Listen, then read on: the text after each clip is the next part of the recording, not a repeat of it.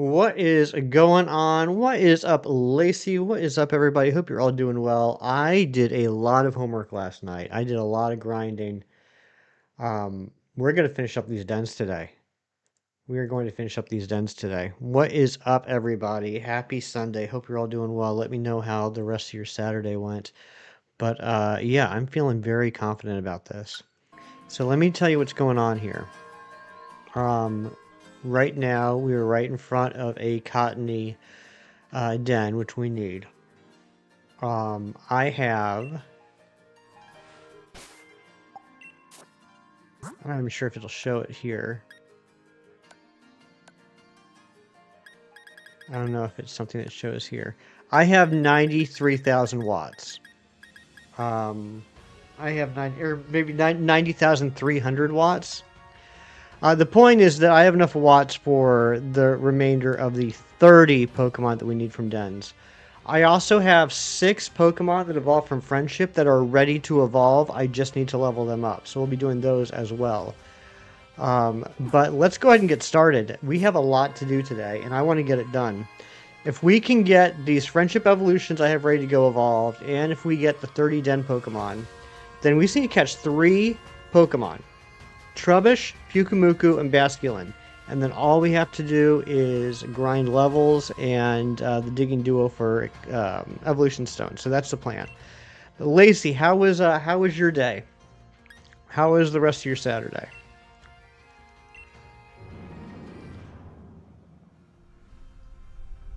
I also sold a bunch of stuff, so I have a butt ton of money, and I have 20 potions. I finally bought potions. But I also have like $200,000 about.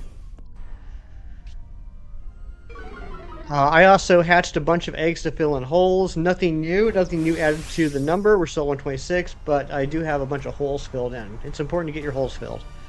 Your day was okay. I hopped back on Unfinished Scarlet Run and grinding for the last gems. You got this.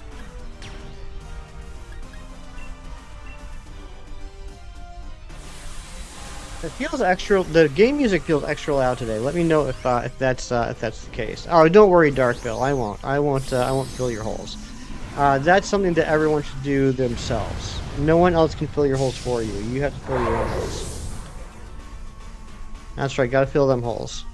Yeah, I'll show you guys after this battle. But I mean the PC, the boxes are looking pretty good. My boxes are filling out nicely.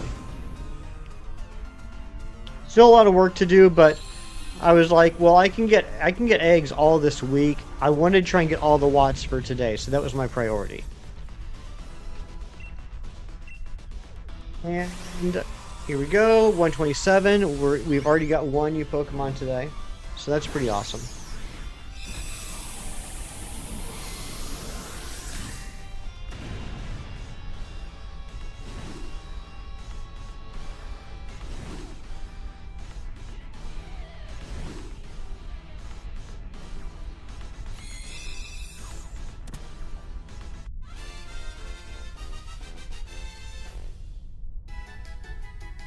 Alright, there we go. We got some experience candies too.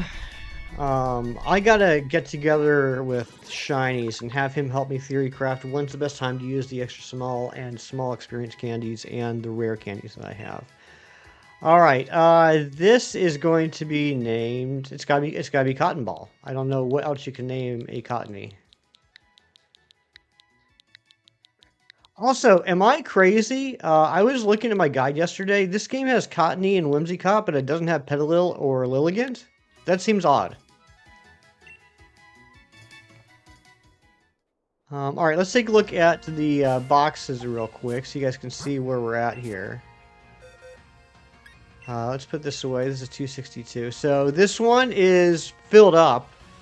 You know, obviously I got my Reboot, my Dottler, and my Rookidee on the team right now, but that box is filled up. That box is filled up. That box is missing 1. That box is missing some. That box, you know, you can see it's getting better. It's getting better. Most importantly, I have all the Eevees now. I have all the Eevees, and my Sylveon, Espeon, and Umbreon are ready to evolve. Let's see, 262 is going to be right here. 260, 262, yep.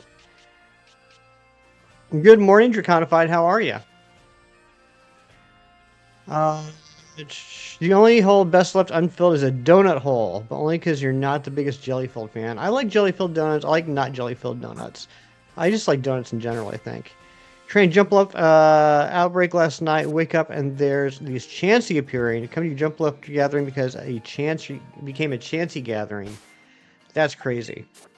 I wish I had some Chansey so I could get some experience. What's going on, Matthew? How are you? We just got our first Pokemon of the day, Matthew. We got Cottony. Good last night. You got your Redemption Shiny. Oh, nice, Draconified. You got the Virizion. That's what you're going for, Virizion, right? I'm sorry. I have a goldfish brain when I stream. Yes. Okay. Nice. And that was the last one you needed. No, you still need Terrakion. Like I said, I got goldfish brain. You got all of them. Okay, sweet. That's awesome. Congratulations, man. That's a great feeling.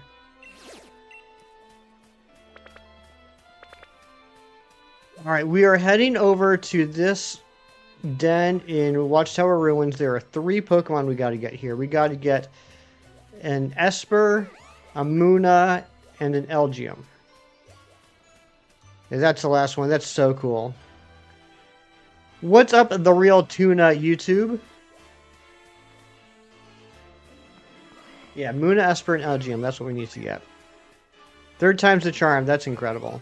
And I think it's this hole.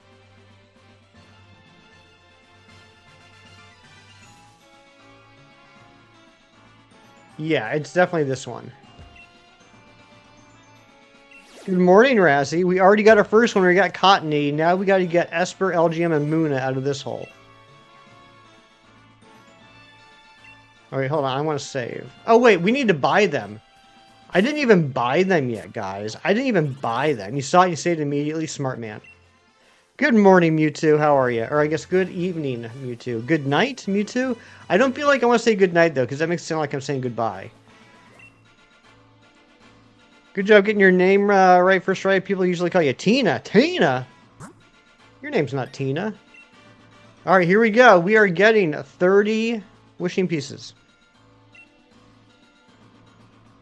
Look at that. 90,459 watts that I ground. Grinded, grund? Is it grundled? Did I grundle them, Razzie? Did I grundle watts? Anyway. We got all those watts, now they're all gone.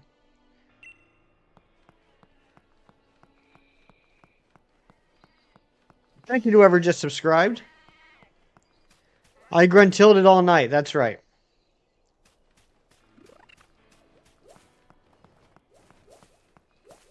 What's my favorite Pokemon? My favorite Pokemon is Poliwhirl. What's your favorite Pokemon? Why does my camera feel a little bit off again? There. That feels better. Smallest is a good Pokemon. Is Mayonnaise a Pokemon? It is. It is, in fact, a Pokemon.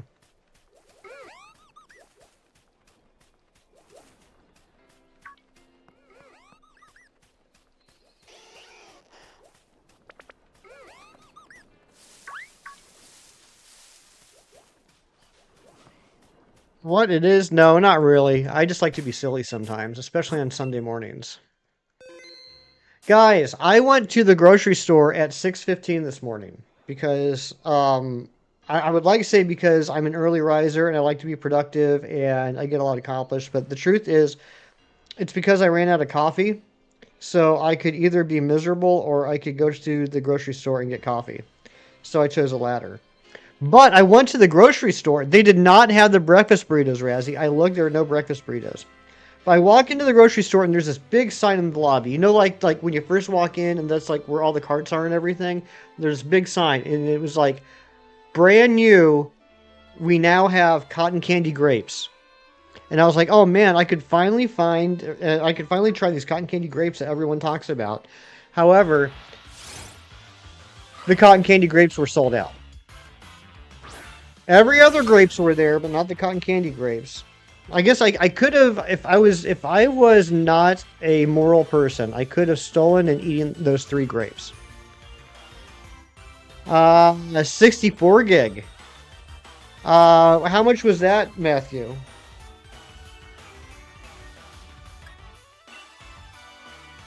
What do you call X-rays from a dentist toothpicks? I mean, I just call them X-rays. I don't know if that's the right term, but that's what I would refer to them as. Loops, what's going on, buddy? All right, let's see if we can get one of these 3. $40 went home and order either a 8 or 16 gig online. That's not a bad deal, though. It doesn't seem like a bad deal. Nothing like going to the store at 6 in the morning. I needed that coffee. Trust me, you guys wanted me to have that coffee. All right, we're looking for Muna, Esper, or Elgium. Elgium is only a 5% spawn. There's a Muna. Let's go ahead and grab that. Let's switch to...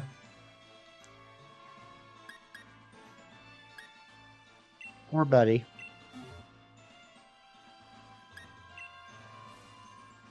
Newcastle season starts today. You're so excited for that? Aw, that's awesome, Loops. I'm very happy for you. Razzie, I think he was saying like 2 gig is really what you need.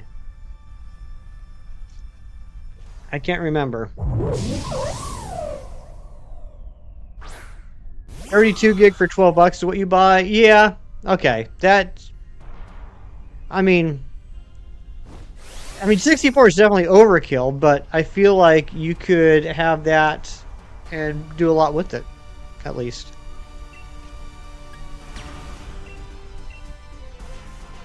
Go to Sam's. The same folks that make cotton candy grapes also make gumdrop grapes for red grapes. Taste almost exactly the same, and they're like half the price. I don't have a Sam's Club membership.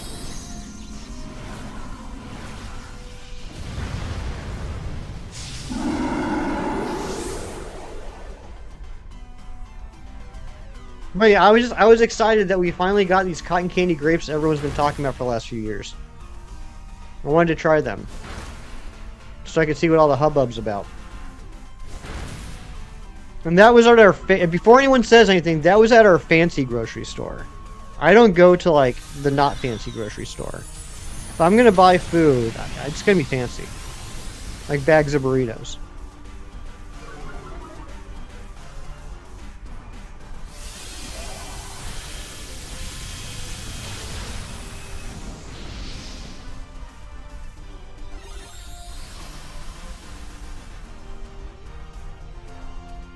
Did I change the box back? That's the worst part of this whole thing for me, is remembering to change the box back. I can't remember if I did or not.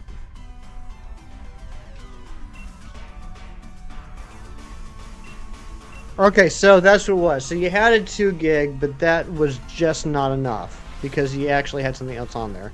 At least the coffee wouldn't sell out. Oh, they'd never sell out on the coffee. There's just too much of it.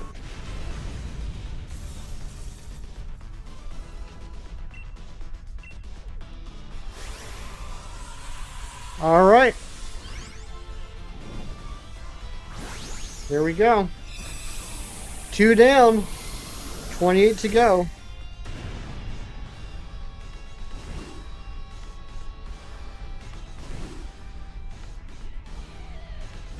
We're going to say right here we need to get an Esper and an Elgium.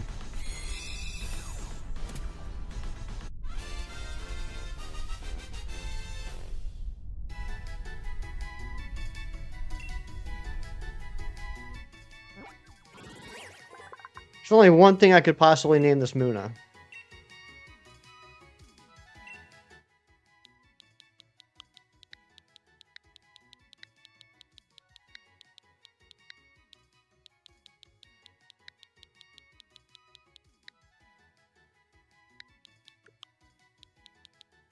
Oh my goodness, Hilden Quarter. Hilden Quarter, thank you so much for the sub.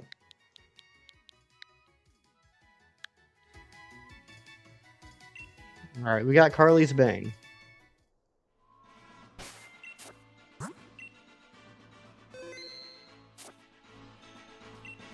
All right, let's get this Esper and this Elgium.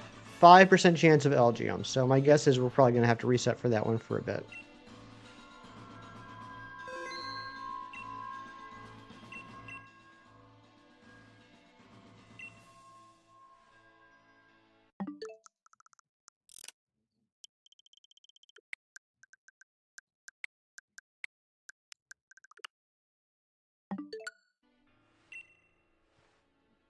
Good odds. I know. I know. I'm scared.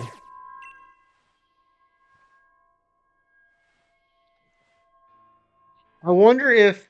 Did this one become... I can't remember what we figured out about this last Sunday. Like, if it becomes an event hole, does it stay an event hole?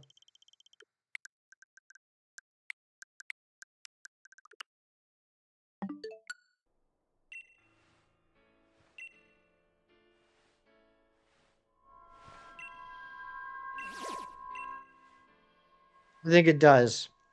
I did not take this into consideration. If it becomes an event hole, I think it stays an event hole. So we're gonna have to clear it out.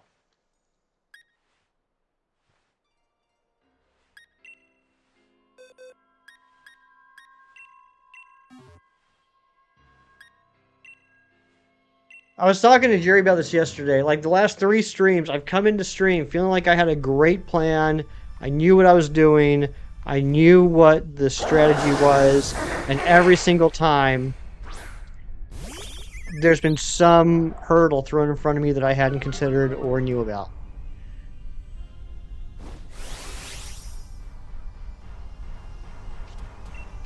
So here I was. It's a good thing, you know, it's a good thing I got the 30 wishing pieces because I have a feeling we're still going to need to pick up a couple along the way.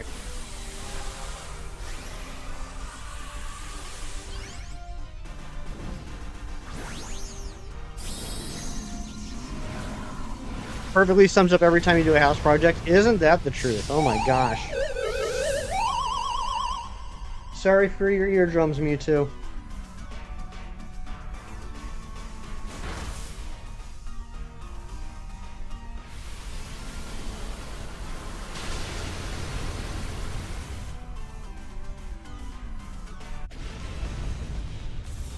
Sorry for your ears as well, Darkville.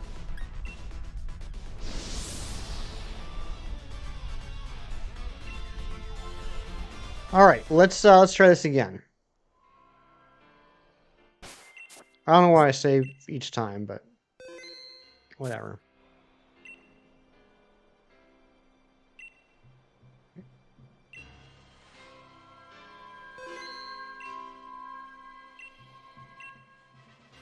Okay, there we go. That's a Gothita,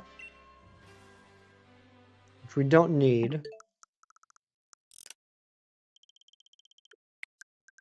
We're looking for Esper or the 5% Elgium. And I tell you what, I got this down like muscle memory now after grinding all those watts. That is a Ralts. Got everyone to 45, currently grabbing 5 trainer victories. I did get your amulet coin, and then moving on, need your stones. There you go, Lacey. Nice. Speaking of stones, I also picked up all the static stones in the wild area last night. When Jerry gets here, I'll have him update the command. But we got basically one of each of the stones now. That's Moon again. Mifty, good morning. Welcome on in.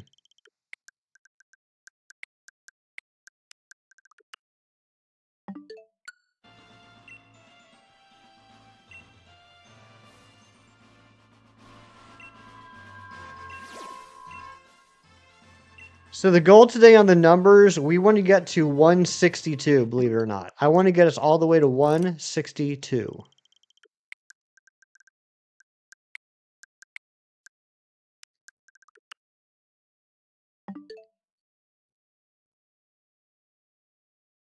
Yes, that's correct. 162.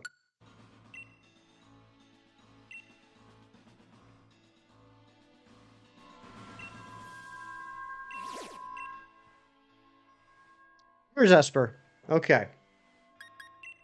Let's switch over to 1K Egg Bright and a Hundo Bulbasaur. Nice. Invite others.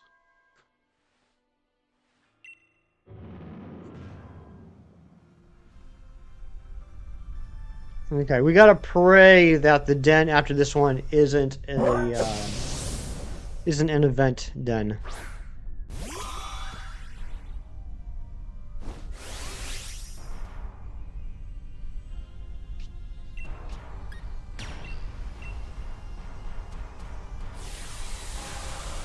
Alright, what is the name of Esper going to be?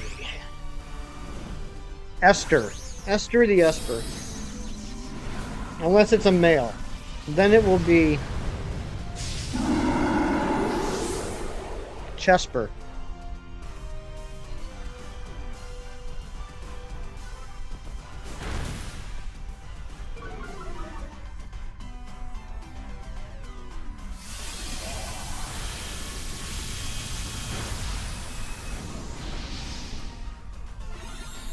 Mordecai, that's a good name. Alright, Mordecai if it's a male Esper. Esther if it's a female Esper. Cito, good morning. How are ya?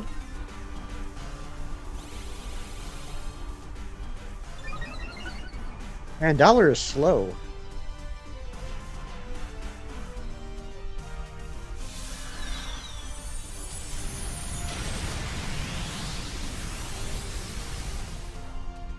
Wow, I thought that was going to one-hit KO. I'm a little disappointed.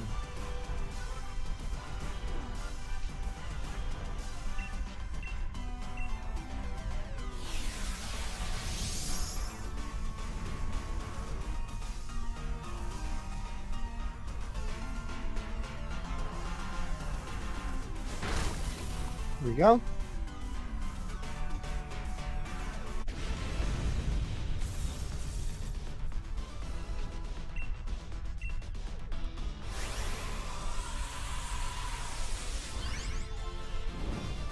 That's why I keep doing that. Okay. 162 is the magic number today. We're at 129. We need to get to 162 before I end stream today. That's the goal.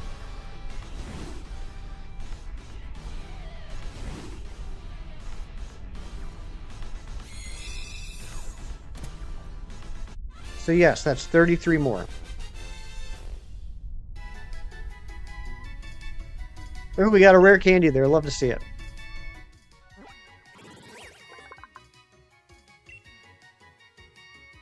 I'm doing pretty good, Cito. I feel confident. I feel strong. It's a male, so it's gonna be Mordecai. I feel like I can tackle the wild area today. I mean, not my real life. That's untackleable, but the wild area in Pokemon Sword, I can handle that. What's up, Princess of Bacon?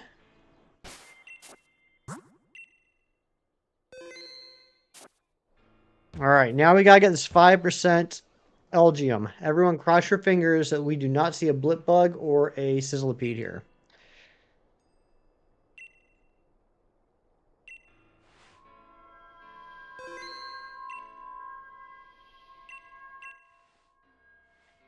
Good job. Good job crossing your fingers, Razzie. Alright, so this is going to take a little bit of time. We got to reset until we get the 5% Elgium. But we need to also get a minimum of 3,000 watts. So this will be two birds, one stone.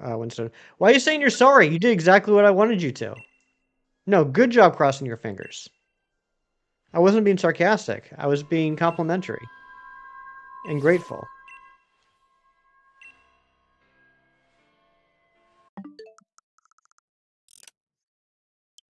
And you're welcome. Okay, yeah. All right, there we go. We're back on track.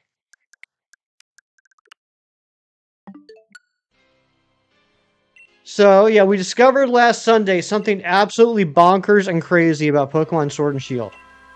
Back in October. Back in October of 2022, they started a wild area event that is still technically going on. So if you connect to the internet on Sword and Shield, even a brand new save file like this one was, you will download the event that will turn a bunch of your dens into event dens, which, when you're looking for a particular Pokemon in a Professor Oak challenge, can be very frustrating and not helpful.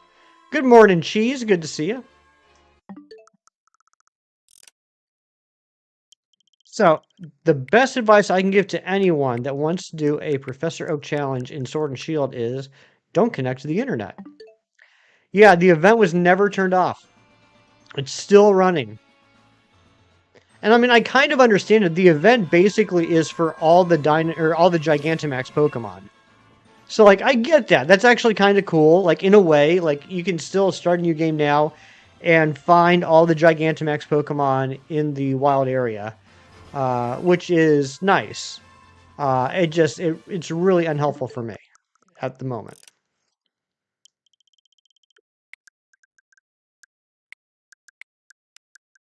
Who knows? Maybe when we get to the end of this challenge, we'll be so pumped up about all the fun that we've had, and maybe we'll try and get all the Gigantamax Pokemon to finish off the challenge.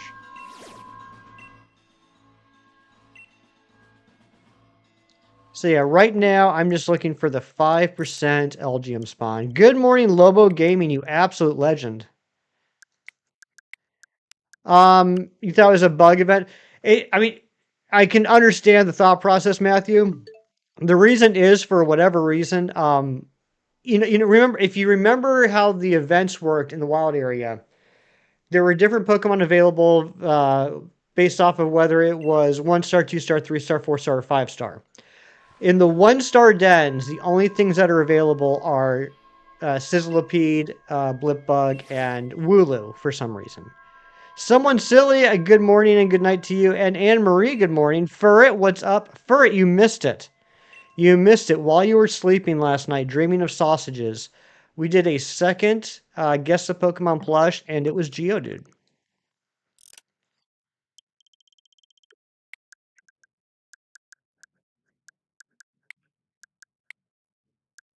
And your morning cleanup after Kirby. Aw, dang, I'm sorry. Is Kirby feeling okay? You claim that as your victory? You should.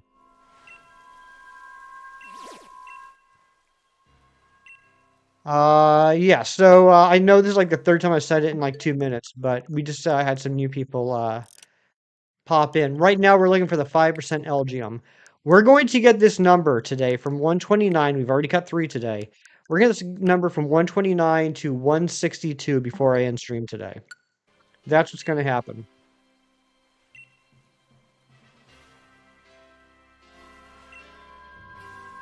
So if you're wondering, like, oh, how long are you going to be streaming? Are you going to be here for a bit? Do I have time to go, like, make a sandwich and come back? I'm going to be here until this 129 says 162. No one will know if we skip Belgium. I'll know. I will know. And Big Cheese will know. Welcome back, Mewtwo.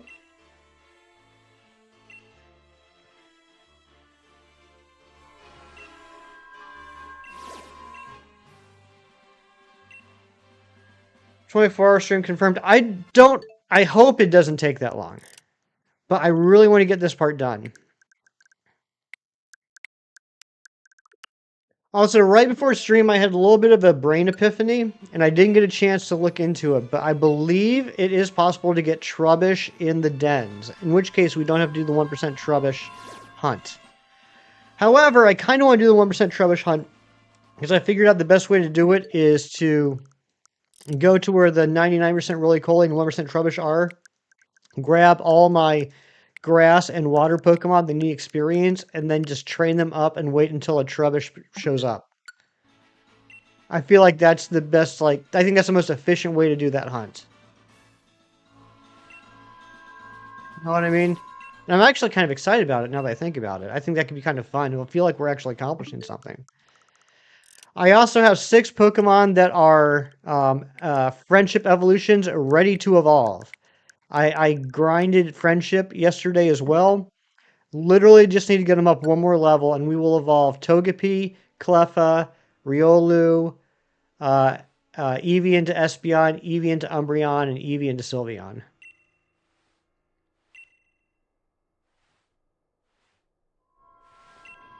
So I want to get that done today too. And they've all already been named accordingly. Sir Ralph McCutts, what's going on? Good to see you. Well, I take that back. The Cleffa is not going to make sense anymore. I think Matthew named Togepi Omelette. The Eevees make sense. The Eevees have names specific for their evolutions. It does not, Matthew. It does not. Interesting thing here. The first move that Eevee learns in this gen that is a fairy type is Baby Doll Eyes, which it learns at level 15. Level 15. Which is a very generous...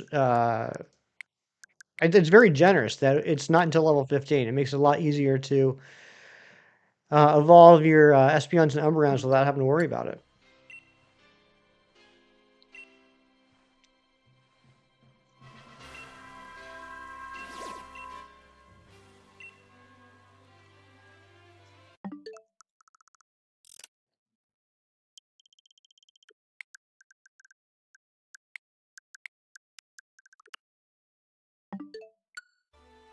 And I believe those are all the friendship evolution Pokemon we have at the moment. There will obviously be more, but I think that's all the ones that I currently have, and they're all ready to evolve. We just got to get this 5% Elgium so we can keep moving. This might be the biggest holdup of the entire day.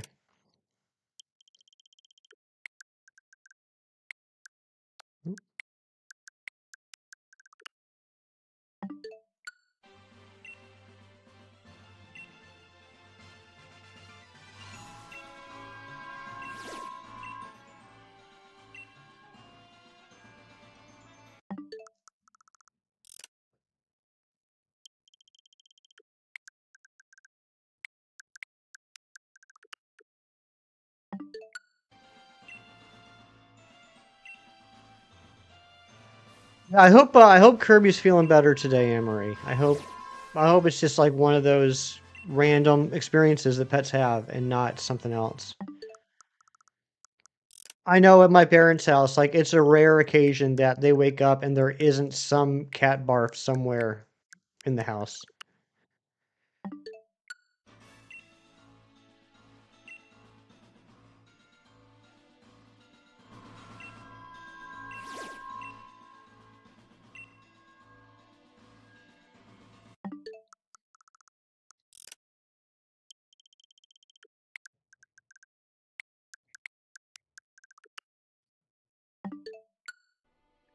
Yeah, it's a normal part of the morning now. It's like wake up, get coffee, look for puke.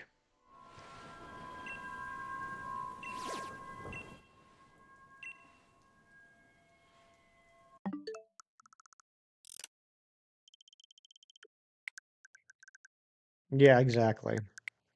Not my cup of tea. I prefer mornings where I don't have to look for vomit.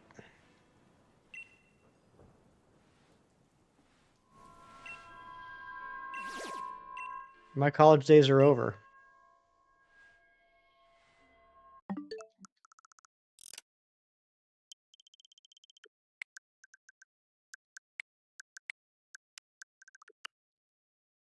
Aw, I'm sorry to hear that, Darkfell. I'm sorry, buddy. Did I ever tell you guys a story about my college friend? We like it was after college, but he was my friend from college. Um, you wish it was puke? Oh, gotcha. Yucky. Um, my friend from college. We used to have this thing every summer. There's a guy that was a friend from college that every summer would have a party at his house, and he had a huge house, big lawn, pool, all that. So like we'd all bring tents and like we'd camp on the grounds.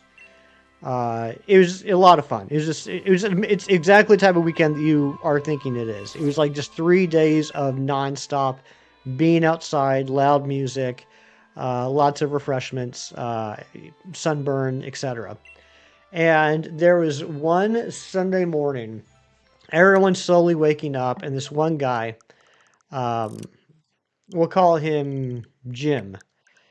Jim wakes up and he's all upset. He is angry, and he's the type of guy that like his natural state was a little bit angry. But he was really angry this morning, and we're like, Jim, what's the matter? What's going on? And he said, yeah, he starts dropping all sorts of bad language, and he's like, some stupid mf'er just completely screwed everything up. And we're like, what are you talking about? And he said, last night while I was sleeping, someone unzipped my tent, came in, and threw up next to my head, and then left.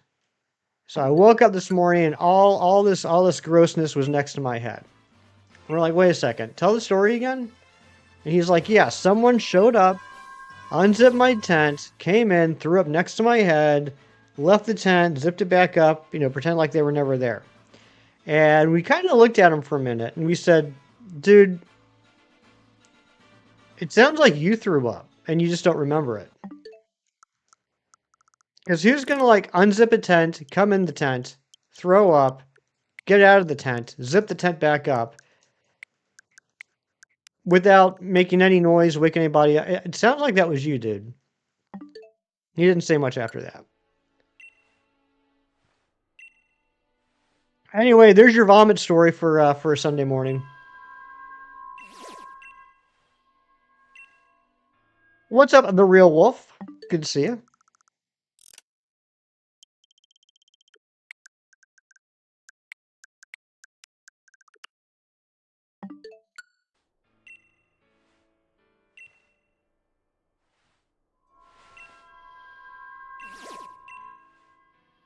Come on, LGM.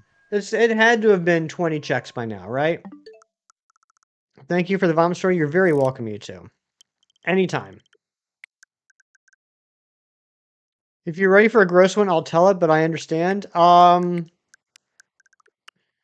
know what? What the heck? I'm feeling a little spicy this morning, Matthew. Tell us a gross story. If it's too gross, I'm sure one of the mods will delete it.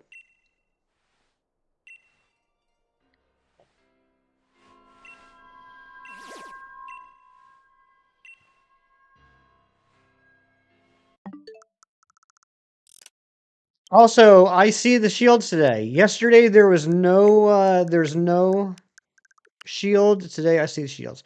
Speaking of gross, I'm here. What's up, Pookie? Good to see you. Welcome on in, Pookie. Where is this LGM? My goodness gracious. And you're probably wondering, Hefty, isn't there any other place to get an LGM? There is. There's one other den that I can get an LGM from. It is also a 5% spawn. Gary, welcome back. Good to see you again.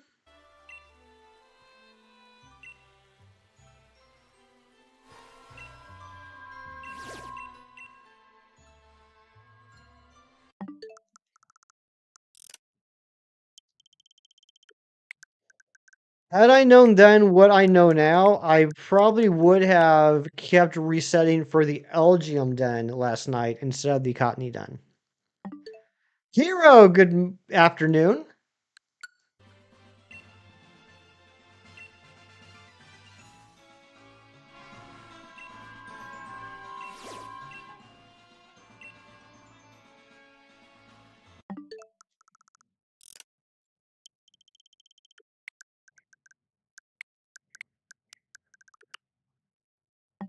How many left, Hefty? We've gotten 3 so far today. We've gone from 126 to 129. We are not ending stream until that number is 162.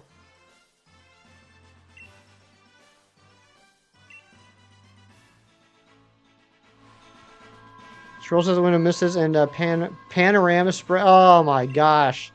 That's yucky. Oh my god, there it is. There it is. There it is. We found it. All we needed was Matthew to tell a vomit story. We got it. Apologies in advance if you fall asleep. You never have to apologize for that. Alright, switch Pokemon. All the way to the back of your headrest. Oh my gosh, that's gross. I got another gross one, Matthew, but I'm going to save that one for off stream. Yes, faster than Arrokuda. Very exciting. So yeah, Gary, we were going for the 5% Elgium, and here it is. Name it Go Barf? You got it. It looks like a Go Barf.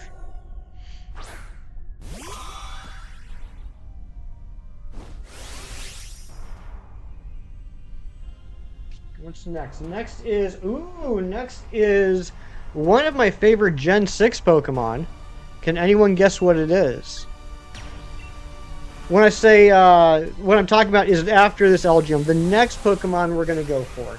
The next one after Elgium is one of my favorite Gen 6 Pokemon. Can anyone guess what it is? It's also got one of the best shinies ever.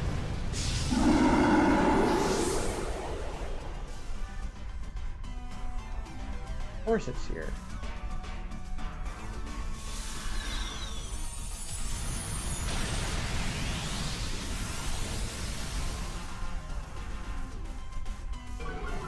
Rare pool. Let's see. Rare pool and C. See from the top. It's not Goomy, not Fletchling, not Aromatisse, not Sigilyph. Stuffle is Gen 7. But Matthew's got it. We're going after Honedge next.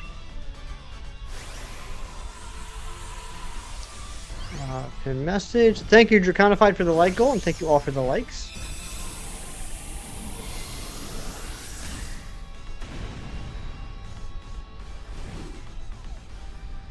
Yeah, so this is going to be a rare pool spawn. So we got to get a purple beam for this one.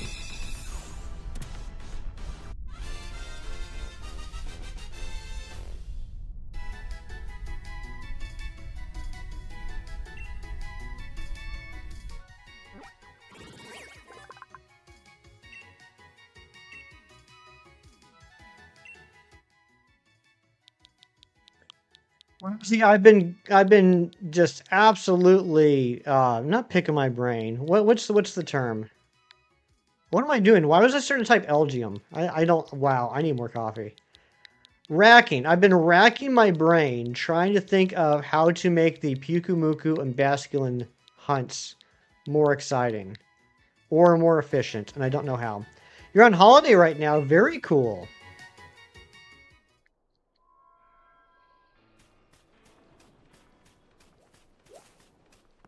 I don't know how to make a 1% and a 2% fishing hunt more streamlined / exciting.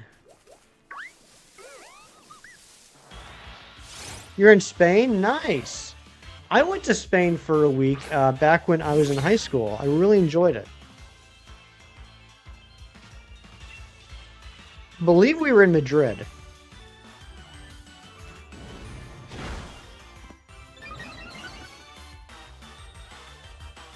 I don't know. I'll have to... Well, you know what? I'm going to text Hefty Mom about that. Now I'm curious.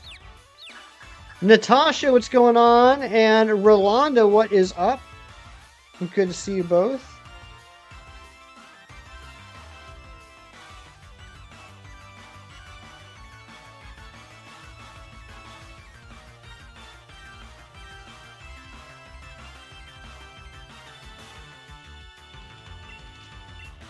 Malaga, okay. I don't think I've been to Malaga. Is it a nice area?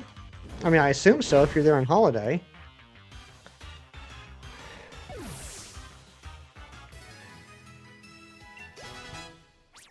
Ooh, Beyonce is level 9 now. It's nice here. Very cool.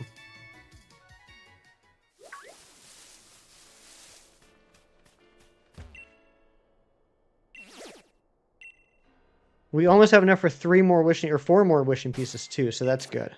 Alright, so we have to reset this until we get a purple beam. Oh, a pool. Very cool.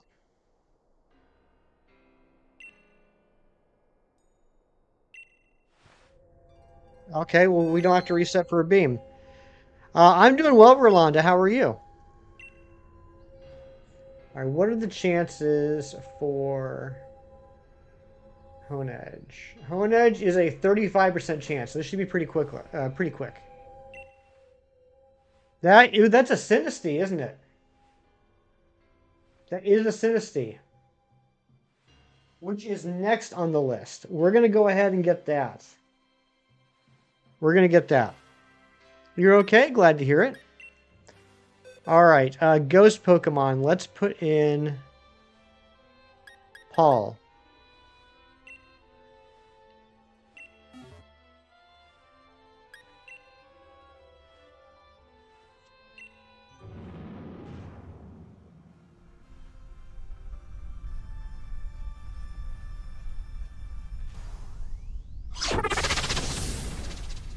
It's crazy, like doing this Professor Oak challenge. I'm learning so much. Like I had no idea you could get a Sinistea before the first gym. Did you guys know that you could get a Sinistea before the first gym?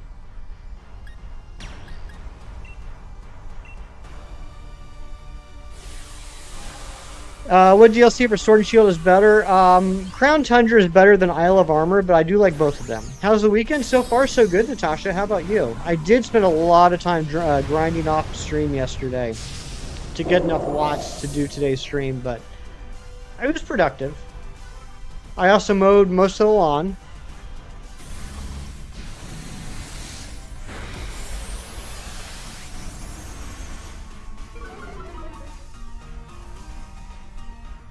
Hung out with Jerry for a bit. You haven't touched Sword in like 4 years. You might want to reboot that back up. Do it. Ragna ASMR got 6,000 subs. Good for Ragna ASMR. I can't believe you forgot to tell me that. You accidentally choose Fennekin about 2% of the time. Well, get better. Busy weekend, but not too bad. Glad to hear it.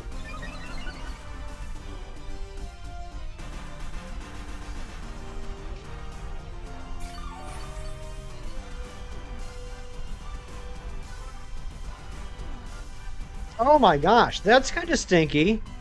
So if there's a Pokemon on the team that has Water Absorb and someone uses Life Dew, it just goes to the Water Absorb person. That's cool, Mug. Thank you very much. I like it. Holds coffee very well. And it's a left-handed mug, which I appreciate.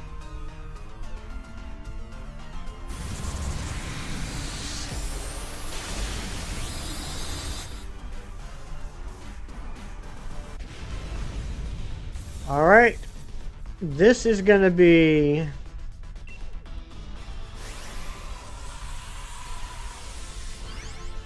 You need a lefty mug? You should get one, Riso. Ooh, I know what we're going to call this.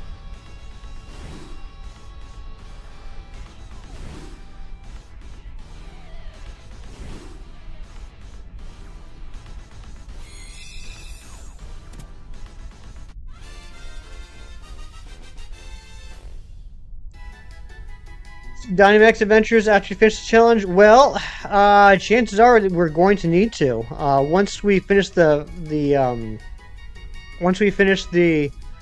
base game, we're gonna move into the DLC.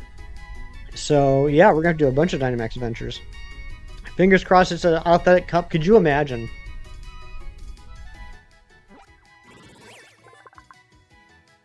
Yeah, Shadow Ball's nice. At some point, like this is gonna be way down the line. We gotta start putting together our team, like our actual like playthrough team. All right, this is going to be Sinispresso.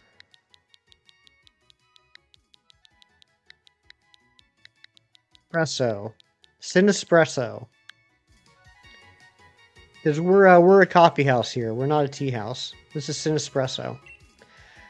I'm very happy for you, Rolanda. Alright, let's see if we can get another purple beam. We need another purple beam so we can get this Honedge. Let me cross that off as well. Don't tell me Frillish is here too.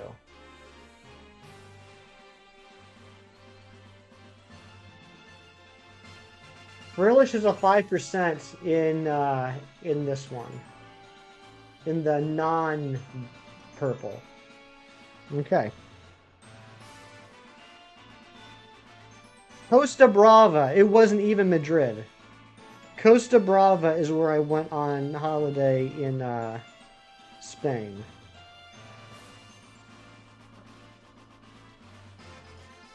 Okay, let's do this.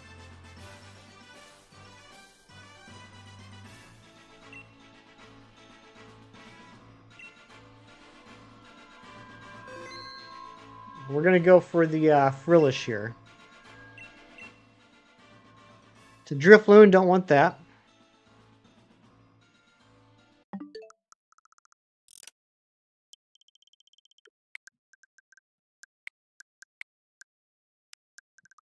I'm feeling good. I'm feeling good about this. I'm not thrilled about this.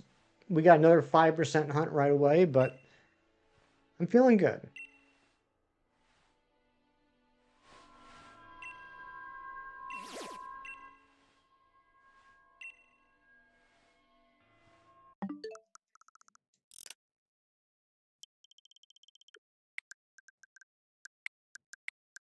I need Shinies to get here because I have an important question to ask him. Baxcalibur, I think it's pretty cool.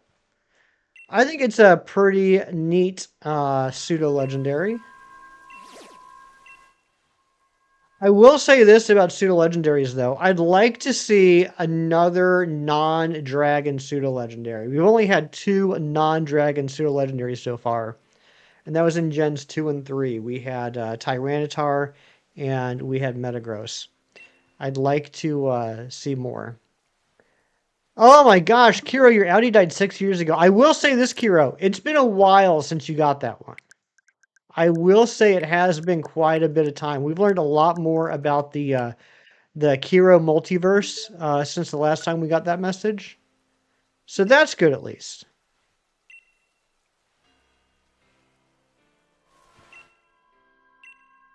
We need to add more to that, honestly. I feel like, when I first put that together, I thought 64 messages was going to be plenty for like years. And no, like after like 2 streams, like it was, we were getting dupes. He lost another life, the new one was born. That's right. Electric or fairy pseudo legendary. That'd be pretty cool.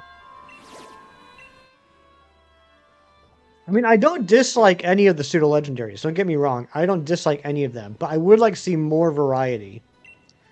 What's up, Flexing Man?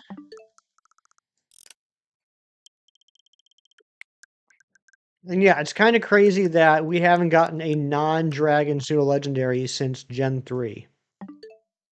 Since what? 2003? 2003. So 23 years ago was the last time we got a non-dragon pseudo legendary. What if it was electric and fairy? That'd be pretty crazy. Like a whole like Tapu Koko-ish line. You just found a Slowpoke Rug in Pokopia? Oh my gosh. It's like Christmas Day for you.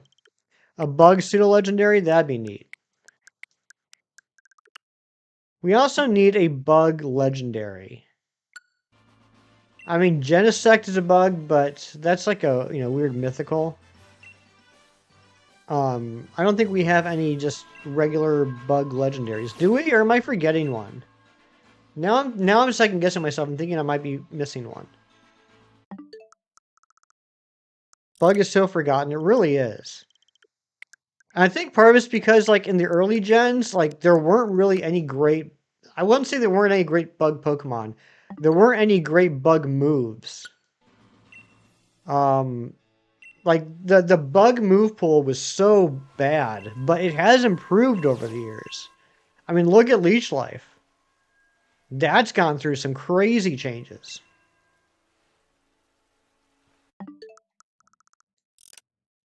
X Scissor is a fantastic move.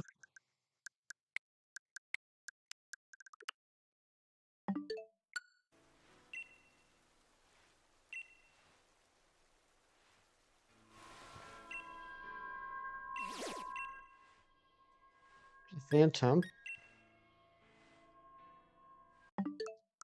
Volcarona has potential and was smothered, right? Was that a pun, Kiro? Was that a pun? Because you smother a fire? Need a Genesect Mega? That'd be crazy. I just want to be able to hunt for a shiny Genesect. Outside of Pogo. Very unintentional pun. Well, it was really good. Cool fan mate. See, Kiro, you can be really cool without even trying. That's the crazy thing. Cool fan mate game with a cool bug legendary with a final stage Evo. Be like a Mega Blastoise? It probably would be. A Mega Genesect? I could see that. Smother. Oh my gosh. Pookie. English isn't even your first language, and you are better at puns than I am.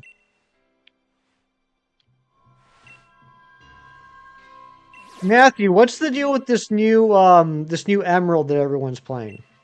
I know you're a big fan of fan games. What about Smoth Him? Oh my gosh. You're all just way too funny this morning. Gen 5 is the best mythicals in your opinion. You appreciate Albert Caldeo are in your top 5. It's got some good ones, certainly.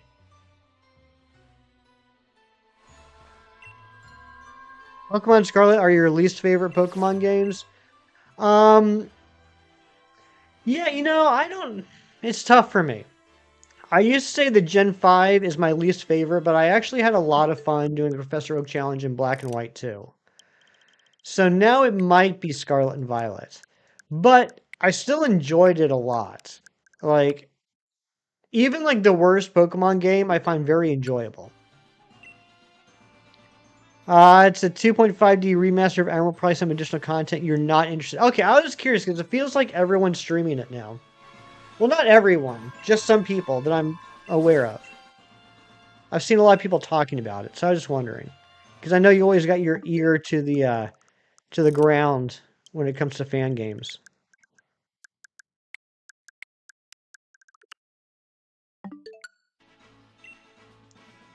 The only two fan games I've played in like the last 5 years have been Infinite Fusion and Poke Rogue.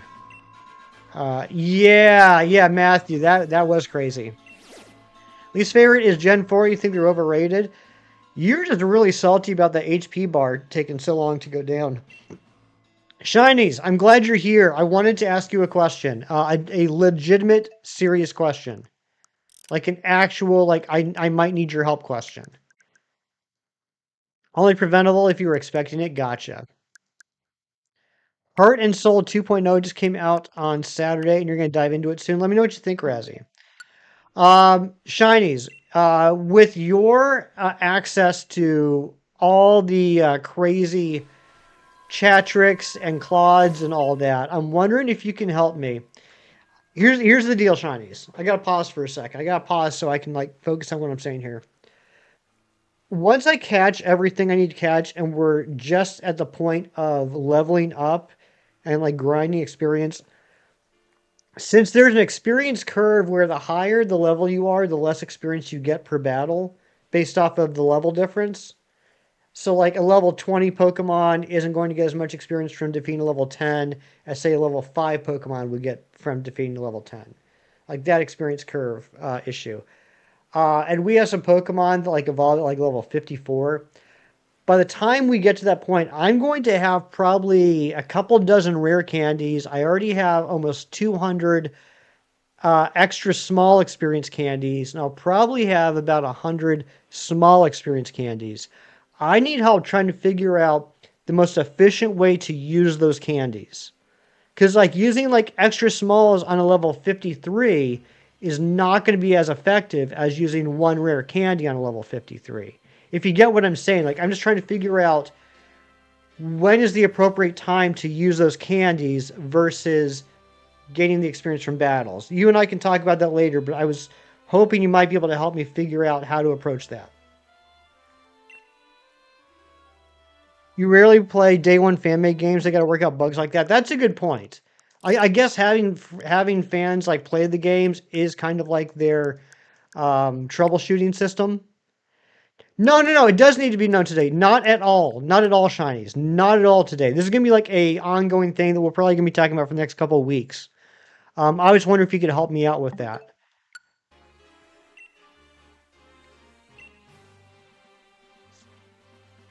Alice is probably the bottom or near the last few. You think main story saves Scarlet and Violet? That's fair. Hey, there's our 5% Frillish. There we go. I just had to ramble on for a couple minutes. All right, let's put Kirby in. Let Kirby just poop all over this thing.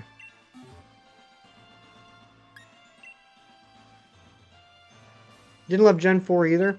Yeah, I'm doing Gen 4 right now. I'm too. I mean, it's been years since I played Diamond and Pearl. I'm too early in on the Professor Oak challenge I'm doing at the moment to say if my feelings about it have changed.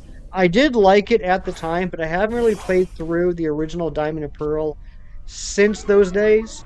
So it'll be interesting to see how much of the quality of life has changed for me over the years. Build your interactive artifact. You can put the Pokemon and have it pick the most optimal. Oh my gosh, shinies. That would be incredible. That would be the best thing ever.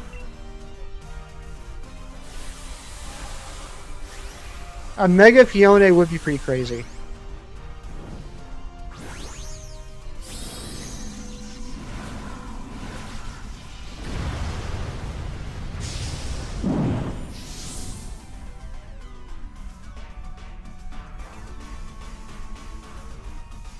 Your least favorite is Gen 1. You know what? I don't think.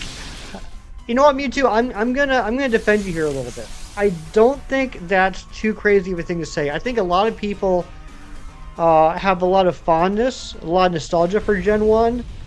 But I feel like with all the quality of update or quality of life updates we've gotten over the years, I think if people went back and played Red and Blue again, I'm not saying they wouldn't like it, but I think it would be a much slower and much more frustrating experience.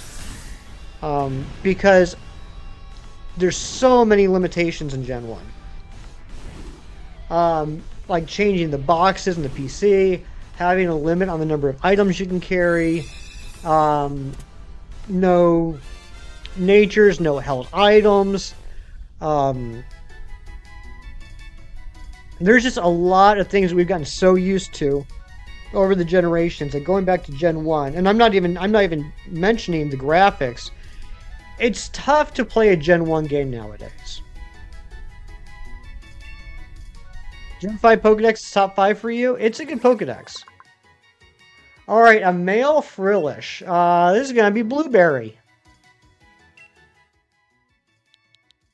Agree about Gen 4, it's not the HP bar. You get really immersed in your games when there's good music, like Wild Train Arrival and Cynthia Bell themes, a couple of Root themes.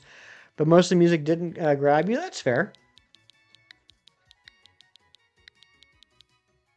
No, this is Booberry. Oh my gosh, is Cheese still here? This is totally Booberry. Oh, I'm so funny. For those of you that don't know, Count Chocula, the cereal, and Marino's, there's the cereal Count Chocula. Count Chocula used to be one of a series of cereals. There was also Frankenberry, Booberry, Fruit Brute. I can't remember what the mummy one was called. But Booberry was a blueberry flavored marshmallow cereal based off of a ghost. What's my opinion on Perp? Perp's a good color.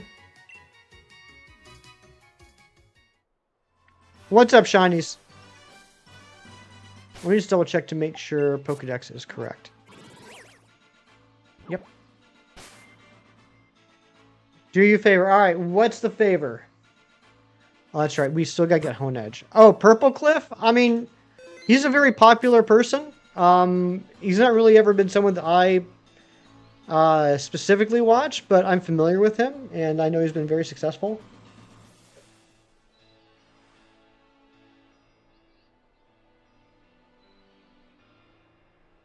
I swear to everything holy shinies.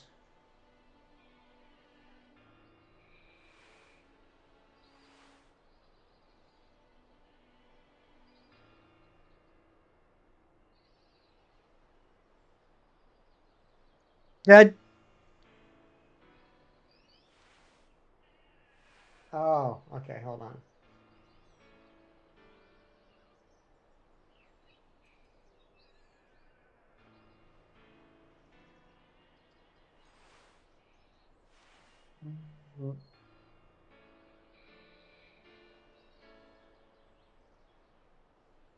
Okay.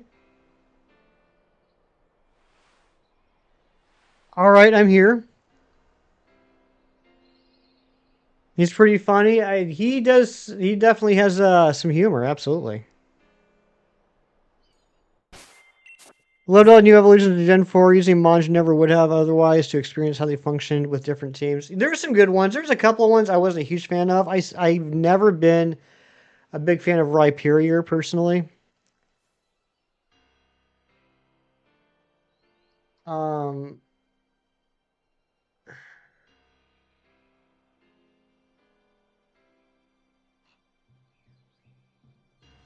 I don't know, Shinies. Is this what I'm looking for? Is it? Am I missing something here? Jerry, good morning. Jerry, do me a favor. Pull up the well, Shinies, it looks like it's the options are like how to build a team.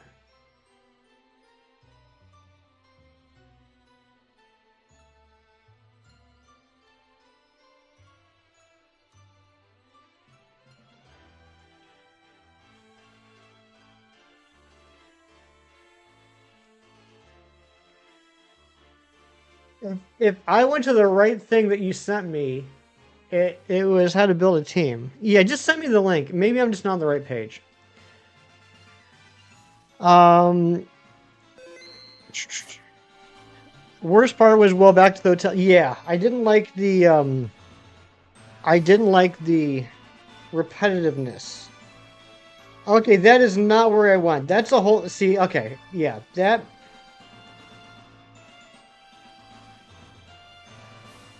Mm, so shinies, this helps for an individual Pokemon. What I'm saying is I need help figuring out which Pokemon to use it on and when. All right. So Jerry, let's change that real quick. We'll talk about it more after stream shinies. All right. So you can take off one Dawnstone, one Leafstone, one Thunderstone, one Sunstone, one Moonstone. Dawn, Leaf, Thunder, Sun, and Moon. Yeah, we'll talk about it more later. Dawn, Leaf, Thunder, Sun, and Moon we need to decrease by 1. So Anne-Marie, kind of like the last part of this first section before we take on the gym is we're going to have to give a whole bunch of watts to the digging duo to have them dig up stuff, specifically evolution stones. So there's a handful of evolution stones that you can just find like in the game, like as items, like static items, but the rest we'll have to get from the digging duos. So Jerry made a command to kind of help me keep track of how many of each type of stone I need. All right, we've gotten a little bit sidetracked here. Let's get back to this. We need to get a purple beam so we can get Honedge.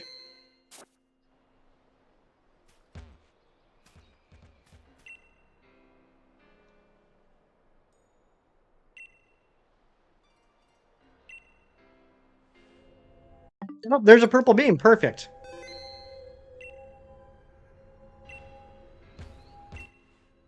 And there's Honedge. Perfect. Well, let's just send out Reboot.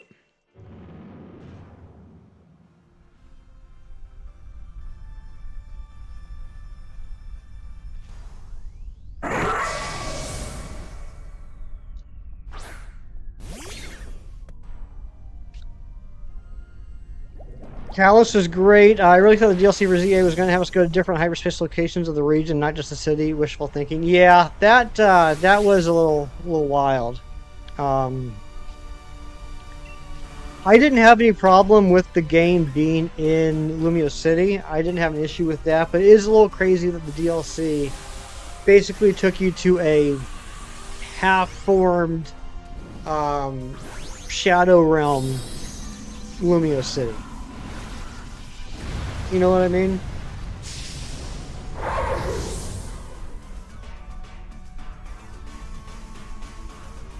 So much unresolved storyline and Star City. Oh yeah, I mean, look, you guys know me by now. I'm not a lore person when it comes to Pokemon, but even I recognized playing through X and Y that Anastar City was a big old question mark. It seemed like, I remember playing through that the first time and being like, oh, okay, so like there's gonna be some serious stuff going on here later in the game. And nothing ever happened. Shiny and Cornholio, good morning. Yeah, let's go to Space Grayscale Lumiose, exactly. Ooh, we got a lot of options for Honedge. We have a lot of options for names for Honedge.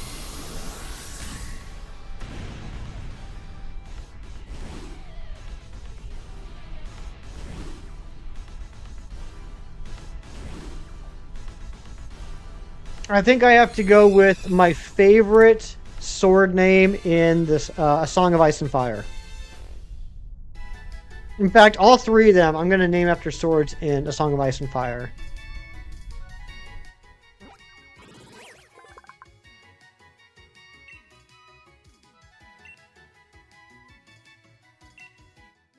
Hopefully it will allow me to... oh, dang it! I can't do it. I didn't think that these had genders. Alright, hold on. I was going to name this one Dark Sister.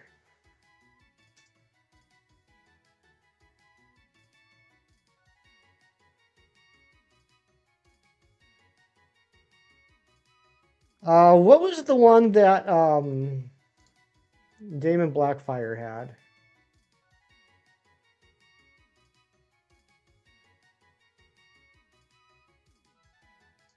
Was it Blackfire?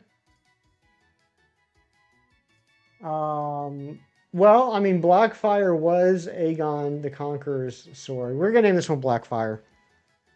I felt like more time passed between Gen 5 and Gen 6 than it really did. In reality, it was just a tumultuous time in your life, lots of moving starting high school. You know what's crazy, Ariana?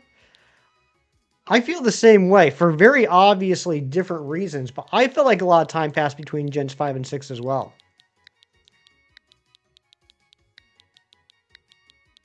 Good morning, Ari. How are you? Blackfire.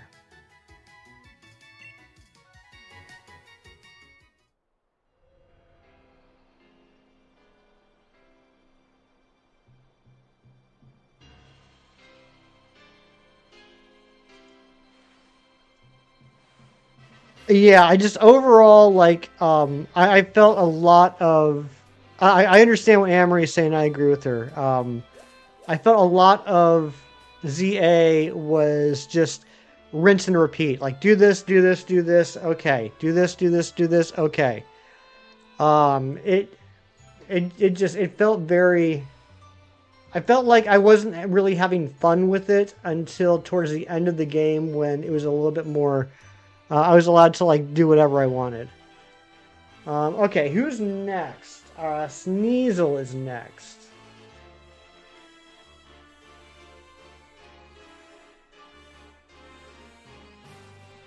Right, 3 guys, cool. Let's have a meeting about it. Bingo, exactly. Play Persona 5 Royal. First thing you thought when they described the other side of hyperspace was the metaverse made up of the collective consciousness of people and Pokemon. Oh my gosh. That is, that's a pretty fair comparison. Alright.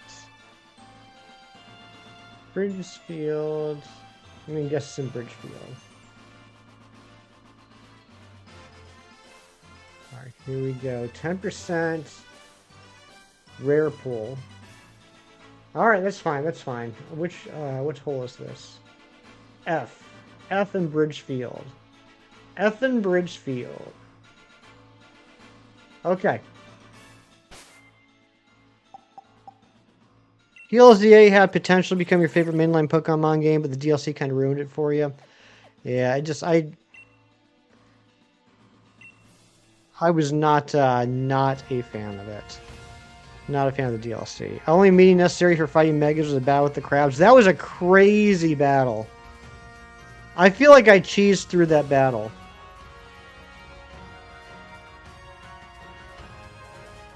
We don't talk about the crabs.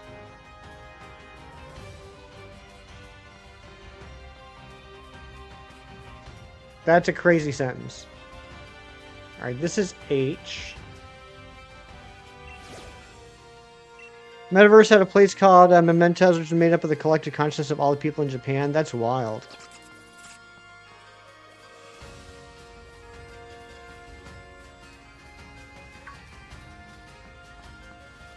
Alright, here we go. It's this hole. Thought you were the only one that struck against bubbles? No, I ended up cheesing it. I'm trying to remember exactly how I did it. It involved my Delphox.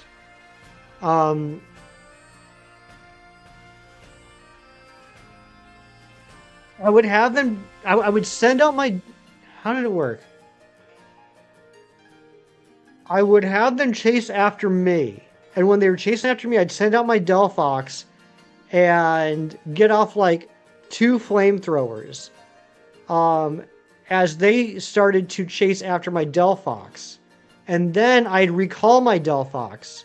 And then they'd start chasing after me again, and then I'd send. So like I kept. It was almost like ping ponging. Like I kept splitting their focus, whether they were attacking me or the Delphox.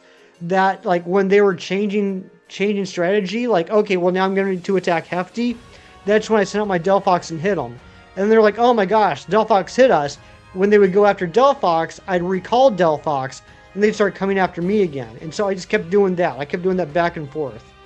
And then once I get the first one down, the second one was a lot easier. All right, this one is going to be a purple. Yeah, the 2 Crabominables, LAC. There's a 2 Crabominable. There's a battle in Legends ZA where you have to fight 2 Mega Crabominables at once, and it was rough. Okay, here we go. We gotta get the purple. I think we got a good chance of the purple though. F, F, F. Well, it's 10%. Maybe not so great as I thought. We got 10% at the Sneasel.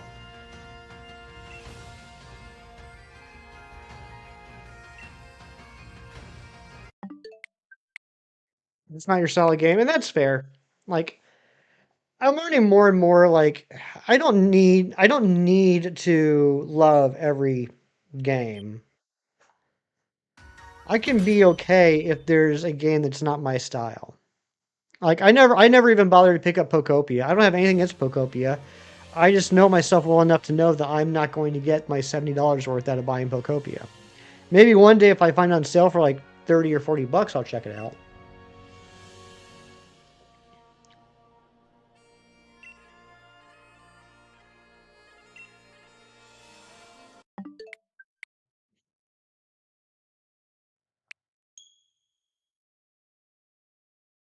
Pokopia ain't for you, Matthew. Yeah, I mean, like I said, I don't have anything against it. I'm really happy for the people that enjoy that style of game. I'm really happy that they now have a Pokemon version of that, and it seems like it's doing really well and people enjoy it. And I like that it's still putting out DLC content for free.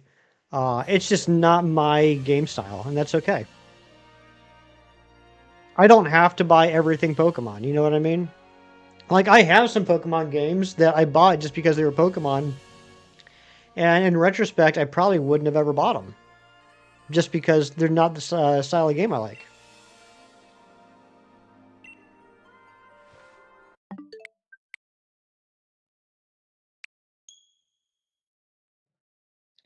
Honestly, I've been waiting for more anime-esque battles since you were a little girl. Imagine your surprise when ZA introduced a non-turn-based battle system where you could dodge by moving. Yeah, I actually do like the. I know some people don't. I know Anne-Marie hated it, though Anne-Marie hated everything about ZA. I like the battle system in ZA. I liked it more than I liked the battle system in Arceus.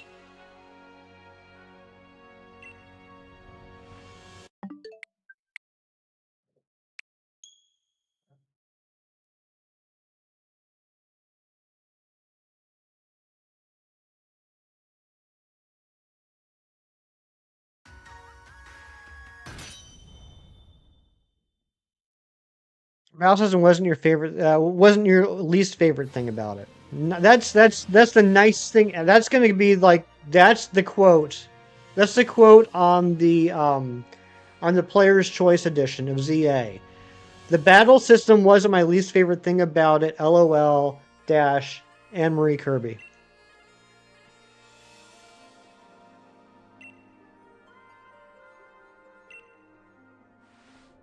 Oh, there we go. There's a purple. Fire of multiple moves fast. You think the battle sim is why you love the game so much? Yeah, I enjoyed it. I enjoyed it, and yeah, I don't know if I would go so far as say doo doo for me, Matthew, when it comes to PLA, but I definitely felt like the ZA system felt more organic. It felt more intuitive than PLA did. All right, that is a Nicket. We don't want that. You don't need an open world, but not just confined to one city. I mean, that's fair. I actually prefer linear games to open world games, I've discovered. I'm the type of person, and it's probably a generational thing. It's probably just because it's literally the games I grew up on for like 30 plus years, 40 years close to now. Um, I, I, I need direction. If you say you can go wherever you want, I'm going to end up going nowhere because I'm just going to be lost. I won't know what to do with myself. I need some sort of linearity. I personally liked how Sword and Shield did it. It's definitely linear, but the wild area gives the illusion of a bit of open world. And now that I know Professor Oak Challenge, I gotta hand it to them. It is a little bit more open world than I ever gave it credit for. The fact that you can have 326 Pokemon before the first badge is wild.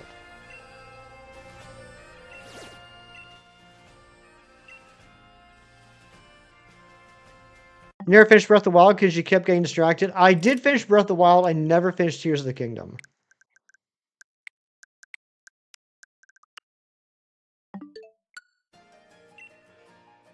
I need linearity. That's something I've discovered about myself the past few years. Even with Scarlet and Violet, when you could not 100%, but there was definite sections that you could tackle the game in whatever order you wanted. I still tried to follow the intended route just because I didn't know what else to do. Open zone, yeah, that's a good way to put it. Thank you, Ari. Open zone. I'm good with open zone games. Open world, I just get paralysis through analysis.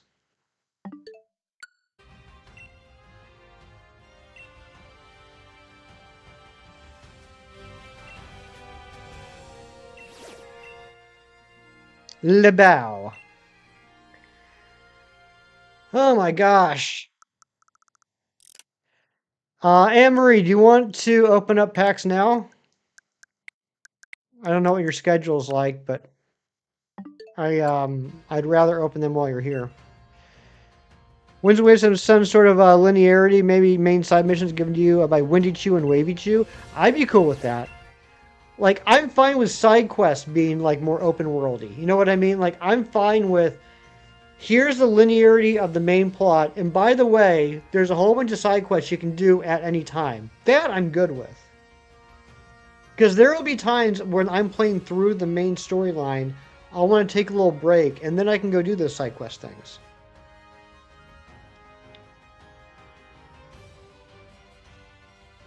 Alright, we're going to open up, I think, 3 packs today.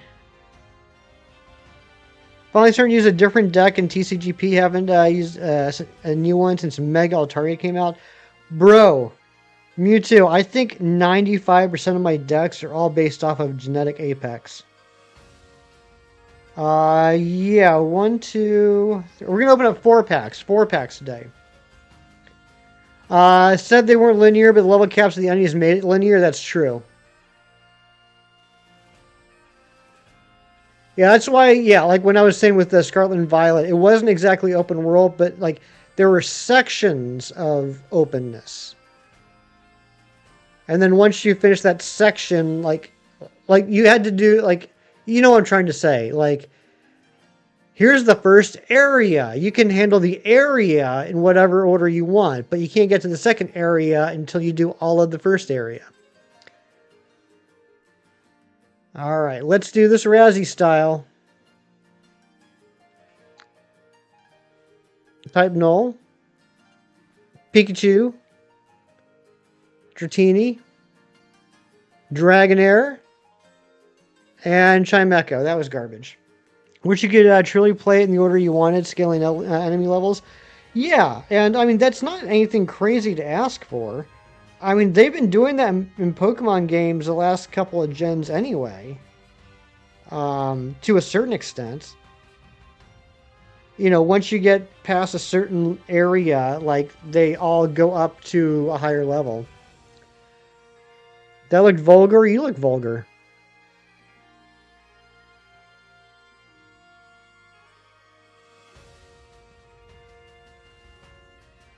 You slide it up, and then you just spread it open. There we go.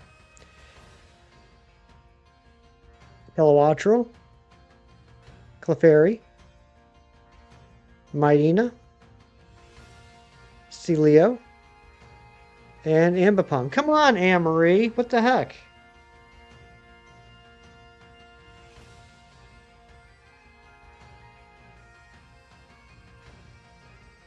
All right, those are the 2 free packs. Let's open up the 2 paid packs. Well, not paid, but you know, hourglass packs. You will not open your packs this way. Too many steps. Too many steps? Come on. I think it's fun. Like, after, what, 2 years, it's given me a little bit of variety. Has this been a thing the entire time, though, and I just didn't know it? Or was this a recent addition? Order Pad. Skyla. Claw Fossil. Electric.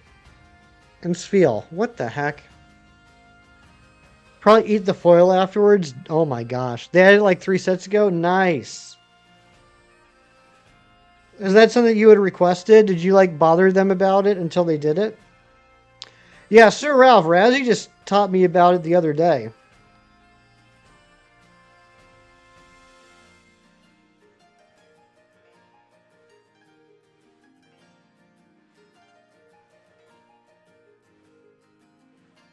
Slide it up and spread it apart. There we go. Titanal. Ooh, finally got the Kyogre. Team Rocket set comes out this upcoming week. Ducklet, Dynamo, and Ducklet. All right, we got the Kyogre. Anne-Marie, you're allowed to remain my friend.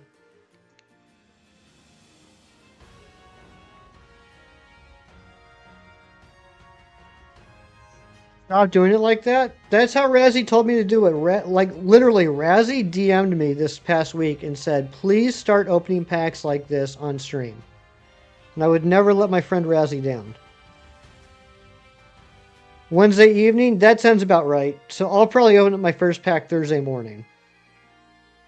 And then I'll work on getting, like, as many hourglasses as I can through, like, the battles and everything. And then we'll open up... I tried 2 thumbs yesterday, Airy.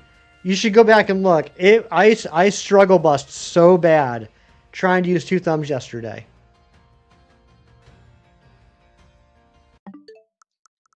It was bad. Like, I couldn't even figure out which thumb was which.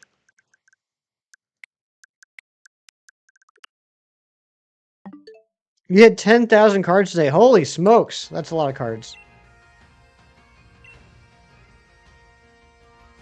Yeah, my goal is we'll open up a 10-pack on Saturday. You were at the dentist yesterday morning? How did it go? Is your tooth okay? Did the dentist say you did a good job taking care of your tooth? 13.5k cards. That's crazy. No God pack yet. John, I don't want, you know what? I'm going to say it. I don't care. John Strecker got a God pack. John Strecker got a God pack last week. And if anybody other than Hefty has ever gotten Hefty luck, it was John Strecker. This was John Strecker's God pack.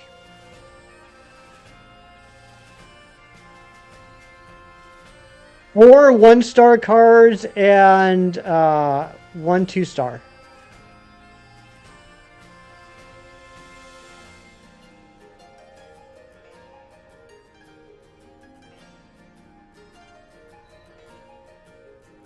I tried to make him feel better that he got 2 new cards. That didn't work. You got so much praise from the dentist? Good job, Ari.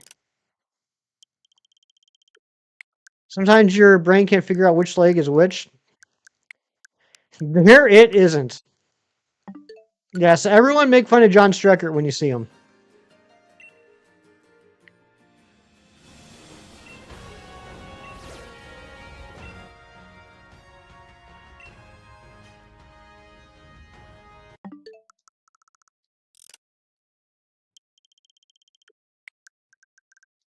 $16,000 cards on both your accounts in a God Pack, though. What the hefty? What the hefty? I did get that one God Pack. In hindsight, I feel better about it. I guess it was just because I had this ridiculous notion that when I would get a God Pack, it would have like a gold card and an immersive, and it didn't. But it was still a good pack. I think it had like 3 rainbow cards. All right, there's the Sneasel.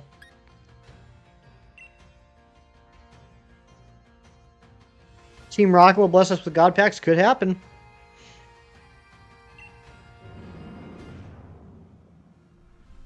What are the odds again? I think it's something like 1 in 2,000 packs will be a God Pack. So that's like 10,000 cards. Not counting Deluxe EX packs. But it could be less than 10,000, or it could be less than 2,000 packs, depending on how many shinies you get. You know what I'm trying to say. I don't know.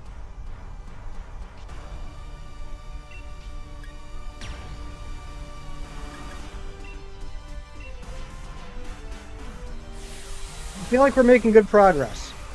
We've been going for an hour and a half. We've gotten 8 Pokemon. Actually, no, never mind. We're not making good progress.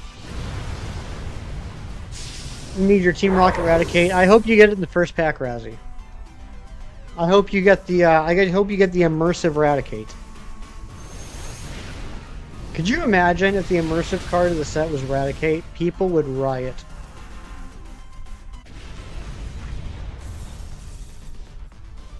What is this male Sneasel's name?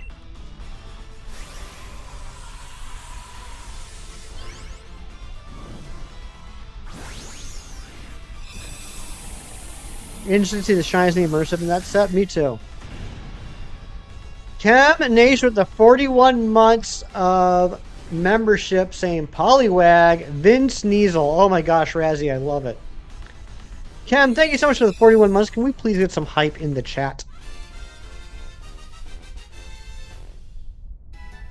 Did I put it up or not? I can't remember. Let's check the decks afterwards. Vin Sneasel is incredible though.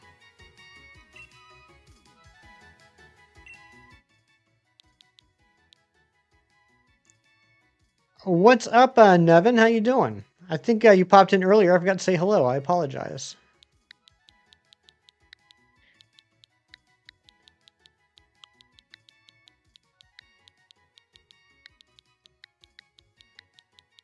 Anne Marie, I watched a movie yesterday that I know that you've seen.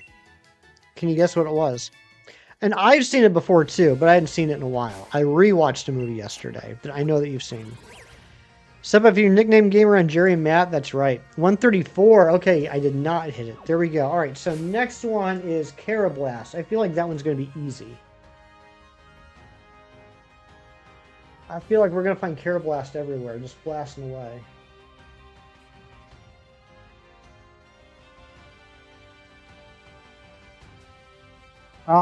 Good, the bad, and the ugly. Your name's not Anne-Marie, but no, it was not that. It wasn't Tron. It wasn't Tron Legacy. You do own this movie, though, Anne-Marie. I know for a fact you own this movie. Not Tron Ares. Just drop the Tron. It ain't Tron. It's nothing Tron. All you think of is Tron. Tron is the only thing you ever think about. You got Tron on the brain. How to Train Your Dragon is correct. I did watch the original How to Train Your Dragon again yesterday.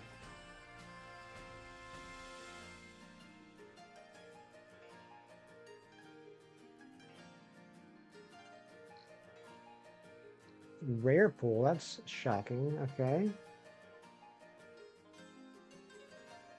That's a rare pool, shocking.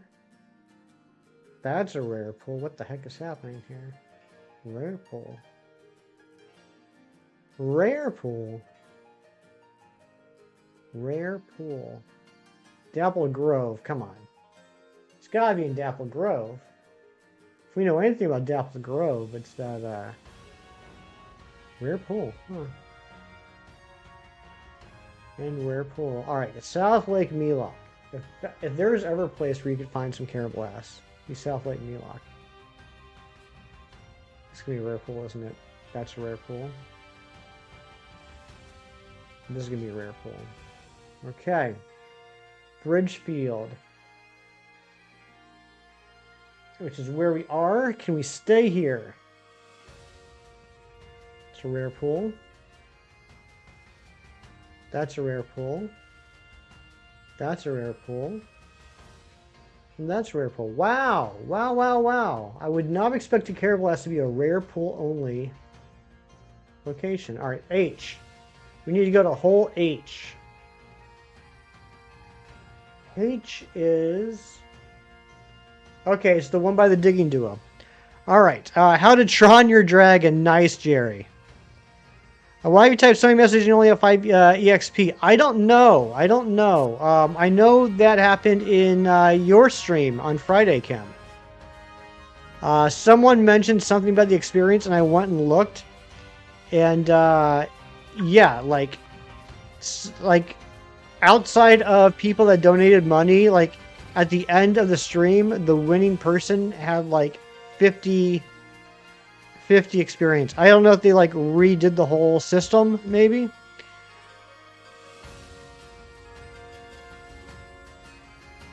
How to Tron your dragon. Nice, nice. That's funny, Cam. That's a good one. You did a good job with that.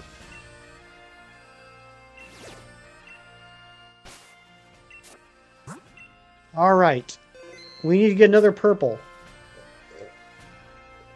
You're only getting 5 EXP per message? Yeah, I mean, that, like I said, I don't know what to tell you there, Cam. Apparently they changed how the system works. A glowing Tron Night Fury and Light Fury would look sweet. That is true. How to Dragon your Tron. That's a good one. Nice, Mewtwo. More perp. Let's get some perp here. That's not a perp. How to Train your Bagon. I like that. Baggin? Is it Baggin? Should it be Baggin? Like dragon, except with a B instead of a DR? Baggin? I've heard bag on and I've heard bagon. Now I'm wondering if it should be baggin. Program some dragons into the grid? That'd be crazy.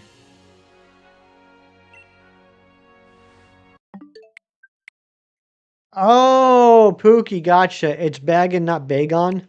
Gotcha. You don't have the heart to look it up. That's fine. I'm gonna pronounce it how did I pronounce it? Bagon? I think I always pronounce it bagon. But baggin makes more sense. I think it should be baggin. When we catch a baggin, we're gonna name it either Bilbo or Frodo.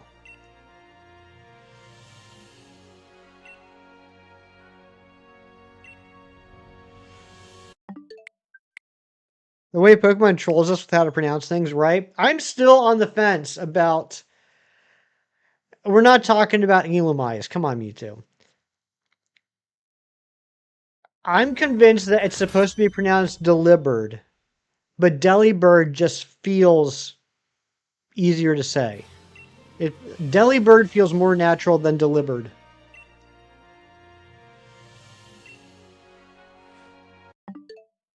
You hate Illumises, right? The good book says, and I quote, Bagumize. Razzie, that's hilarious. Not Delibert. Like delivered, like I delivered a package, but instead of Verd, It's bird. Delivered.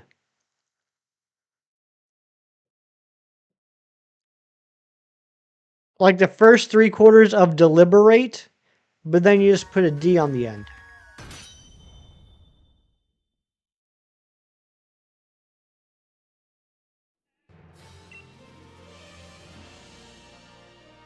You use humor as a defense mechanism. We know. We all know that, Razzie.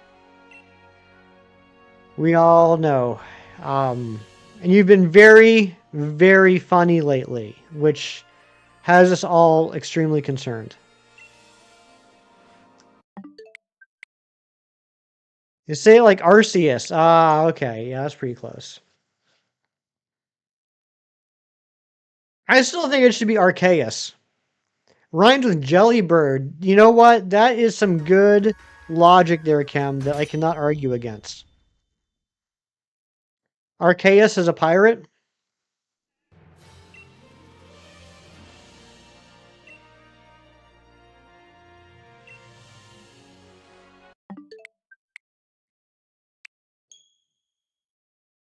God is a DJ.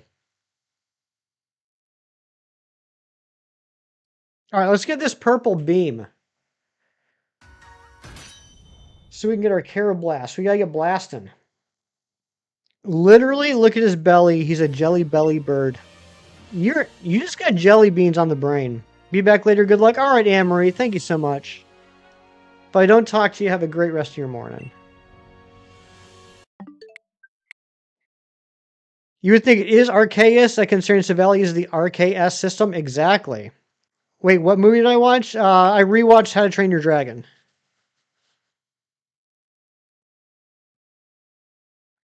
Yeah, Arceus makes the most sense to me.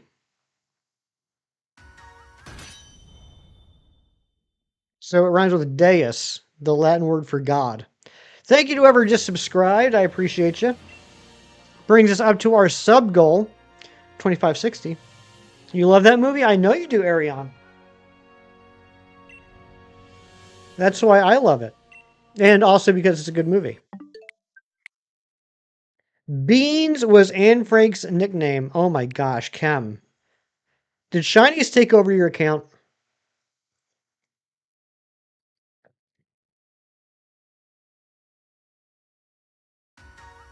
Frank and Beans, that's crazy.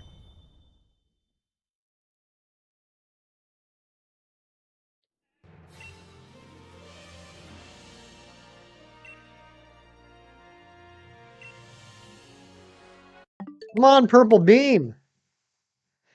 We gotta get 134 up to 162. This is going slower than I thought it would, as this whole thing has since day one. Why did I agree to do this? Why did I let you guys talk me into doing this?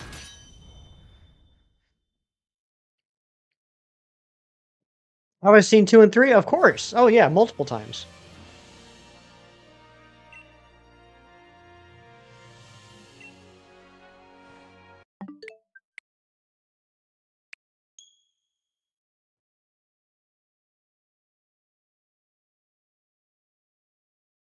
I like the trilogy. I'm not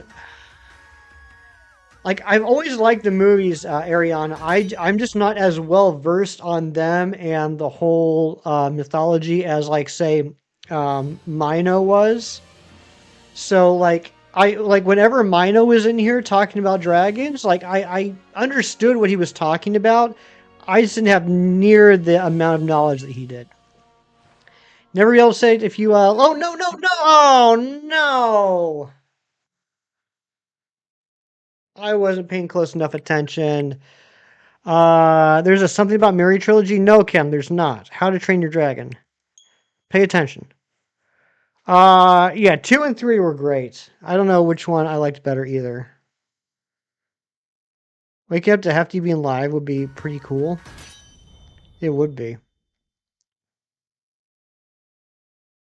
No why is mine is actually a dragon Chatterskin. Dang it! Alright, what is in the non-rare pool? At least tell me we can get something in here. Was there something in here we need?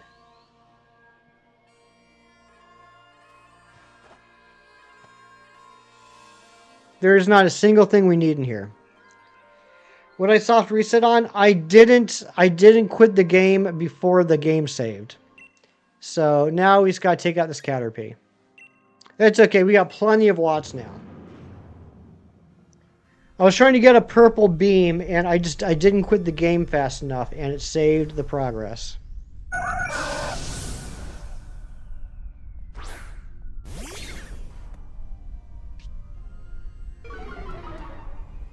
Yeah, so far we've gotten 8. So far we've gotten 8 out of the 36. 8 out of the 36 that we need to get today. Yeah, I didn't watch them either, Ariana. Purple beans. Cam, did you watch There's Something About Mary yesterday?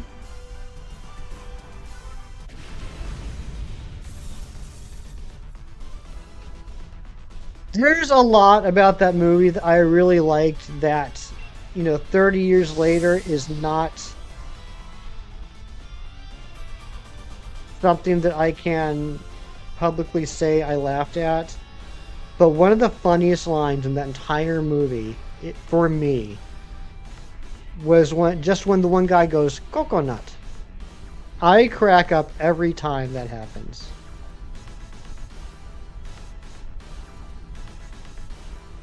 This is a PC movie. By no means is it a PC movie, but oh my god, some of the stuff in that movie just made me laugh so bad. Two very opposite golden shinies for Chem, Caterpie, and Swablu, right? You're so cooked for bank closing. Zen, get back on that horse. Get them hunts done. Congratulations on the 3rd shiny Caterpie, Chem.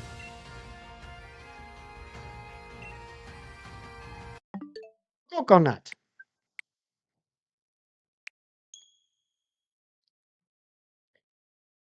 Not capped at 3 messages. Then I wonder if that's what they did, Cam. I wonder if they said, okay, we're not capping the hourly amount, but we will decrease the amount of points given. Could be. I don't know. I personally don't like the experience system. That's just a me personal thing. Maybe now I'll like it more if it's not capped. I think that I'm trying to remember back to when it first started. I think that was my biggest issue with it. Was it's obviously made to promote chatting and stream, but if it's capped at 3 messages an hour, that's not much of a promotion at all. Celebi 2 type null, another Poipole. Zen, you got this. You got this, bro. That's not bad. That is not bad at all.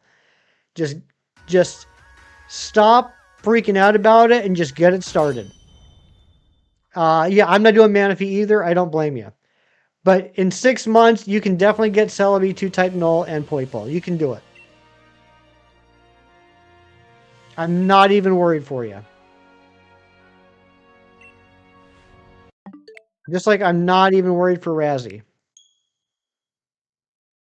And Razzie knows that I actually like him a lot. So that shows how much faith I have in both of you and the time remaining.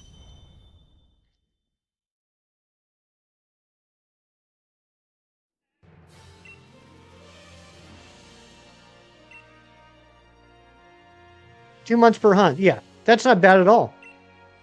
Think of it that way. That's not bad at all. 2 months per hunt. 1 Poipole with Cephalon and starter Froakie. That's not bad. Did all the other hunts in like 2024 and you were locked in? There you go. He says he adores you, but you think I only really like you? I mean, it depends on the day. No, I adore you.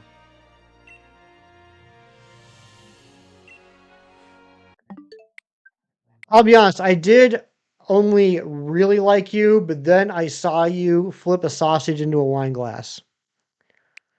You're scared that you won't finish your crystal decks in time. Now, I think there's more cause for worry for Chem. But I still think Chem can do it. Because Chem's got to do like 160 hunts. But that's like, what, 23 hunts a month? There has to be an Emerald port, right? It would not surprise me if they port Emerald like they did Fire Red Leaf Green, but there's been no confirmation of that. Oh, there's our purple. Okay, great. Give me a Care Blast. Perfect. Okay.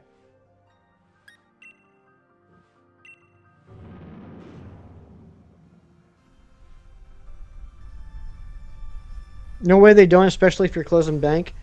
I mean, I don't know. I don't know. I mean, it wouldn't surprise me at all, but nothing's been confirmed. I'm just like, look, I look around the Pokemon franchise community, and the most common thing I see is people getting very upset because they had built up expectations in their head, and the Pokemon Company did not deliver on them. So, while I can logically say it makes sense that they're going to release Ruby, Sapphire, and Emerald, same way they released Fire Red Leaf Green, logically that makes sense, and it would not surprise me at all if they did it. I also cannot take that as, I can't mistake that as they will. Like, as long as I don't expect anything, then anything that happens, you know, will be nice. It's when people, and I'm not saying that you're doing this, Zen. I'm not saying that anybody here is doing this. I'm just talking like in general. When I see people like just make stuff up in their head, just crap out an idea, and then Pokemon doesn't do it, and they get upset at Pokemon, no, that's not Pokemon's fault. I took the plunge and bought the Asian food store's giant container of rainbow agar pieces because you love them so much in your boba drinks. It was $40, worth it. Nice. Tristan, what's up? What is up, Tristan? How may I help you today?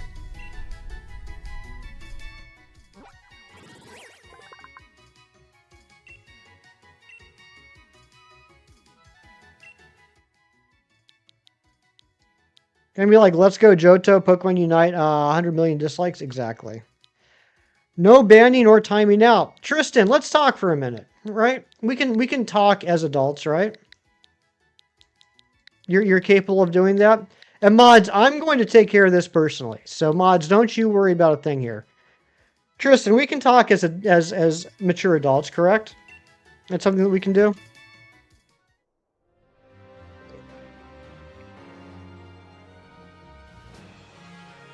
Pokemon Unite's go to chill. I've just never been a MOBA fan.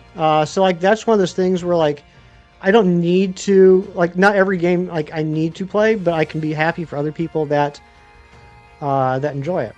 Sure, as long as I don't get timed out, thanks. All right, so Tristan, it's been a little bit since you've been to one of my streams. I remember the first time you came into one of my streams, it was after I had seen you in some other streams, where your first message in all those other streams were, am I allowed to make racist remarks here?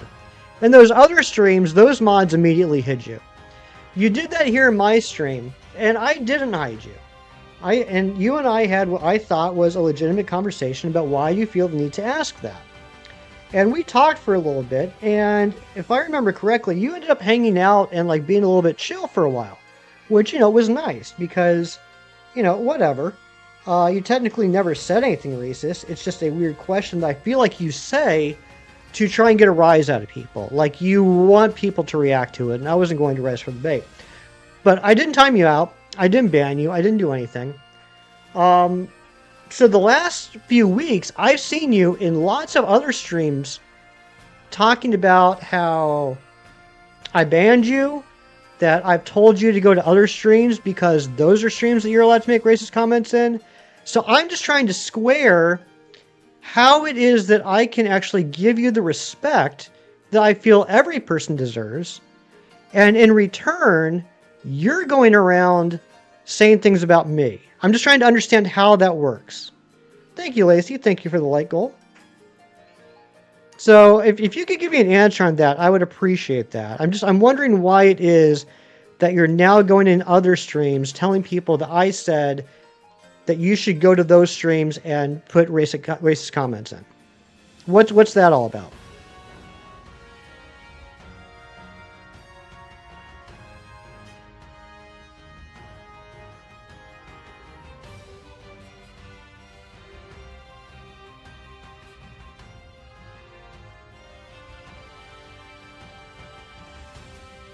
While you're thinking about that, I'm going to look up where the next hunt is.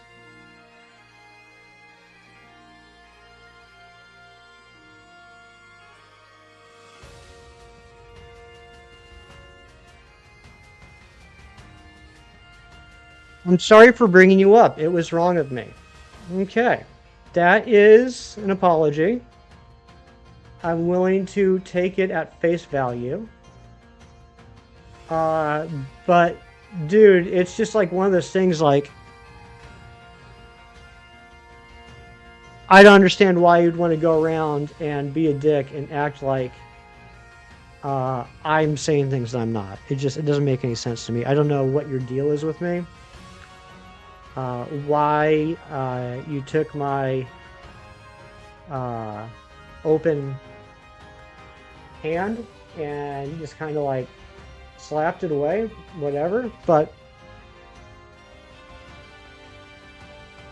if we want to just be chill, I'm good with that.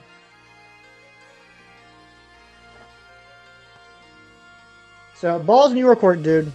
All I'm saying is I wanted to have this conversation with you, but moving forward, if I see crap like that elsewhere, you will be hid. But I didn't want to do it without talking to you first, because I have, respect.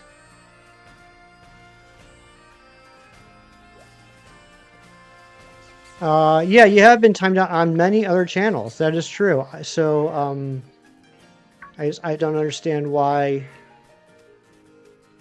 I don't know. I don't understand your deal, dude. But as long as you want to be chill here, we're fine.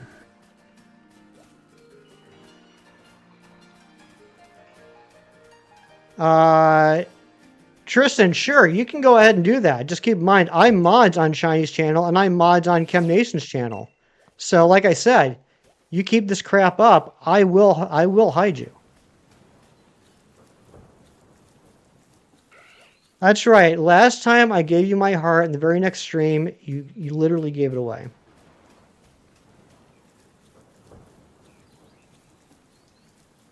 All right, sorry guys, I didn't want to like put any drama in that, but that was just a conversation I felt was well overdue.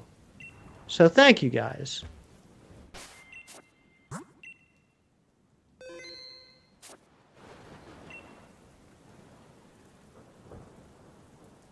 All right, we are looking for Hatena here. Kira, you're oh my gosh, getting the double death, Kira. What the heck? You're in trouble. Doing great. Thank you, Matthew. Ooh, Toxel. We need that one. We're going to jump ahead and grab that Toxel. That is one that we need. Bad news? Uh-oh, what's the bad news, Mantine Matt? Ground type. Ground type.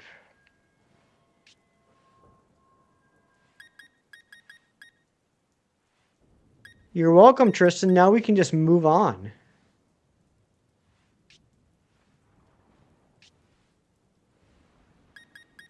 These are not high level.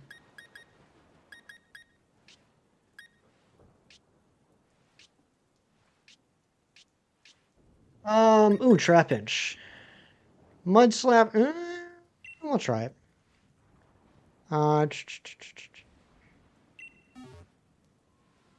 Yeah, like I said, Natasha, it's obviously done on purpose for a reaction. I just the last time Tristan was here, I basically let him play out that whole idea, and I was like, say what you want, and then never pulled the trigger, which lets me know that it's really just for attention.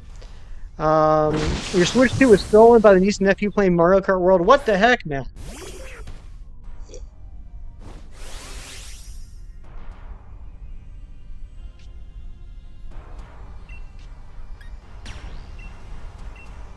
What even the heck? Yeah, your Audi has a rough, hero.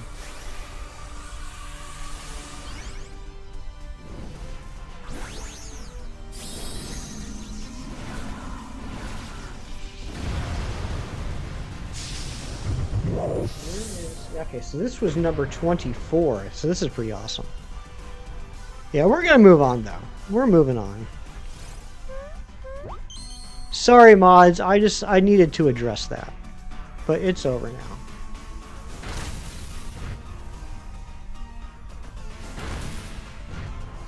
Yeah, Tristan, we're moving on, dude. Like Jerry said, we're moving on. We don't need to make this all about you and your need for attention. Just busted up in your room and took over the TV and Switch. There you go. You heard the shiny sound, looked over?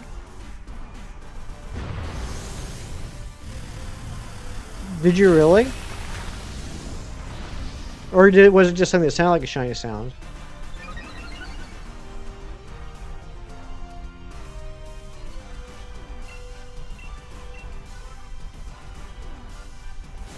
There we go. Toxel. Boom. Little baby Toxel.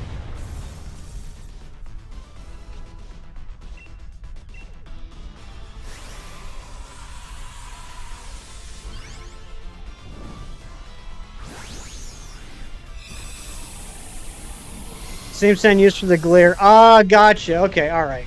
Huge fan of Toxtricity. Toxtricity is pretty cool. I do like it. 136. We're getting closer. We're getting closer to 152. Gotta say, because you want to do this in Scarlet? Oh my gosh, Matt. Yeah, I was looking at that. It's crazy how many Pokemon you get before the first badge in Scarlet and Violet. We got another rare candy. That's awesome. What is this Toxel going to be named?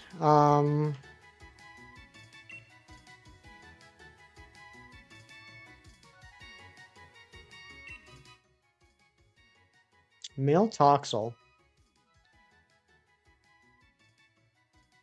Professor Oak Scarlet's chaotic? I would imagine so. Donald Toxel.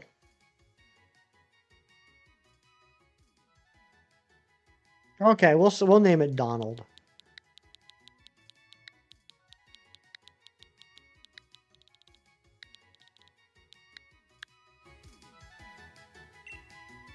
All right, we're gonna stay here though because we still gotta find Satena that we wanted to get.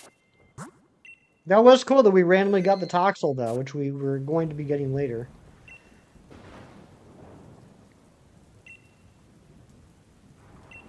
Save.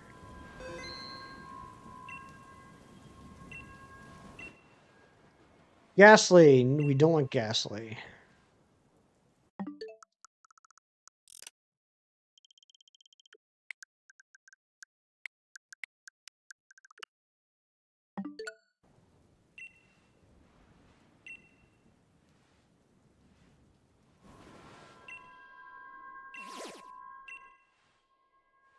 Skorupi we need as well. Let's go ahead and grab this. Yummy drink with just milk and the agar pieces since they're so sweet. Nice. Don't invite others. There's nothing saying that we have to get them in the order that I have them written down, so this works fine.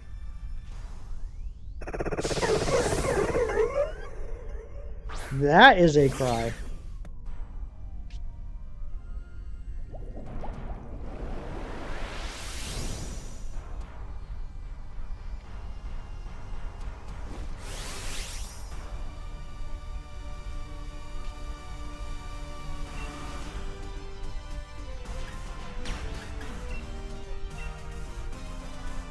Thank you all for hanging out with me today. We're actually doing pretty good on the views today, which is pretty awesome. The last couple streams have been a little slow. This one's doing pretty well. Alright, it's a 10% chance of Hatena here. Is there anything else that we can get here that we haven't gotten yet?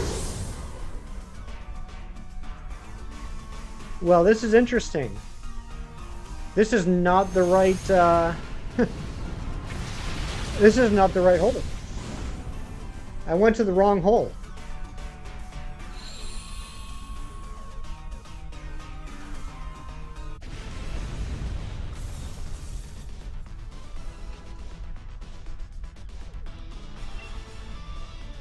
Where even am I?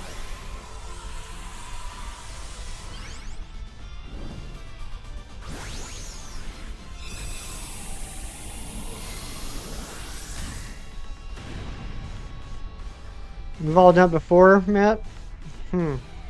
Ariana hates it when that happens. I've heard that.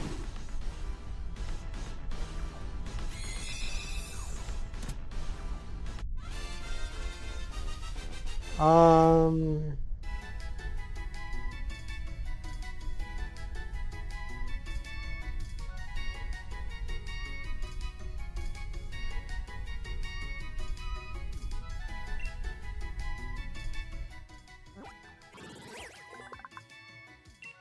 I don't know where I am.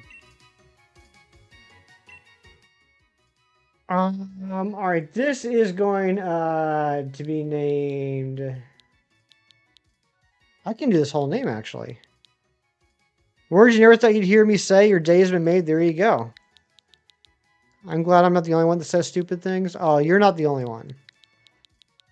Klaus. Watch this not be okay to say for some reason. Watch them say that the filters won't allow this. Klaus Mina. All right, there we go. Claudia. That's a good one for a girl. Absolutely, that's a good one for a girl. Made your whole week. Your whole week. Or made your whole week. Sorry, Matt. We're in Motostoke Riverbank. Okay, so yeah, I was in the wrong area. I thought we were still in Bridgefield. Let me mark off Skorupi.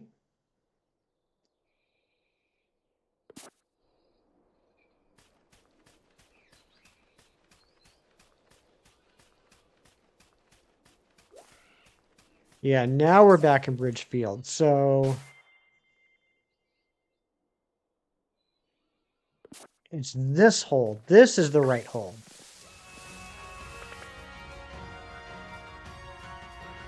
Time for you to pass out. Good night, y'all. Good night, Furt. Thanks for being here, buddy. Always a pleasure to see you. Hope you dream of sausages and Dynamax holes.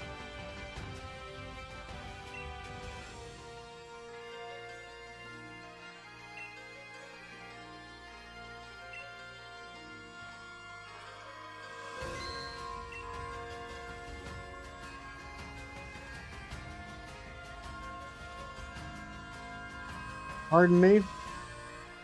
Sorry, I was trying to be nice. Alright, so all we need here is the Hatena. The Hatena is a 10% spawn. We will probably see a blip bug. We will not get upset about that. I'm pretty sure the event holes are just in the other section of the wild area, not over here. And there's a blip bug. I'm not worried about that. If you dream about Dynamax holes in a few hours, I think you know why. Oh, I'm sure I'm going to be dreaming about Dynamax holes for like a week.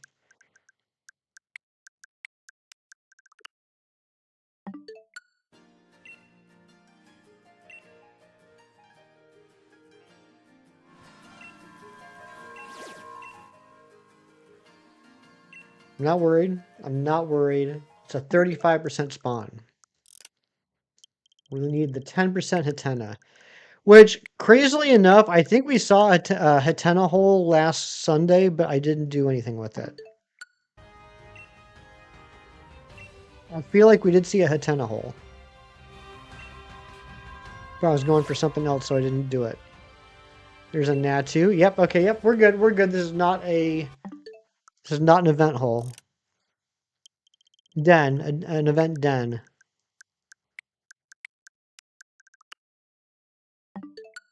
Claudia is such a great name for a female Skorupi.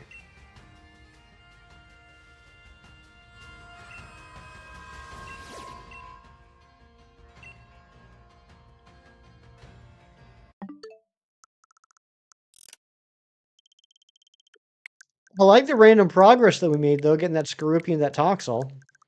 That was nice.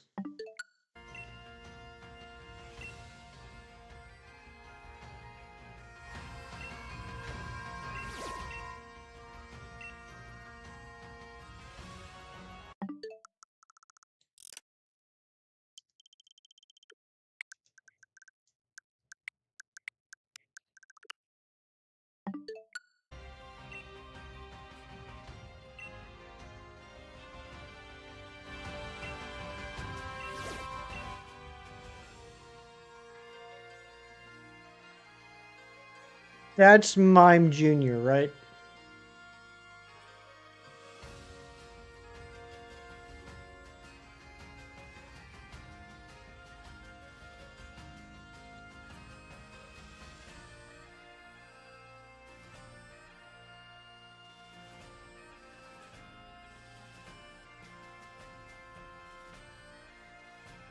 Yeah, that's Mime Jr., okay. We're looking for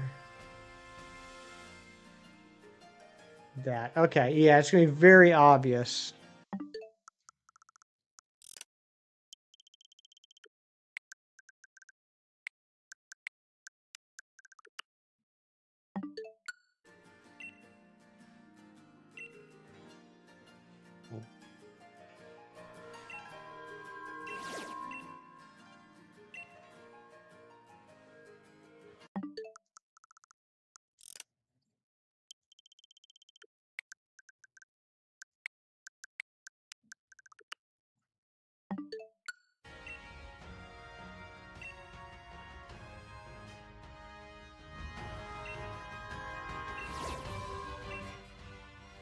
Come on, bro.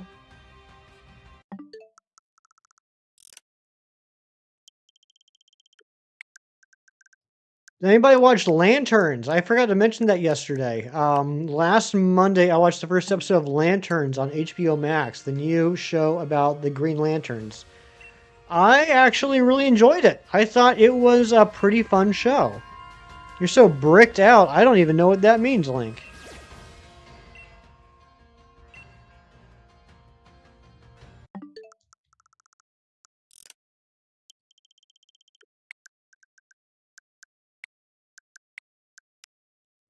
Now, I'm sure it's like not at all an accurate adaptation of the comics, but I've never really read a lot of Green Lantern comics, so thankfully, this is going to be one of those shows where that's not going to be an issue for me. I can just enjoy it for what it is and not have that thing in the back of my head saying, this isn't how it was in the comic books, like I do with all the Marvel stuff.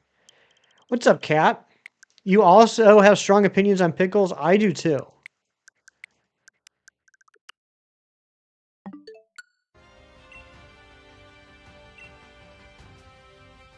I really like dill pickles. I cannot stand bread and butter pickles.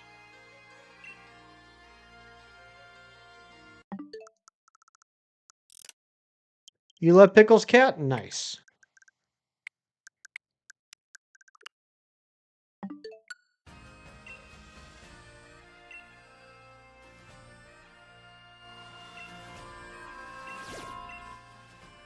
Come on, bro. It's supposed to be a 10% spawn. Why do 10% spawns in this game hate me? We've had better luck with the 5% spawns than 10% spawns. Don't cats think pickles are snakes? You know what? Now that you mentioned that, I think I have seen, like back in the olden days, I think I've seen videos of that. Like people putting pickles in front of cats and they freak out. You like dill and sweet pickles? I'm not much of a sweet pickle fan either. Like, I like the dill. I like the dill kind of sour-ish, slightly bitterish type of pickle. That's a pickle for me. I forgot about that link. I might have to go watch those videos now. That is something that I haven't thought about in years. I remember laughing a lot at some of those videos.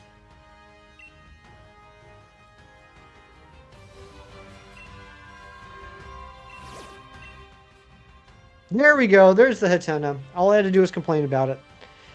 All right, let's switch. Your cats have no reaction to them? Oh, come on. That's no fun. You have very strong opinions on Snorlax too, do ya?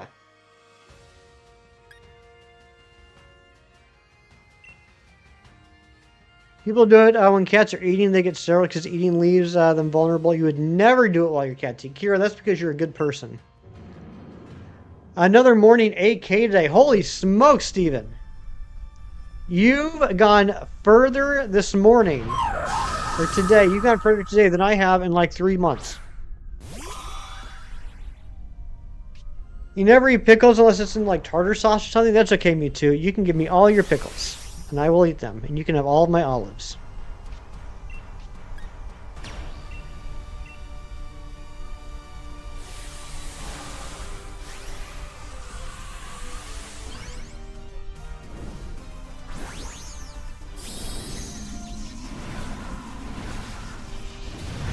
I'd trust you to keep them safe to eat, and you'd never do anything to break it. You're such a respectful person, Kiro. 35 miles this week, that's crazy. That is so much running. Well, I am proud of myself that I went to the grocery store at 6:15 this morning. I got that going for me.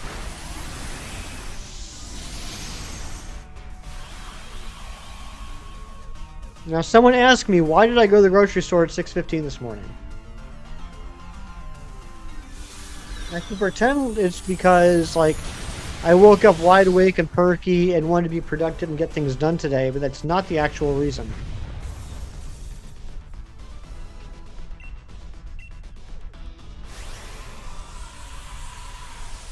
Silly, you went to get coffee. That's right, Lacey remembers.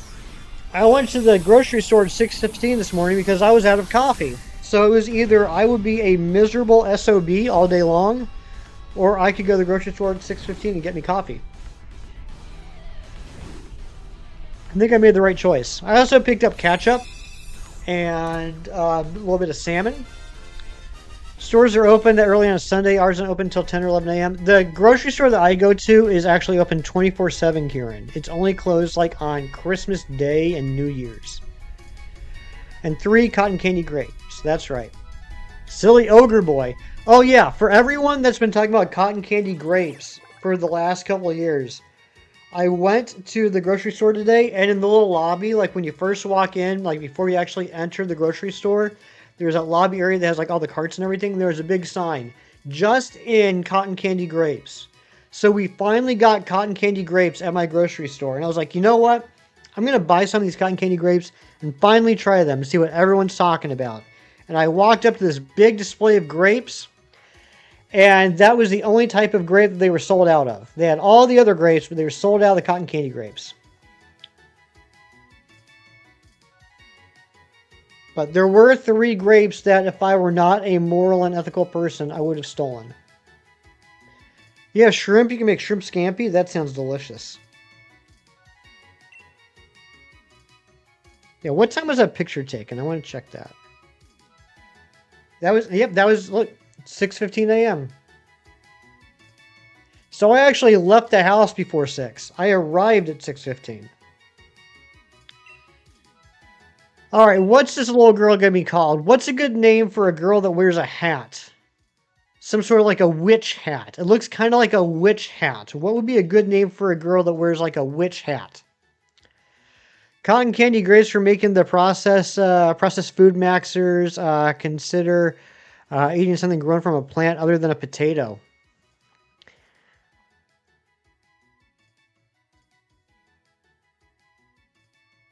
I agree. Hattie, Lily, both good names. Slagathor, that's another option. I'm going to end up doing 3 of these, and they're all going to be women. We'll do Hattie, we'll do Lily, but the name I was actually looking for was,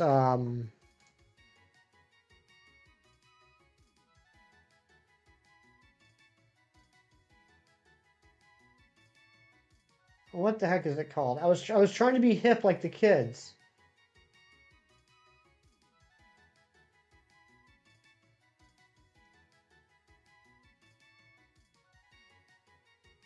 Oh, never mind. I thought the girl's name was Atelier. It's not. The girl's name is Coco. All right, never mind. We'll do Hattie, we'll do Lily, and we'll do Hazel. Morgana Le Fay. Ooh. Kiro, Morgana Le Fay is good. I gotta go Morgana Le Fay. Because it's a Marvel Comics reference. / King Arthur reference. Which Hazel is good?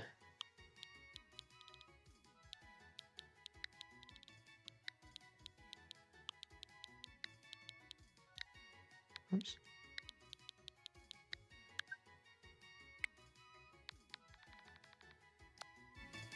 I hate the filters. I hate the filters. I hate the filters. I hate the filters so much.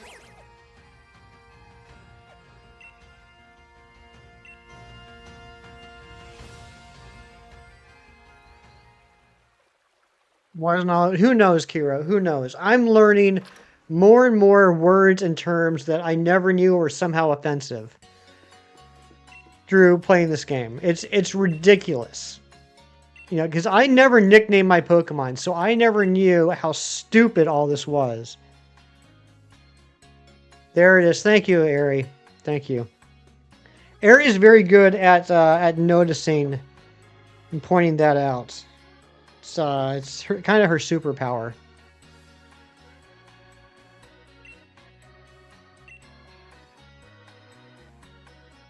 It's like it just jumps right out at her. Alright, we're just going to go with Hattie for now. Hopefully that will pass the muster.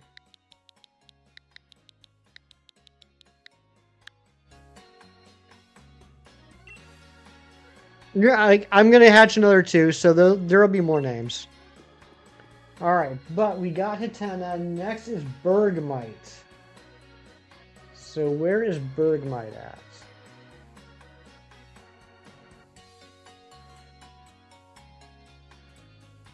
Seriously, Ari, it is impressive though. Like, you're good at word games like that. You notice the anal in the Morgana Le Fay right away.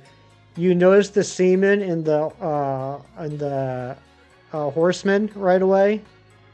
You're just good at finding bad words.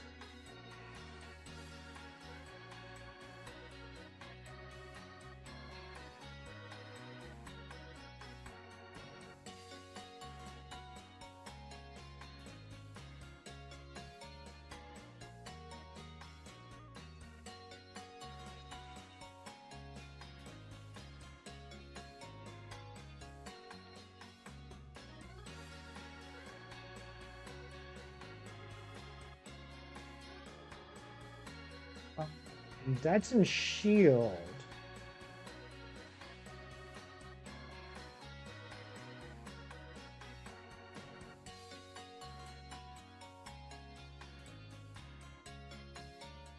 Uh-huh.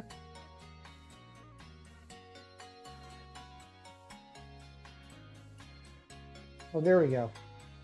All right, 10% in a rare pool. Okay. D in Stony Wilderness. D in Stony Wilderness. Oh, okay. We're going to the three-peat here. It's your all-time nicknaming Pokemon. Inappropriate things when you're a kid, unfortunately. Gotcha. What a sense to utter on stream, no less. I mean, it's factually correct, though, right? Like, that's... It's my channel. I'm going to censor myself when I feel it's important to censor myself. But there are things that are just factually correct. It's all about context. What am I reading? Good question, Zen. I actually just finished up a Blade Epic Collection that collected the 1991 Tomb of Dracula miniseries, which was surprisingly good. I really enjoyed it. And then the Night Stalkers issues 1 through 6, which were about what I remembered from that time. I only read the first issue because it was part of a Ghost Rider crossover at the time, but it's not my favorite writer. so it's a little hackneyed, honestly. But I read it and it was enjoyable. So I finished that off quicker than I expected. So next up is going to be, or the next up is I'm working on a Batman book. This one is Battle for the Cowl. This is the like the series of mini-series that took place after Batman died during Final Crisis. He was killed by Darkseid, and it's all about, you know, the family. It's Spoiler, Nightwing, Tim Drake, Damian, Oracle, Azrael, like all Commissioner Gordon, like all of them, in like trying to kind of pick up the pieces and fill in that vacuum in Gotham City, with Bruce being dead. I'm about maybe a third of the way through it so far. It's pretty good. It's a big book, though. It's a big book. And then after that, I'm going to finish up my Thor series that I have. I got to read this series that after Thor gets wiped out at the end of Onslaught during Heroes Reborn, Thor turned back into Journey into Mystery, and there's 13 issues that followed the rest of the Asgardians post-Onslaught. I want to read that just to kind of like finish up the little epilogue on that whole era. That was supposed to be a purple. I wasn't paying attention. I was just so excited talking about comics, I wasn't even paying attention. Please tell me there's something we need in the comment pool.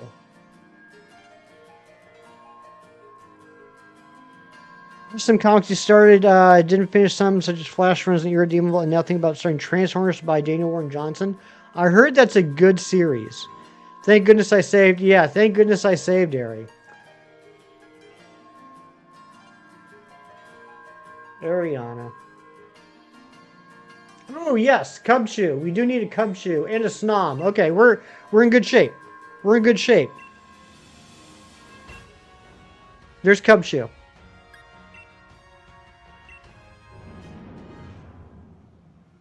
Start thinking about names for a Cubchoo.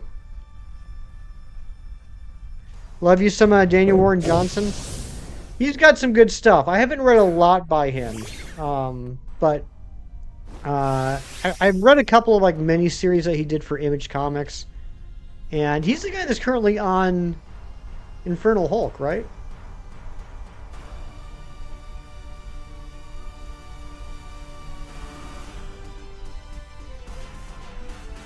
No, that's Philip Kennedy Johnson. Never mind. Different Johnson.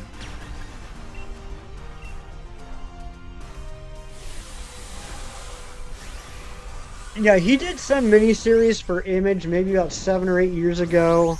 I want to say it was something about like a Birdman. Do I like the animal Cubchoo is based on? Of course I do. Narfi, if it's a boy, he's a Minecraft YouTuber, has a polar bear skin. Okay. Yeah, me too. Of course I like polar bears. I like the cubs more than the moms, though.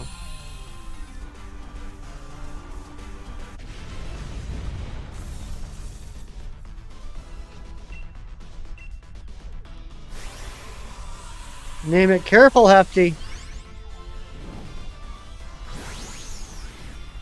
That's Ariana.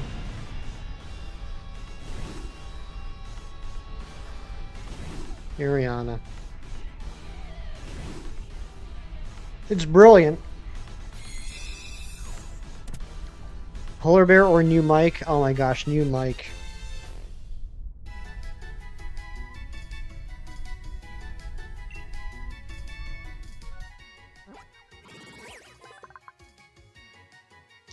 Well, the delayed reaction was I was saying if it was 12 characters. It was exactly 12 characters, which made it even better.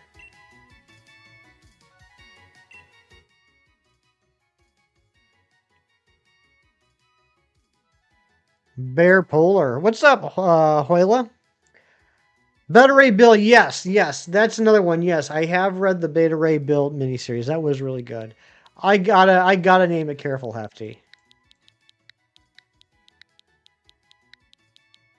If you all don't know, somehow the the most famous moment of me streaming for the past 4+ years actually happened on someone else's channel. When I was playing Minecraft for the first time with my friend Shinies. And Sarah, good friend of the channel, Sarah told me to pet the polar bear cubs I saw. So I was like, okay. So I went over to pet a polar bear cub. Didn't realize there wasn't a pet button, so I ended up punching the polar bear cub in the face. And a few minutes later, I got chased and mauled to death by the polar bear mom. Um,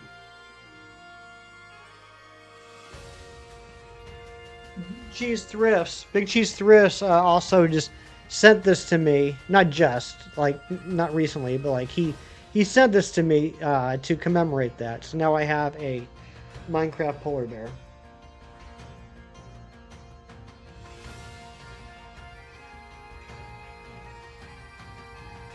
If you are a member, if you're a member on the channel, like Lacey, like you are, if you're a member on the channel, there is a member-only video where you can see my side of that filming.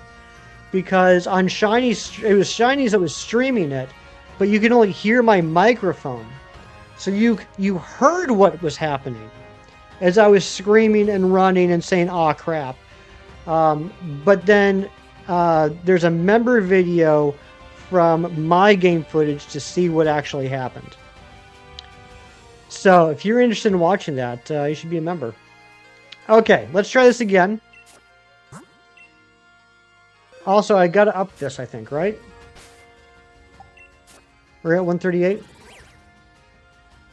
Or 139. I missed 2. Okay, perfect. The goal is 152. I want to hit 152 today. Alright. We need the purple beam. Purple beam, please. Please, purple beam. Jeff Johns Aquaman. I've heard that's a good series, Zen. I have heard that's a good one. Jeffrey Combs voiced the question just like I had no idea either. How about that?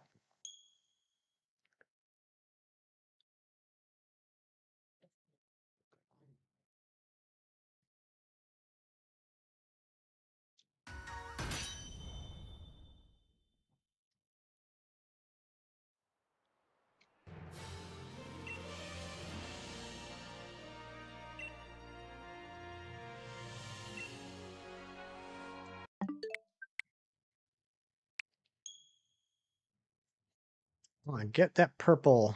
That purple. Question Huntress were a couple in the show? Interesting. Okay.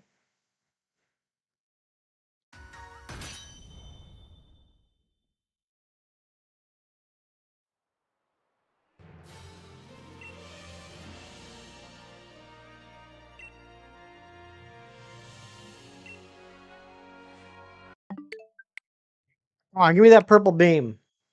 I forgot. What are we looking for here? Bergmite. Reinvented the character, made him less of a joke. Oh yeah, yeah, absolutely. That's the early '90s version, right? With the long hair and the beard.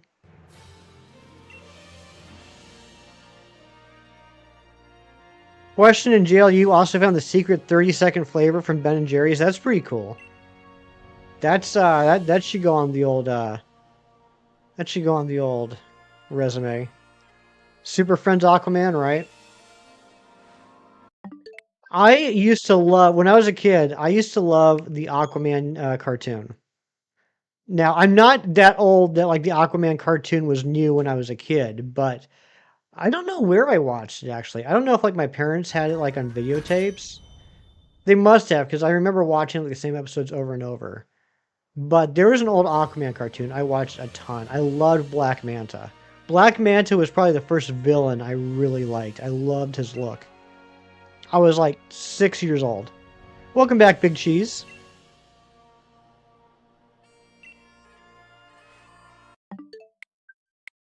The Naruto Shippuden English dub is something else. They're having an emotional, important, tragic backstory scene, and one of the old lady's voices was Sasuke's actor pitching up his voice completely seriously. That's crazy. That's crazy, Ariana.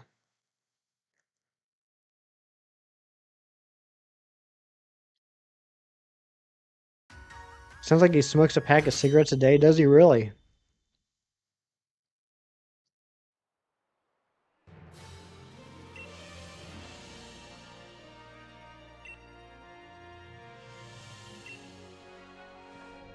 There we go. There's our purple beam. All right, that's a Mr. Mime. We don't need that though. Shippuden dub is tough for you to watch. Am I saying it right? Is it Shippuden? Is it Shippuden? Is it something else? And what does it mean? Yuri's a goat voice actor, so he probably pulled it off. I agree with whatever Zen thinks. If there's one thing I've learned in this life, it's that Zen's usually right.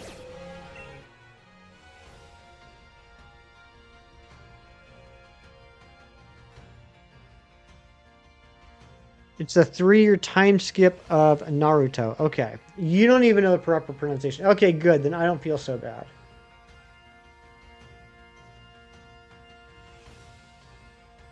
Is that Vanillite? That's gotta be Vanillite. That has to be Vanillite. Where's my... Yeah, that's Vanillite. Okay. It's so jarring. Yuri Lowenthal is the voice actor of Spider-Man in the games and Ben 10. Oh, I like him. I like him. Because of Spider-Man. Shippuden.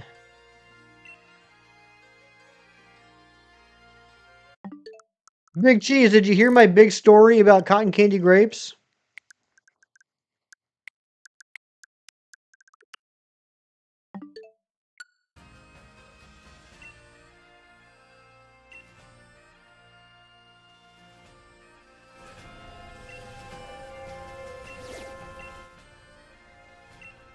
No? So, Big Cheese, I went to the grocery store this morning at 6:15, and in the little lobby where like the carts and everything are before you actually go into the grocery store, there's a big sign that said, "This just in, we now have cotton candy grapes." And I was like, oh my gosh, we finally got cotton candy grapes. I can finally try what everyone's been talking about for the last couple of years. And so I went in, and right in front of the entrance was a big old display of grapes. And the cotton candy grapes were the only ones that were sold out. They had all the other grapes, but the cotton candy ones were sold out.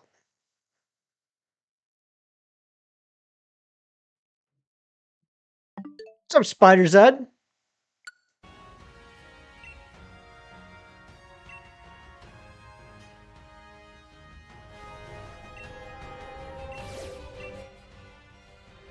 That is a Darumaka, which we also need. Is that only in the rare? I think it is only in the rare. Alright, let's go ahead and get this one. You're too ignorant to know what a cotton candy grape is. Apparently it's a grape that like literally tastes like cotton candy. That's what people have told me. I've heard people talking about them for the last couple of years, but I've never seen them. And I got all excited this morning. I was going to drop $4.99 to get it. Illumise is too irrelevant, so pronounce it how you want. Dang, Zen. I respect that answer. Dorohedoro's on your manga list? Nice.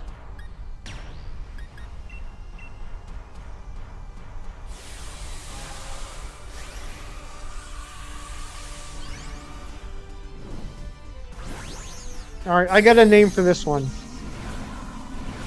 It's really sweet grapes. But the sign says it tastes just like cotton candy.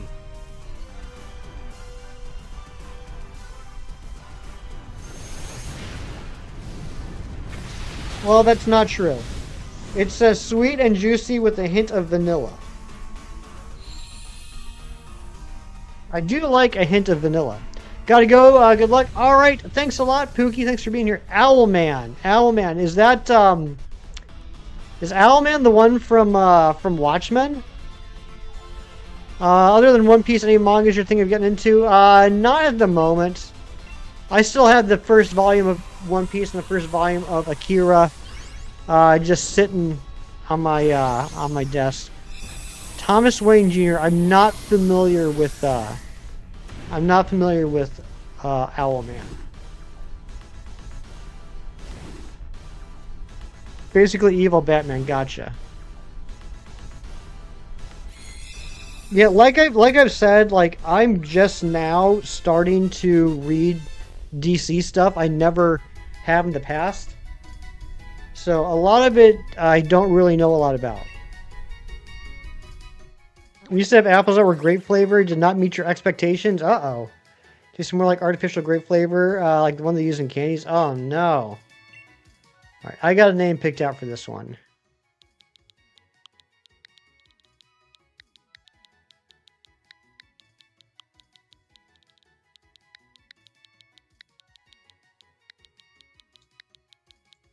Cold potato. Galarian Darumaka looks a lot like a cold potato. A lot of people think DC is a lot better than Marvel, but you see their comics are about the same. I think like anything else, it really depends on who the writer is, right? Who the writer is and how much editorial push is being, how much editorial content's being pushed. I've read some really good Marvel comics. I've read some really bad Marvel comics. I've read some really good DC comics. I've read some really bad DC comics. I think a lot of factors go into it. I will say that I feel like the last 15 to 20 years or so, DC has gotten a lot more grittier than it used to be. Hannah Waddingham is a new show on Prime called Ride and Die. It's so good. Yeah, I know Kieran's been watching that. He really likes it. Huge DC animated fan, but comics are hard to come by in SEA. What's SEA? Southeast Asia?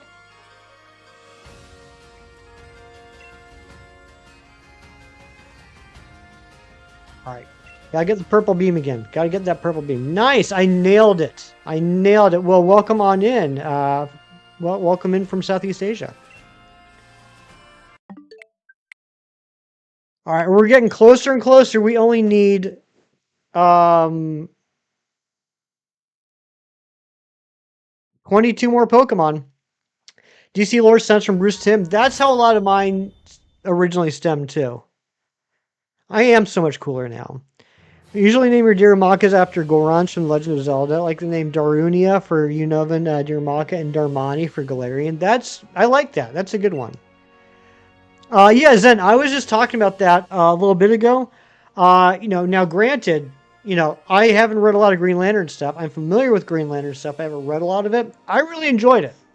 And I'm very happy that it's a show that I feel like I'm really going to enjoy, but I don't have that nitpicky comic reading brain going on. I can just enjoy something and not subconsciously compare it all the time.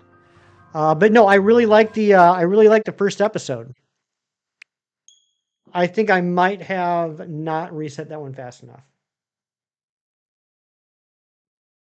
Timverse Earth 16, is that what it's called? A lot of GL fans liked it as well. That's good. Yeah, I enjoyed it. I enjoyed the first episode. Nice. I did reset it in time. All right, let's get this purple.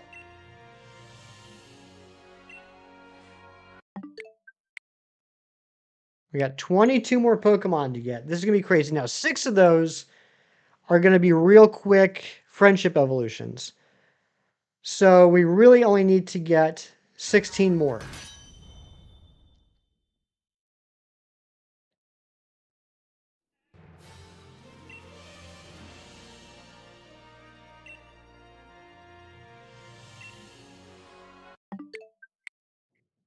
And the guy that they got to play Jon Stewart, the Green Lantern, not the Daily Show host. The guy they got to play Jon Stewart is amazing. He is fantastic. I absolutely love him. And I've always liked Kyle, I'm blanking on his last name.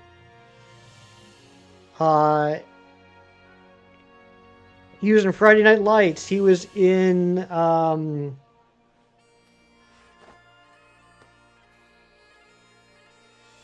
show on Netflix I never finished. No, not Kyle Rayner. The actor's name. The actor's name that plays Hal Jordan. Kyle Chandler. Kyle Chandler. I like him a lot. I've always liked him. I think he's a great... Bloodlines was the show I was thinking of. Yeah, Jon Stewart and Hal Jordan casting was perfect. Yes. You want to watch Lanterns and you don't know why you've always been interested in them? Same here. I don't have a long list of like omnibuses that I want to get. But I really want to get the Green Lantern Blackest Night omnibus. Because I'm really, really interested to read that storyline.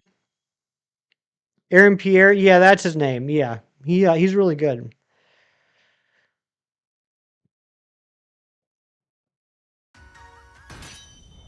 But yeah, I mean, just based off the first episode, I really like Lanterns. Yeah, Nathan Fillion, he did a good job as Guy Gardner in Spider-Man, or not Spider-Man, the Superman movie last year. I'm interested to see more of him. I want to play John Stewart after he made Rebel Ridge. Okay, I'm not familiar with Rebel Ridge, I don't think. There we go, there's a purple. That is a Vanillite. Still got to get this 10% Bergmite. You miss Maul? Nathan Fillion, Maul, Firefly?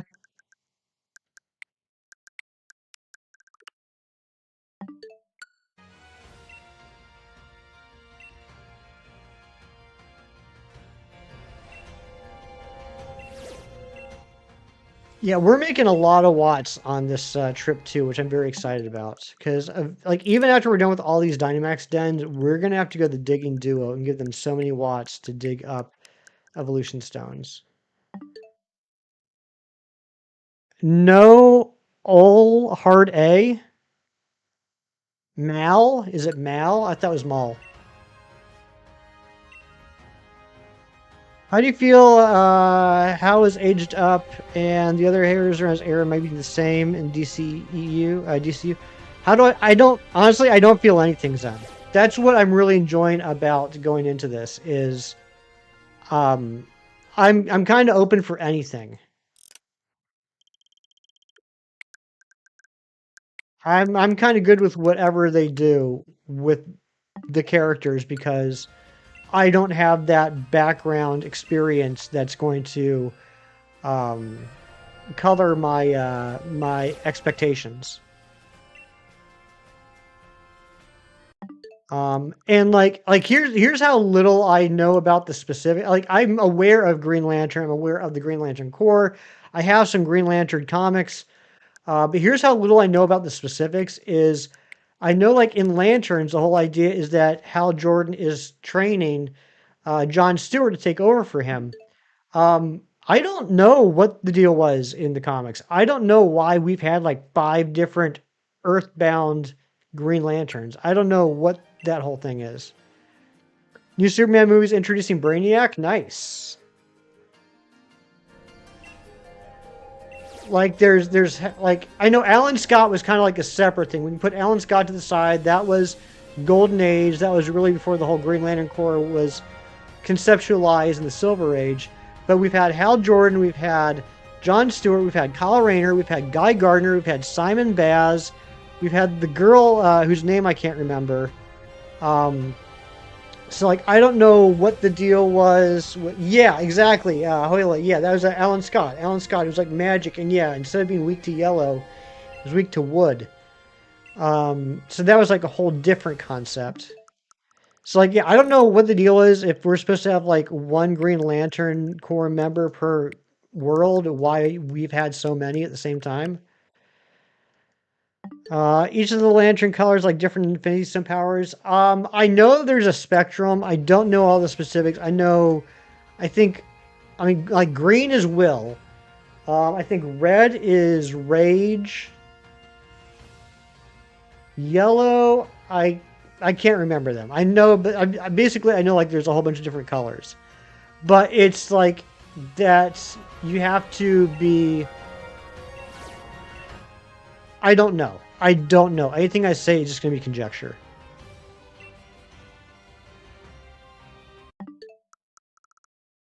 Geoprotect sectors and the ones on Earth in the sector they're assigned to. So it's not necessarily that because they're from Earth, they protect the sector that contains Earth. They're from Earth, but they can protect different sectors in the universe. Is that what you mean? Yeah, 8 or 9 different colors. I know that. Yeah, 8 or 9 sounds about. Yeah, I think we got what? We got red, yellow, green, obviously, blue, black, white, violet, orange.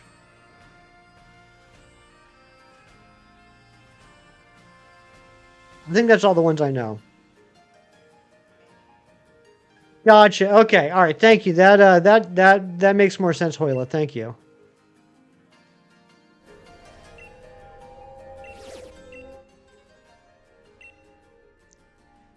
Larfleeze is the goat. Now, Larfleeze is orange, right? Blue and Sapphire Love could be. I'm not sure. I don't know. Okay, yeah, I do remember him.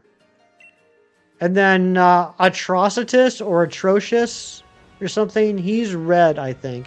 Sinestro has become yellow over the years. I think Sinestro was the first one really to be a different color than green. I think that was kind of like a retcon.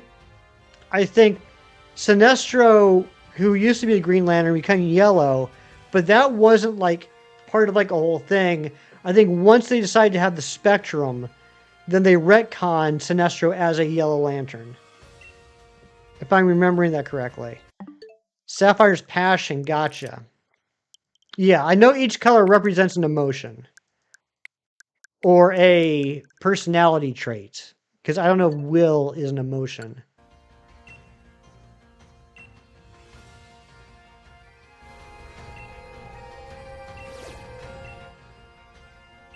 Come on, give me this 10% Bergmite. What is it? What is it with the 10% spawns? There's an episode of Anime Justice League that showed up the Sapphire somethings and stuff went down. Well, I mean, there is Star Sapphire, who was Hal Jordan's girlfriend and maybe even like fiance. What's her name? Can we do Dynamax Adventures? I am not doing Dynamax Adventures, Luminous Lunar. I'm actually not setting foot in the DLC during this challenge. At least not until I finish it off. Once you 3-3, you completely understand the scene where Yoda gets so tired of answering Luke's questions and just dies, right? Exactly. Yeah, right now I'm doing a Professor Oak challenge, trying to get every available Pokemon and evolve it as far as possible before taking on the next gym leader. So right now we're at 140 Pokemon registered. I need to get up to 326 before I take on the first gym. So that's what I'm working on right now. Right now I'm trying to find a 10% Bergmite in this Dynamax Den. I'm trying to see people on lives doing Dynamax Den. Yeah, no. So I understand and I understand what you're trying to do. Unfortunately, though, that's just not what I'm doing at this moment. I'm trying to do a Professor Oak challenge.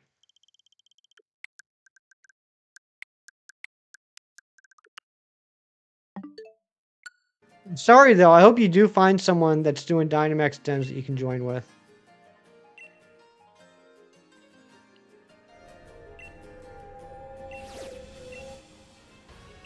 You heard Berserk is amazing. I've heard that too.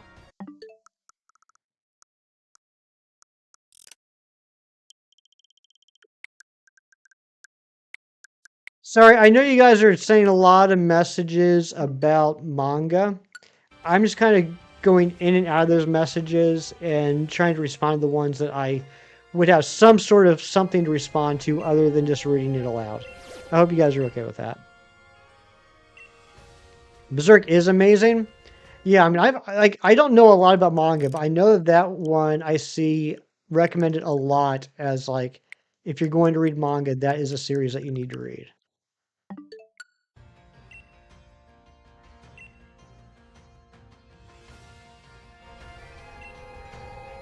No worries. Oh, thank you, Jerry. I appreciate you, Jerry. Jerry, where is this 10% Bergmite? Seriously, these 10% hunts are killing us. We gotta get to 162. Still checking through Coliseum. Where are you at now?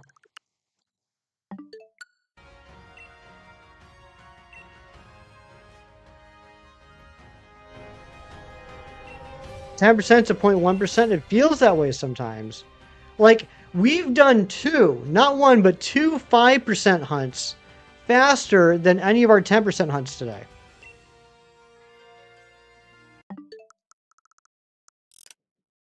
Almost at the big tower, last main area, nice.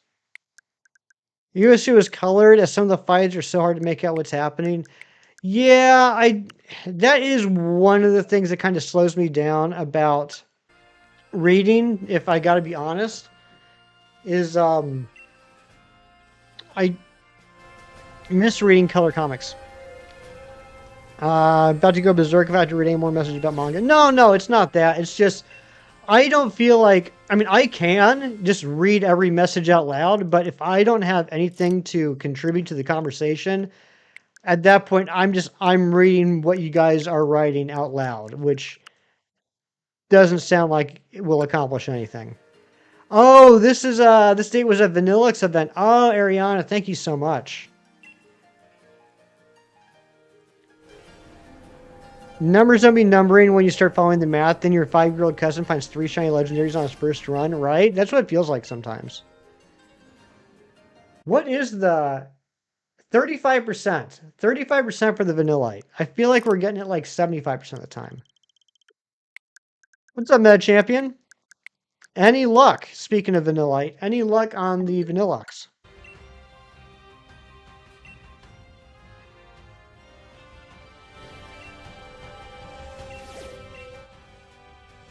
Well, at least we got the Mr. Mime there.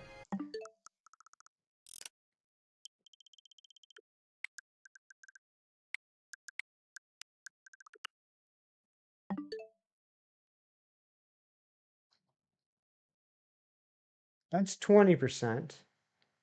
So we got 20% Mr. Mime, 35 Daramaka, 35 Vanillite, 35 Cubchoo. That doesn't make sense. Oh, wait. Okay, yeah, Cubchoo's only in Shield. And then 10% Bergmite.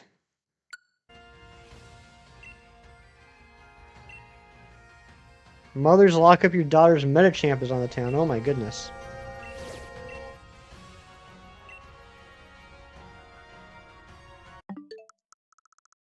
What was the 20% again? Oh, Mr. Mime. Mr. Mime was 20%. Daramaka and Vanillite are 35%.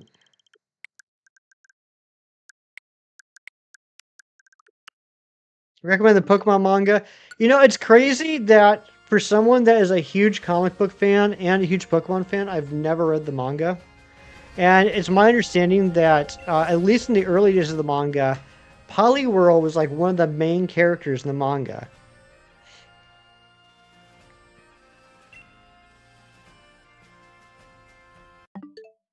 Only 2 deluxe in the last phase, which took 100 or 802 calls. Oh my goodness. Up to 140 though, so you're a little under halfway to odds.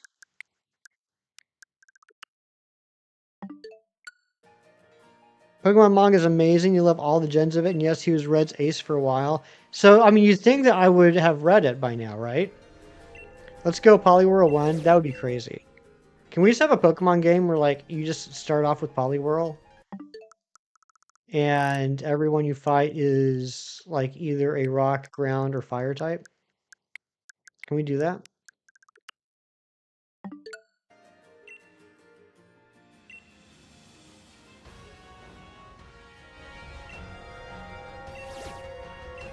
You want to stay, but you got to go? All right, no worries, Spider's Ed. Thanks for being here. Yeah, we want to try and get to 162 before I end stream today. This is taking a little bit longer than I expected. It's why your YouTube PFP is reading the Adventures manga with red on it. You know what? That makes sense. You know, it's funny. When I had that PFP made, when I commissioned that PFP on Fiverr, I said I want a PFP of Poliwhirl reading a comic book. And I didn't specify anything past that. I said Poliwhirl reading a comic book. And they sent back to me Poliwhirl reading a Pokemon manga, which I was like, it's not exactly what I wanted, but I guess it makes sense, so I took it. I never thought of that. That's probably exactly why he did it, Zen.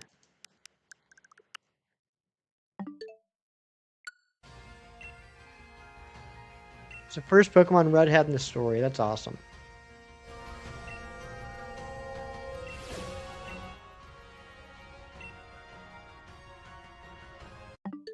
At least we got tons of watch for the digging duo.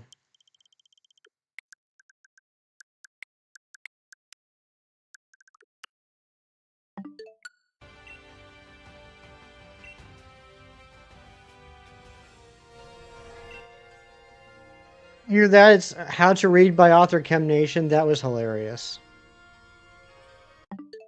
Yeah, Chem has him reading a different book. A book on how to read. I just love that that's the first thing that popped into his head. Fascinating.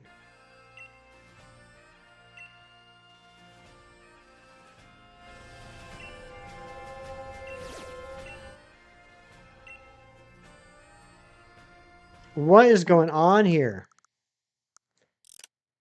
Finally got your last two members after months. You got Dino for one and Frigibax for the other. Good job, Lacey.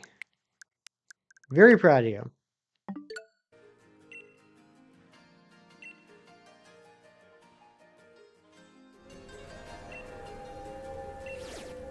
Maximum Cabbage? You mean Maximum Carnage? I mean, as a kid, it was fantastic. It was like the best thing that could have ever happened. It's actually it's also how I got introduced to Cloak and Dagger. I think Deathlock was in that too. That's like the first time I really saw Deathlock. Iron Fist. Yeah, there's a lot of good stuff in there. Why is all the good stuff in Marvel always out of print? Because it's the good stuff. Why? What are you looking for, Zen? Maximum Cabbage sounds like an extreme vegan salad. It does. There's the Bergmite. Holy smokes. I was starting to think we were at the wrong hole again. No, don't invite others. Come on.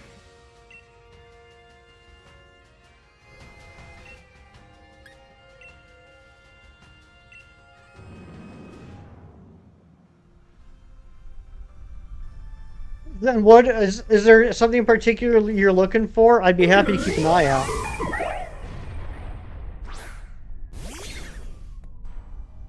And also, since I get the solicitation catalogs every month, I can give you a heads up if they are going to reprint it.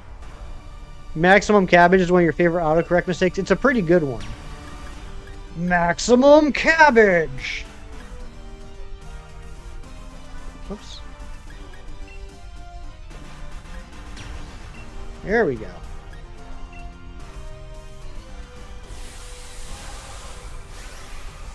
My cabbages! Poor cabbage merchant. I hope he found love in his life. I have not seen the movie yet, Ariana. I have not seen it yet. I understand why, but I am very sad that it doesn't have the original voice cast. You want to say anything? Well, would you recommend it, Ariana? Let me ask you that. Would you say it is a good thing to watch for someone that really enjoyed the original series? Christopher, I'm doing well. How are you?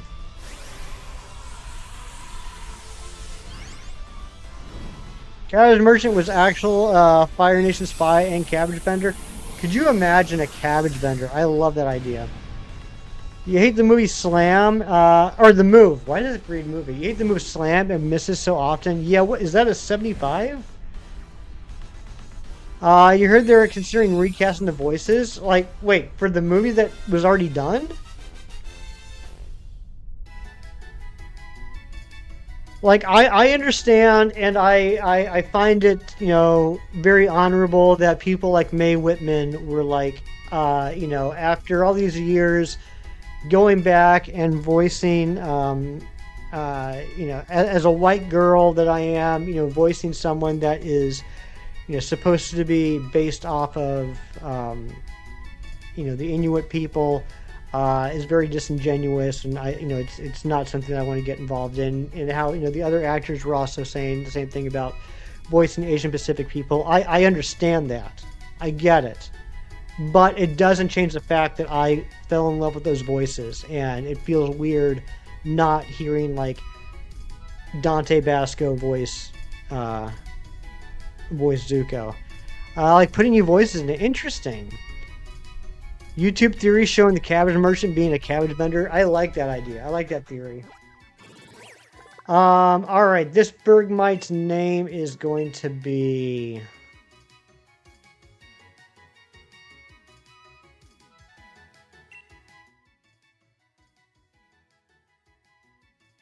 You like that no one ever sings Leaves from the Vine is Mako's song now? I do like that too, Kira. I do like that. I've seen interviews with, I can't remember the name of the voice actor, but the guy that took over Uncle Iroh after Mako, and yeah, how he refuses to sing that song, but he will sing some of the other songs, which is pretty awesome. Kind of like not hearing Kevin Conroy in any Batman. Exactly. Ship Sinker. You know what? I like it. Let's do it. Like I said, I understand their reasoning. It doesn't change the fact that those, like, I fell in love with those voices.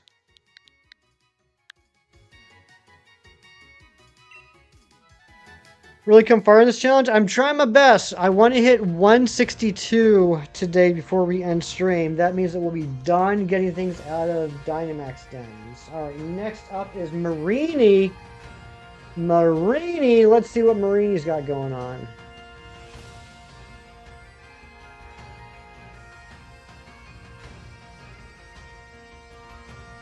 Also, am I going crazy? Let me just check something real quick.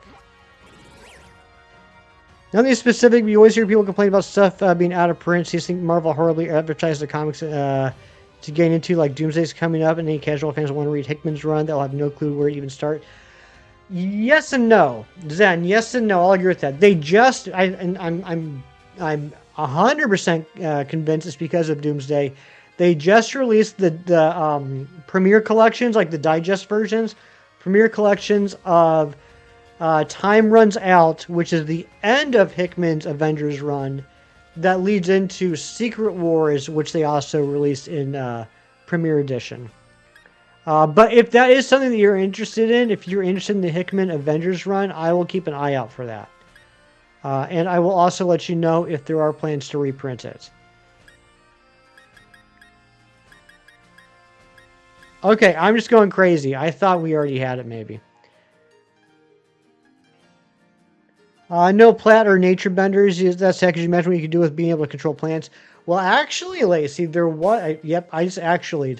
There was a waterbender named Hugh that lived in the swamp that could bend the water in the plant, like in the vines, and was able to make like a swampy vine monster.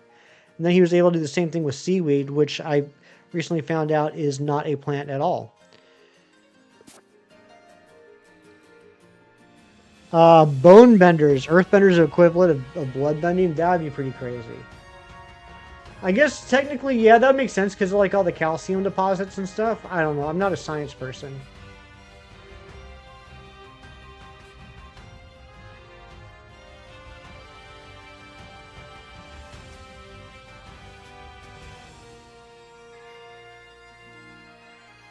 All right, let's see where this Marini is.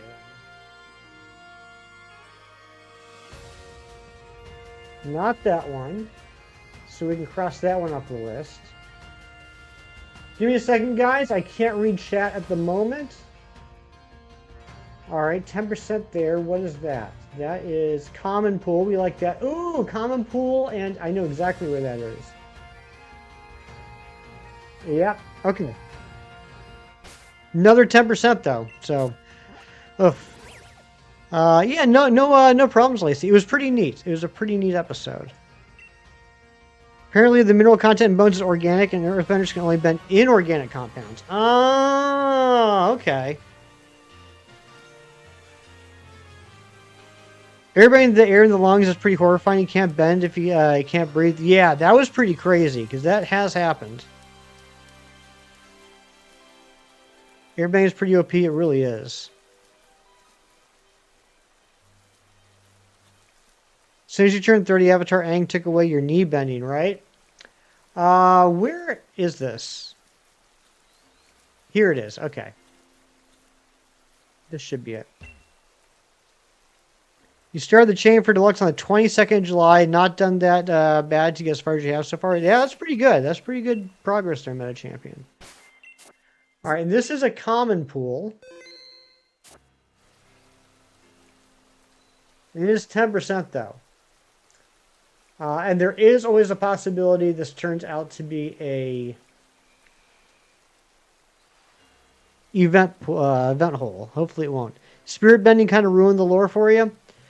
There were some things they did in Korra that I didn't agree with. There were some things they did in Korra that I really liked. And there is a chance for a Trubbish here. We might get a Trubbish here, which would be amazing. But I don't want to. Yeah, after the talk I had with Raz earlier, I don't think I want to get the Trubbish here. Never watched Avatar? Maybe you should. You should, Mewtwo. I really like the series. I'm not saying you have to like it. I know people that don't like it, and that's fine. But I really like it. I think everyone should at least give it a shot. You headcanon Amon loving you and using bloodbending to just gently brace your joints so that you don't have any pain. That is something you just said. What's up, Shinies? Hey, man. Nice shot. You ever think the first 4 Mambos were released? Well, I know Papa loves Mambo. I know that there's Xavier Cugat, the Mambo King. But I can't think of what the other 2 Mambos would have been prior to Mambo number 5. Yeah, Big Cheese didn't enjoy Avatar, but that's okay. We still like him, even though he's wrong. No, I'm teasing. He didn't like it, and that's all right. We still like him. When Seven Havens is going to go? You know, I haven't looked into that at all, other than just like knowing the name and knowing that apparently there's like siblings. I haven't looked into any of the announcements or trailers or anything. You want to read Claremont's X-Men run physically alongside other stuff like X-Force, but unsure what's in or out of print currently, and I don't know if it's better to read digitally. Zen, they just re-released. There's Trubbish. They just released Mutant Genesis as one of the omnibuses. They re-released Mutant Genesis. That is 1991. The second X-Men series starting, and the Uncanny X-Men issues going along with it. That is followed by, I can't remember what the second volume is, but that I think is coming out this fall. And then the third volume is The Wedding of Cyclops and Phoenix. That either comes out this fall as well, or it comes out early next year. I'm going to send you some information later. One of the reasons that people give hate to Korra is that she trusts her evil uncle, or however he was related to her, and like, come on, we as the audience can hear the bad guy music playing when he's on, but she can't. That's true. I don't think Korra did anything wrong, personally. I was fine with Korra. I think I can understand, like, if someone was expecting another Avatar with an Aang-type personality, I could understand that. But I thought I liked her. I liked her. She had her flaws just like Aang did.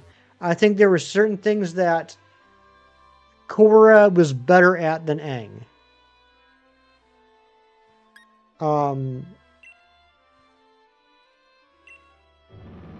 I think Aang, because of growing up with the monks, really avoided conflict as much as he could. I think Korra had no problem being decisive and assertive. Yeah, and he was also 12. There's that too.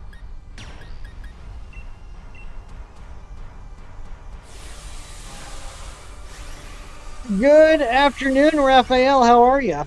Looks like Shroomus and Silhouette. Yeah, I was a little taken aback by that at first 2-minute champion. I was like, I think that might be Marini. I was not expecting it to look like that.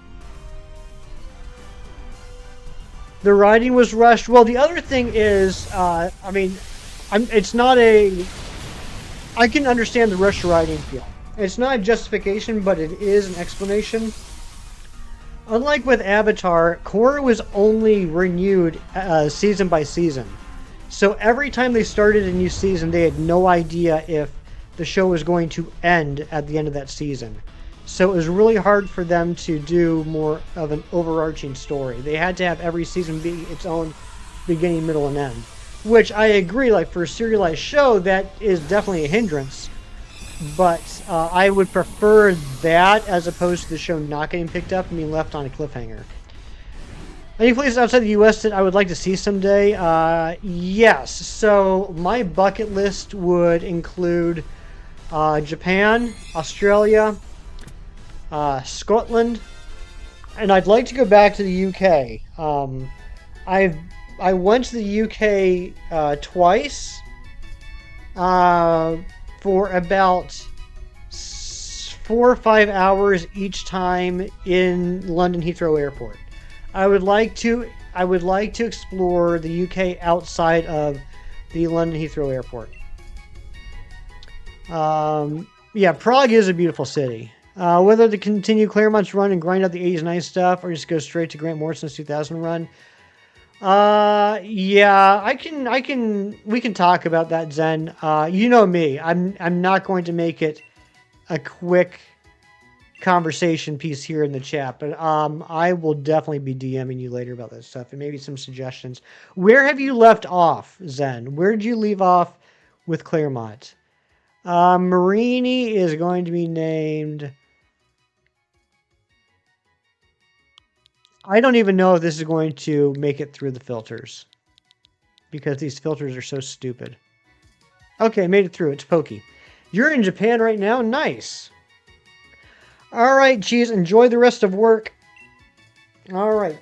Marini is done. Next up is Chinchu, or Chinchow.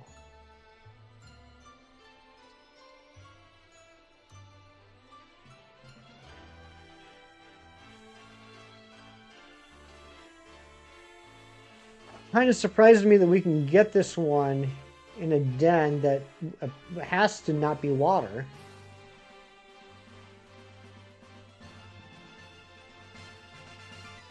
Okay. All right, a lot of locations here. Give me 1 second. Lake of Outrage I can take right out because I know that's not possible yet. So give me a second. I can't see chat at the moment. Let me just find out where the Chinchow is. And thank you to Chem Nation for sending me a den location link yesterday. As always, the very most helpful person there could possibly be. All right, here it is. This is Common Pool. We like that. Giants Cap Common Pool in D. Okay, I don't think we've been to Giants Cap yet. Shedinja Raid Den, which is hilarious. That is pretty hilarious. Been to England once. I went to central London, but other parts of the UK include Wales, Northern Ireland, and Scotland. Yeah, I'd like to go. I'd like to go. I'd also like to go to Canada and visit a couple of friends I made in Canada. But that's more of like I want to go visit friends type of visit, not so much like I want to go experience the culture type of visit.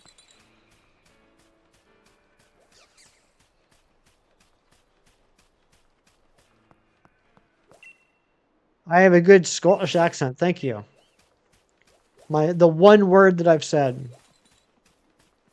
Is that? Oh, it's a Wooloo. Alright, let's head over to Giants Cap. And we're going to Den D. This is Giants Cap right here, right? Yep, so we're heading all the way over towards Lake of Outrage. I wish we could fast travel there, but we can't yet. You want to visit Canada again, too? You want to visit Twy? How's Twy doing? I haven't talked to him in a while. Is he still swagalicious? Is that... Is that what we're saying?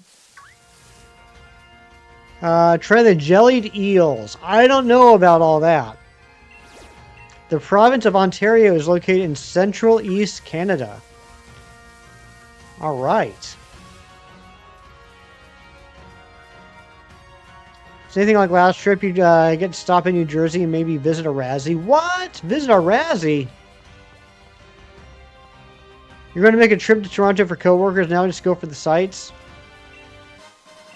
Twice doing good? Nice. Tell him I said, what's up? He'll understand what it means. People say you have a mighty fine Scottish accent. Nice, Lacey. I'm not surprised. I feel like people that are writers have a good ear for accents. I base that belief off of nothing other than it's just how I feel.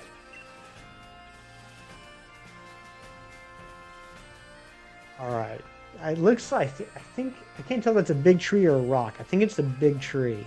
I think it's this big tree up here. You mean the lovely Newark Airport? That's one airport I've never set foot in. Is Newark. Okay, nope. There's this guy. It's over here. Okay, it's this one. Somehow there's a Chin Chow in this den. Also, are we at 143? I can't remember if we kept up. We're at 142. Uh-oh. Uh-oh. How did I overestimate? That's not good. Ontario also has such a huge is such a huge province. It's basically split in two: northwestern Ontario and southern Ontario. Oh no! Now I'm saying southern like Kim says southern. It says southern. 100,000 people. That's for me. That's big. I mean, I guess like I could drive a few hours away and be in bigger cities, but that's like 3 times the size of my city. That is a Joltik.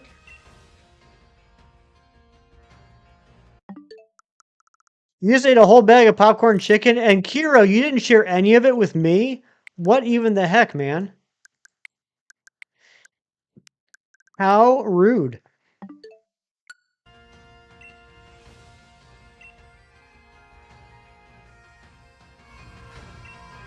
You'll send me a whole bag? Yeah, you'll probably send me a whole empty bag.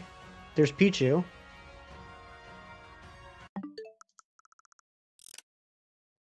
Hometown's only like 15,000, but it's cottage country. Population doubles in the summertime. Gotcha. It'll have one piece. You know what? I would rather have no popcorn chicken than one piece of popcorn chicken. You know what I mean? It's only oops if it's a large bag. That's true. There is Electrike, but we already have... yeah, Electrike. Not to be confused with Electric. It was a large bag. Oops. Got to issue 131. It's been like 2 years since the last read, so probably would have to reread and for other nice stuff. I read the Prelude and all of Age of Apocalypse. Okay. All right, so basically you're mid-Dark Phoenix Saga. What a bizarre place to stop. Okay. Yeah, I'll do some research for you, Zen. Do you prefer omnibuses? Yeah, that's where Jerry is too. Jerry's on issue 134.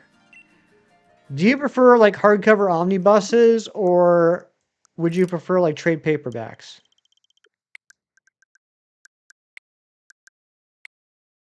Dark Phoenix isn't mid. Oh my gosh, Ariana, you're funny. That's a funny thing. I'm sorry, Ariana. What I meant to say is that Zen has been reading the Dark Phoenix saga, and he's about in the middle of it. He's gotten to the halfway point of the season or the series. Popcorn chicken yesterday for cheat day. Spicy chicken sandwich, popcorn chicken, and poutine from KFC. Nice. Worth it? It's always worth it to eat a whole bag of popcorn chicken. But yeah, I would rather have no popcorn chicken than one piece of popcorn chicken. It would be like if someone says, "Here, would you like this one potato chip?" No, actually, I would not like this one potato chip because I feel like as soon as I eat that one potato chip, all I will be obsessing over is having another potato chip. I would like to not have that obsession in my brain. You prefer Epic Collections over Omnis? Okay, perfect, perfect.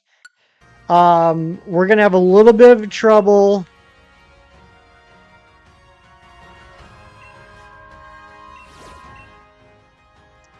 Zen, go to cheapgraphicnovels.com. I'm not sure if they ship overseas. But I know that they're in the process of, or just got in, a restock of a lot of X-Men Epic Collections. Your biggest troubles are going to be iMagneto, which even I don't have yet, which is around the 150s, and the Brood Saga, which for some reason like not only went out of print last year, but also went to crazy prices. Like when I bought it, I think I got my copy from Walmart for like $25 a year ago. Now all of a sudden it's like nowhere. But a lot of the other Epic collections will either be there or there will be a date saying when they will have them restocked. But yeah, Second Genesis, Proteus, iMagneto, and the Brood Saga are going to be the ones that are going to be really difficult to get. But I also know that you can just like read those, or the majority of those, on Marvel Unlimited anyway. Is X-Men 97 based off of any comic runs or is it original material? So X-Men 97, just like with the original X-Men series, is adaptations of storylines in the comics. Some of them are very, very accurate adaptations. Some of them are a little more loosey-goosey. And then there's some stuff that is just kind of made up for the show, which, it's okay. Like, even when it's made up for the show, most of the time it's well written. What's an omnibus? So Razzie. It's a collection is a short answer. You have your individual comics, right? Like we've talked about those, like individual comic books. You can collect, like, let's say 6 to 8 of them. That's gonna be like a trade paperback. You can collect like 20 of them. That's gonna be something like an epic collection. You can collect like 30 of them. We're gonna like into like compendium area now. Then an omnibus is huge. Hold on, I'll be right back.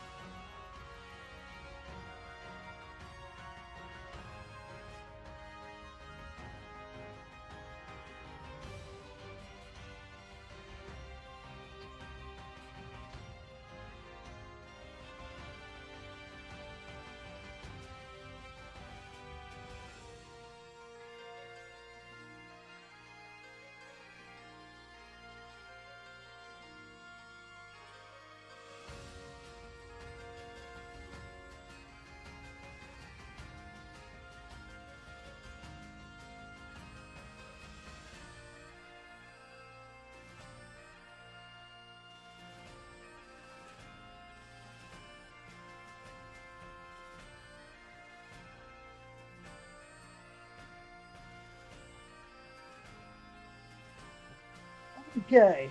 All right. Sorry about that. So I talk about this a lot, but yeah, I guess I've never really explained it. So you have a comic book. This is just a comic book. Comes out once a month. It's typically 22 pages. It's a single issue. It's like watching one episode of a TV show.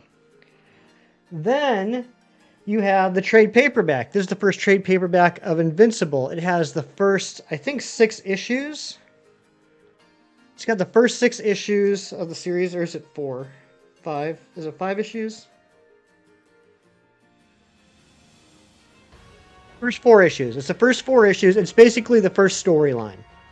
It's about, 100 something pages. Usually has some stuff in the back too, like behind the scenes stuff. stuff like that. Then you have what I call epic collections. It's just a bigger collection. Like, this is an epic collection. You guys have seen me do these before. This is a Thor epic collection. This is about 20 issues. It's all the issues from 96, 97. And I call these epic collections. That's like the name of what Marvel does. DC does the same thing, but they call it DC Finest. So, like, here's the first collection of Suicide Squad. In their version of Epic Collections. This is on this one. It's on the spine. This is all the Suicide Squad issues from 86 to 88, which is the first 10 issues of Suicide Squad, the entire 6-issue Legends crossover series, and then a handful of other issues. I mean, this is over 560 pages. Then there are compendiums. This is an Animal Man compendium, much thicker. This is every issue of Grant Morrison's Animal Man. This is 26 issues. You can see how thick that is compared to, say, the Epic Collection. Much different. And then finally, you have the omnibuses. These are giant hardback collections. This is a Black Panther Omnibus by Christopher Priest. You can see how thick it is. It's got all these issues in it. It's got Black Panther 1 through 33, Deadpool 44, and material from Marvel Double Shot number 2. This is heavy. This is freaking heavy. These books, I got this one, thankfully. I got this at Ollie's, which means I only paid $25 for it. Omnibuses like this, MSRP is $100. Nowadays, these are probably up around $125. Zen, I don't know. It's on my pile of things to read. I haven't gotten into it yet. I'm hoping that maybe after I get caught up on my Batman books, I will just jump into this. I've been wanting to read this for a long time. I got that on Free Comic Book Day last year. So I just had it sitting in my pile for, 16 months? So that when Zen and I and Jerry talk about compendiums or epic collections or things like that, that's what we're talking about. Insane Glaze of it. Notice a lot of people's favorite yeah, I really want to check it out because I know Morrison obviously the best from what he did to the X-Men. And I am not personally a big fan of what he did to the X-Men. But I can appreciate that he's a good writer. So I do want to check it out. Everyone says it's like, one of his best things he's ever written. If I do like it, maybe eventually I'll read The Invisibles as well. I know that's another series. There we go. That's another series that a lot of people like. All right, water electric. I always get stumped on this. I want to go grass, right? Is grass its only weakness?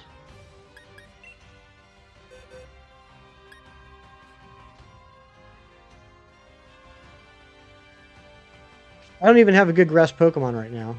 I don't think.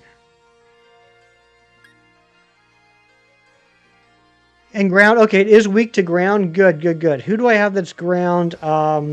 Electric resist grass. That would make sense. Who did I just use for ground not that long ago? It had Mud Slap. What Pokemon did I use that had Mud Slap?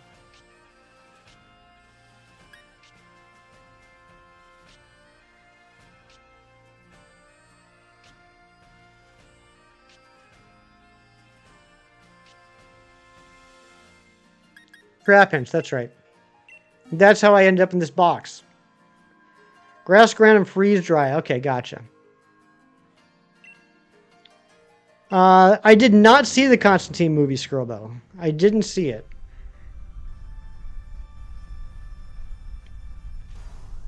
It doesn't resist grass. Jerry, come on now. What the heck?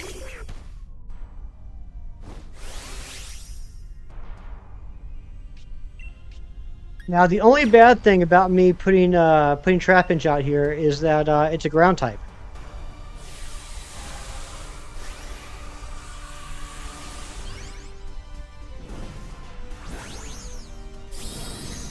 Only comic is that Killing Joke book you sent me. What would that be called? That would be called a I shouldn't say just. I would call that a hardcover collection. Actually, I think that would just be a straight up hardcover graphic novel.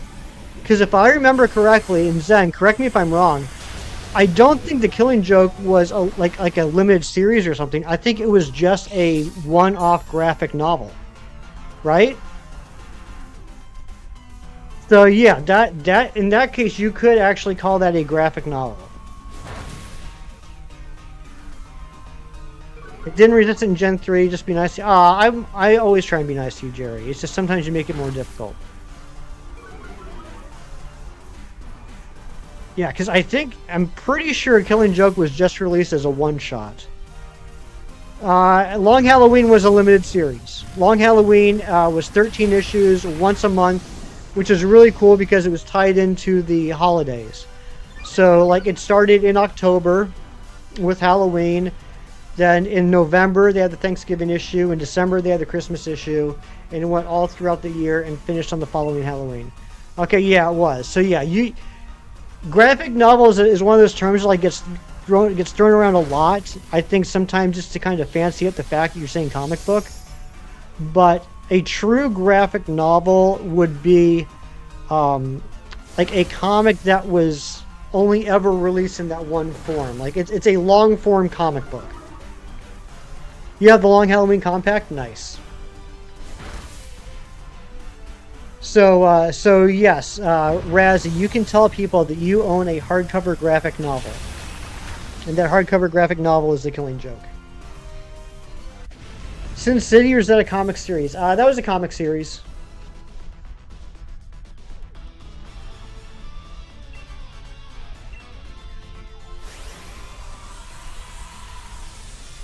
What do I think of compacts? I think they're good. I think they're good. I mean, I have, what, 4 DC compacts now, and I have a Marvel Premiere. I like them. I like that they're nice, affordable, digest-sized comics. I think... God, that was like 25 pounds right there. God Loves Man Kills comes out this week. That's exciting. You pre-ordered that, right, Jerry? Like when you have like omnibuses like that Black Panther that's $125, when you have epic collections that are, you know, when they first started out they're like $35, now they're creeping up to like $55.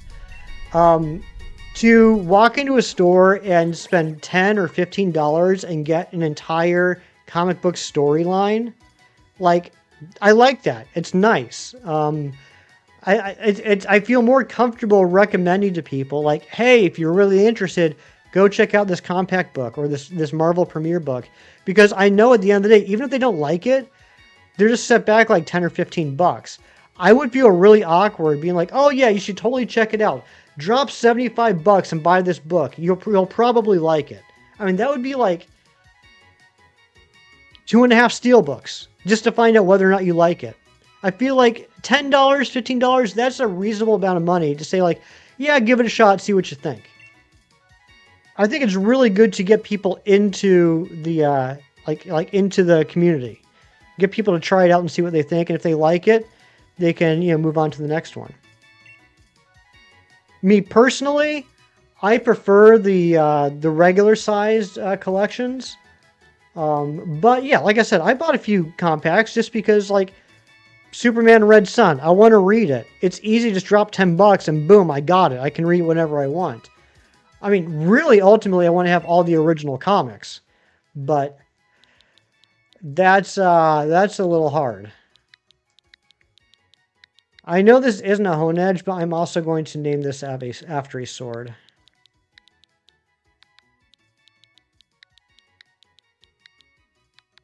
I can't spell today. There we go. 7, 10, and 21 pre-order. Yeah, Fate of the Phoenix, God Loves Man Kills, and Executioner's Song, which I'm very excited for you to get to that part. That was my first crossover storyline. Blew my mind as a kid. Okay, we got Chinchou. Let's get Pawniard. We're making progress. It's slow, but it's progress. Everything is going according to plan, which I'm happy about.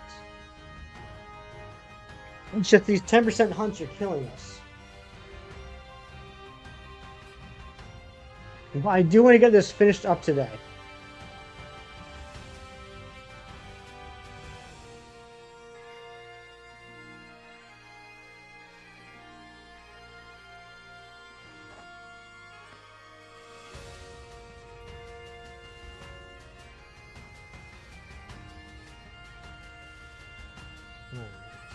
Give me 1 second, chat. I'm not going to be able to see chat for a second while I'm looking for the Pawniard location. Alright, so not that one. So we can cross off West Lake New York. Okay, we got a 10%, of course, a 10% here. Common Pool, C. Okay, where am I? Giant's Seat. Giant Seat C. Okay, is that over by the... Is that over by, like, where the Gengar is? Think about the 300 movie. I thought it was a good movie. I enjoyed it. Giant's Mirror. Hammerlock. That's Dusty Bowl. Where is Giant's Seat? Giant Seat is not where I thought it was. Giant Seat's down there. Okay.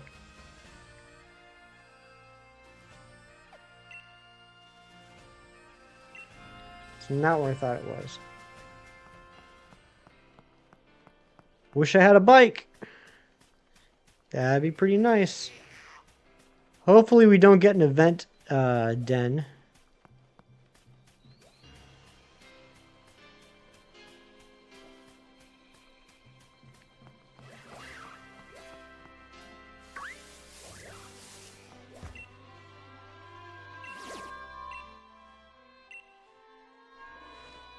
It's crazy that I already have like 34,000 watts again. Not sure it was accurate to the graphic novel, but you were impressed that Zack Snyder did a faithful adaptation of Watchmen aside from the ending. Yeah, I have no idea if 300 was accurate or not. But yeah, other than the ending, Watchmen was pretty accurate. They left out the whole the whole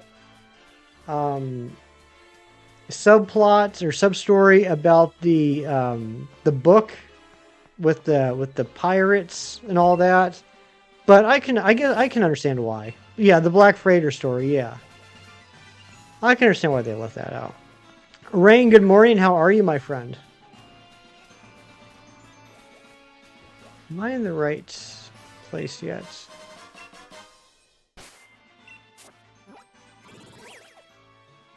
Nope, I'm in South Lake New Lock. Alright, I gotta get over there.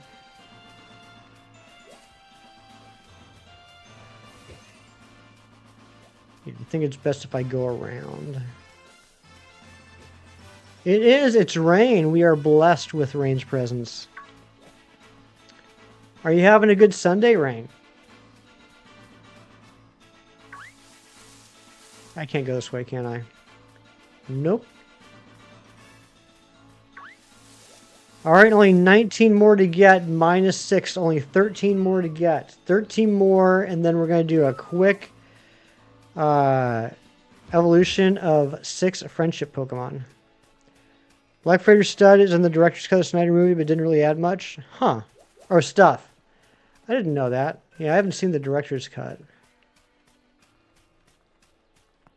Yeah, I mean, it was always more like, from what I understood, I mean, it's tough with Alan Moore sometimes, but from what I understood, it was always more of like a thematic tie-in than anything else. It was more of a,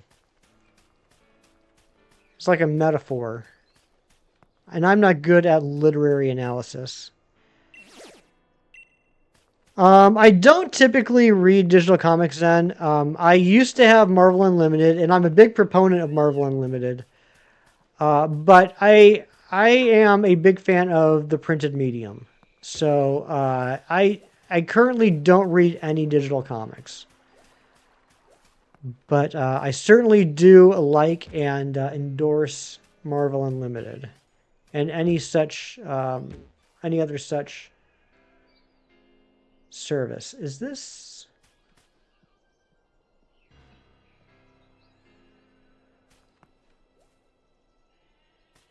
Hold on.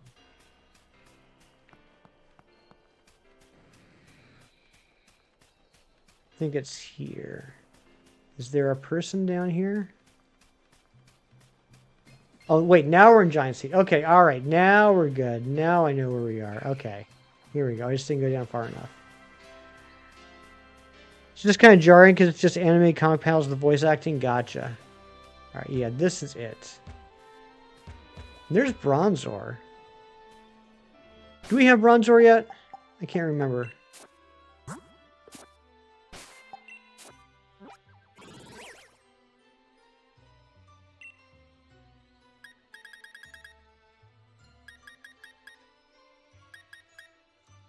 We do not have Bronzor yet.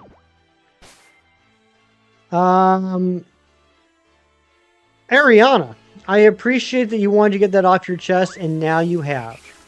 Good job. Whoa. Very strong looking Onyx. Okay, yeah, that's the problem. It's just they're too strong here.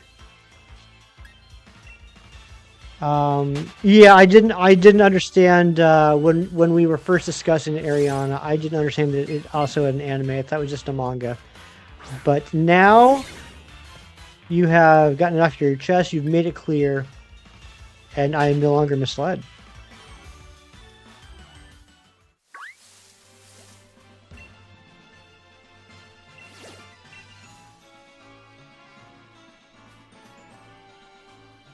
Now I'm questioning myself again. Why is that lady there? Okay, no. This is it. Stop second guessing myself. This is it. This is it. That's the tree. That's the patch. Okay, here we go. You're welcome. All right. I told you guys we were gonna go a little bit longer today. I wanted to get this done. We're gonna get this done. Okay. Pawniard. It's a clink. It's not a Pawniard. I'm guessing this is more of a steel hole here. This is one of them steel holes. Thank you all for hanging out with me, though. I appreciate you. Appreciate you keeping me company. That 143 will be 162 by the time I end. I'm going to guess that Pawniard's another 10%er. Because that's just how my life is nowadays. Yep, 10%. There's also a 20% chance of Ferris Seed, which we don't need. 35% chance of Bronzor, which we do need. 35% chance of Clink.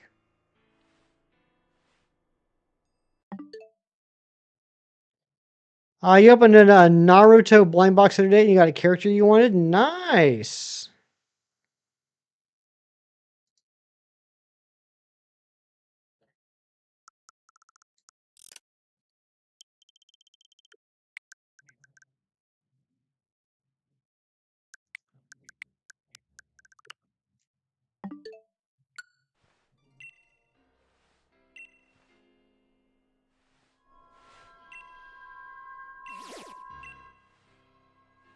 There's Bronzor.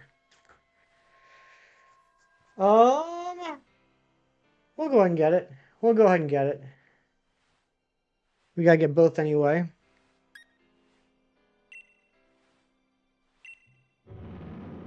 Random ladies and gents show up in different places every day. They'll give you a treasure for 100 watts. One will give you the more valuable ones. For instance, give you the big pillars. Yeah. According to the map, there is a static person, and so for a second, I was thinking maybe she was the static person.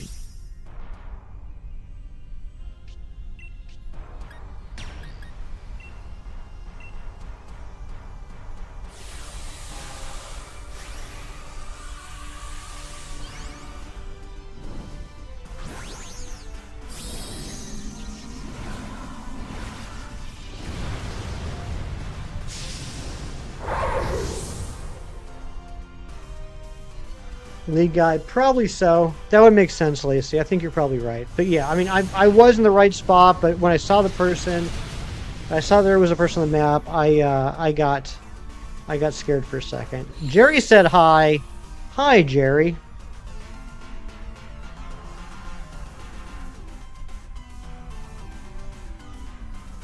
This thing must have what is it? Heat. What is it? Heat proof?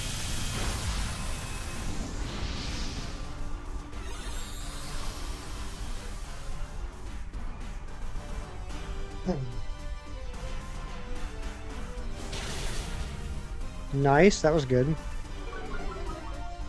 Tamari because of giant fan, heck yes. Okay, so we like Tamari too. We like Tamari and we like Gara. Alright, good. I'm learning.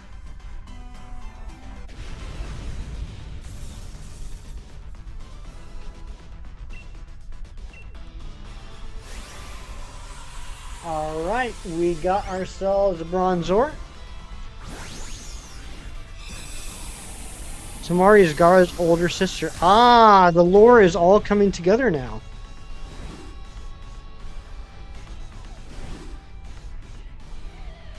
Bronzor. Gonna mark that off.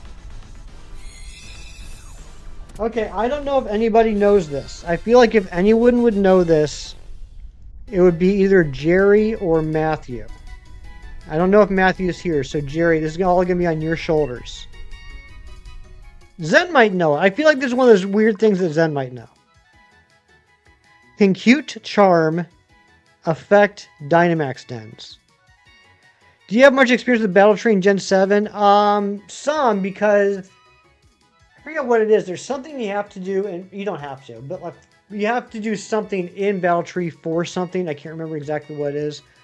I have some experience with it. It's been a while, though. It's going to depend on what the question is. This is Dharma, because it makes me think of the Dharma logo. You think it does? Okay, interesting. Interesting. Interesting. Interesting. That's interesting. Fascinating. Do I have any cute charm Pokemon is the next question. I have one. Cross your fingers.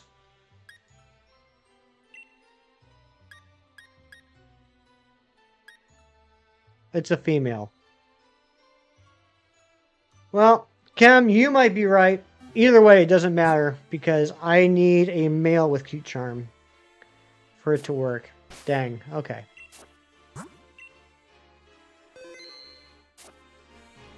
Lack of deluxe is now getting quite concerning. Not a single one seen in the 15,000 so far. Uh-oh. Uh-oh, Meta Champion. And thank you to whoever just subscribed. I appreciate you.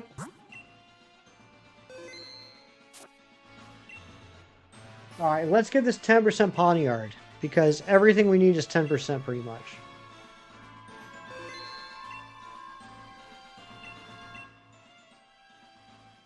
That's fair seed.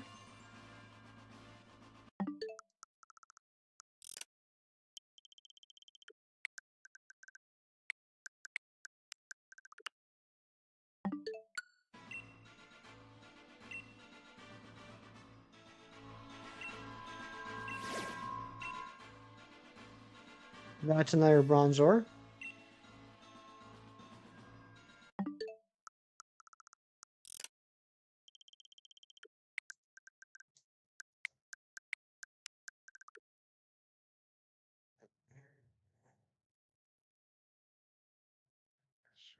$156. We gotta get this to 156. 144 to 156. We got 12 left to get. It is taking a little bit longer than I expected because how the 10% hunts hate us. But I don't think it's too bad.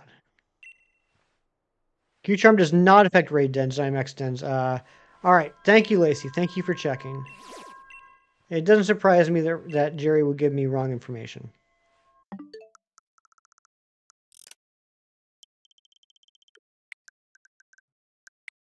All right, let me ask this follow-up question, and Kem is lurking. Kem, you might know this.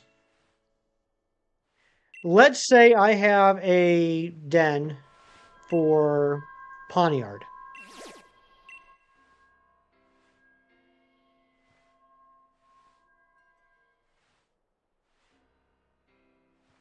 That was crazy. Um, let's say I have a den for Pawniard, and I start it. No, because I'm not going to know if it's male or female until after it's done. But wait, it won't save yet, right? I have a den for Pawniard. I start it, I beat it, I catch it, and it's female. Can I reset the game? Will it always be female? Like, is this, when I get to this screen, is everything about this Pokemon set? Or is it not set until I start the den? In other words, can I reset the same den to get like gender, shininess, nature, or is it already set once the den is at this screen?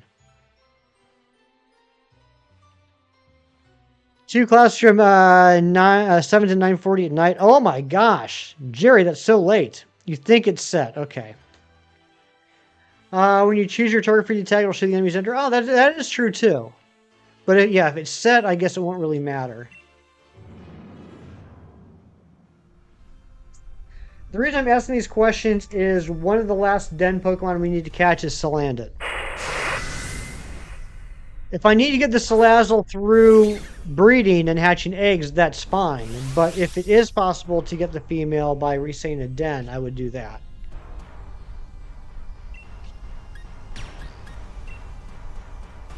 Yep, you're right, it does. It says right there, this is a female. Lacey, thank you. I never really paid attention to that.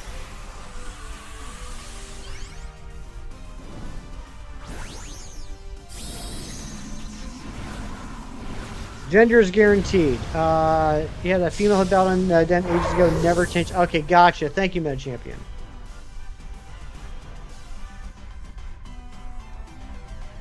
So yeah, I won't worry about getting a female Salazzle from the den. I'll just hatch eggs until one of them's female.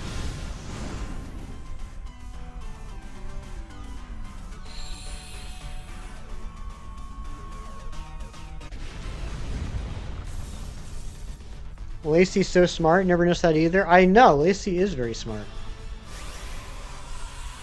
Female Bisharp that will, or female Pawniard that will become a Bisharp.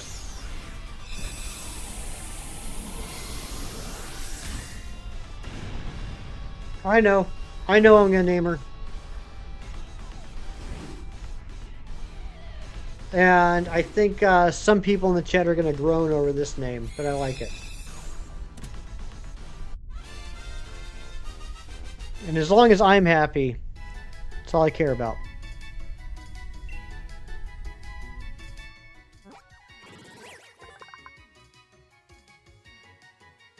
Ariana, that's cute.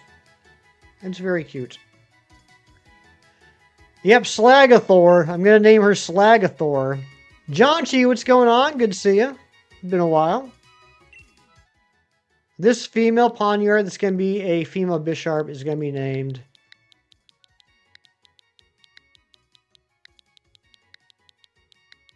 Thatcher.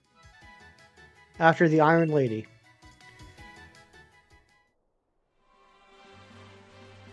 Slagathor will get through. Is slag a bad word? That's stupid.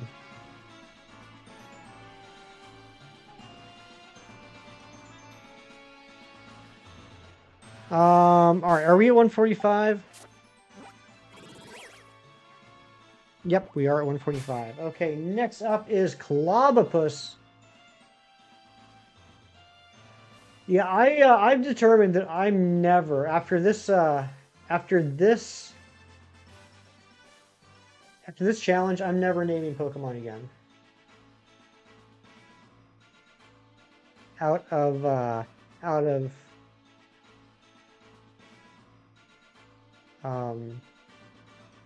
petition.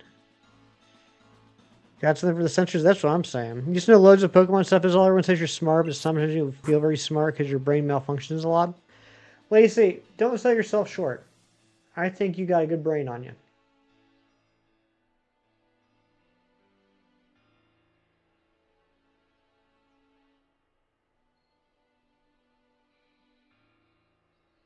Okay, this is a 20% common pool in A. We love it. We love to see that. All right, North Melock. Lacey is very smart and smart. That's right.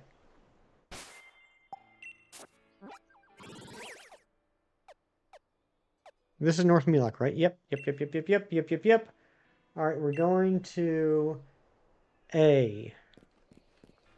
Jerry, we're going to A.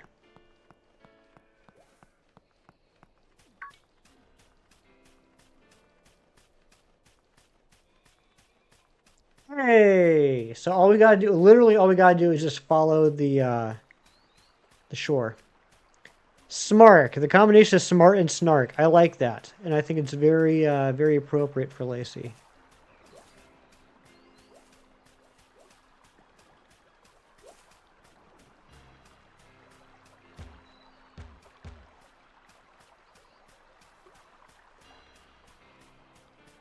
So this should be A right here. A.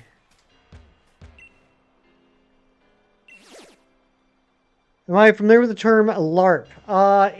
Well, there's a few different definitions of that. Are you referring to the term LARP as in comic books? Are you talking about comic book LARPing? If so, I just learned that term a couple of months ago. There it is.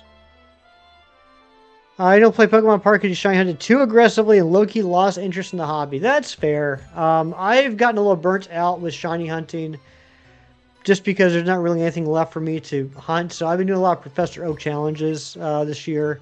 I'm really enjoying them. Yes, yeah, I'm familiar with it, and I'm not a fan of it. I'm not a gatekeeper by any means, but I also don't like LARPing at all.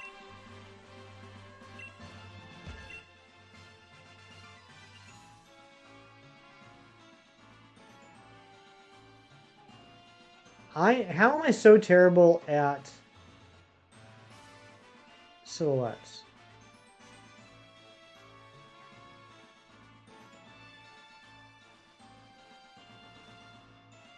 That's a Pancham. Okay.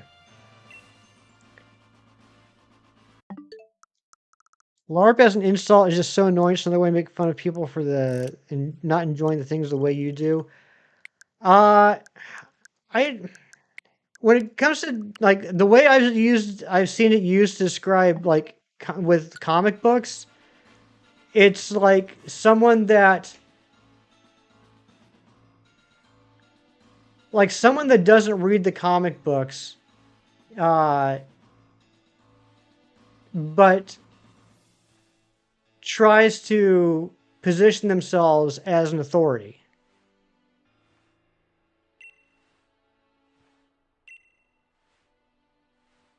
Sentry is a new LARP victim because of the issue of him mogging. Okay, I don't know what mogging means. What's mogging? Here's Clavopus. My Little Pony finally mentioned there's real talking about it where she had an entire room dedicated to your My Little Pony toys, and she mentioned finally finishing the show My Little Pony Friendship is Magic and how everyone called her a LARPer as if the show wasn't created strictly to sell the toys. Yeah, I wouldn't think, yeah, I wouldn't want to insult anybody if that was their experience. I totally agree with you on that, Ariana. 100% behind you on that. But yeah, Zen, explain to me what mogging means, and maybe we can talk about like what I'm thinking LARPing means as far as in the comic book community.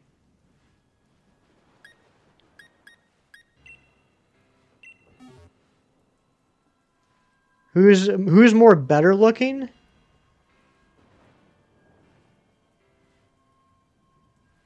I'm still confused. So is Sentry?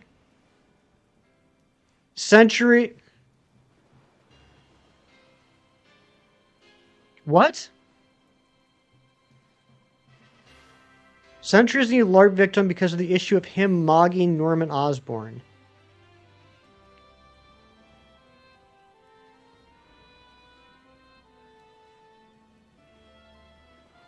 So like people think that Sentry is better looking than Norman Osborn. Is that what the issue is? I'm sorry. I'm genuinely trying to understand. I'm just confused. I don't understand. I don't understand internet talk.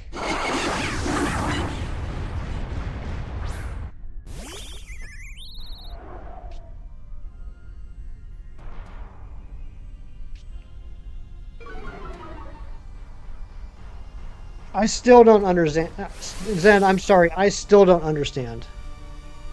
What's up, Dr. Fiend?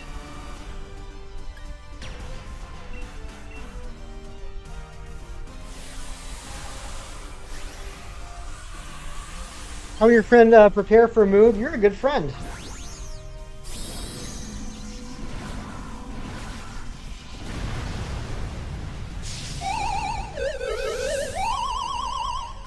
It mostly applied to any fan of something while also having to be a woman. That's very sad, Ariana.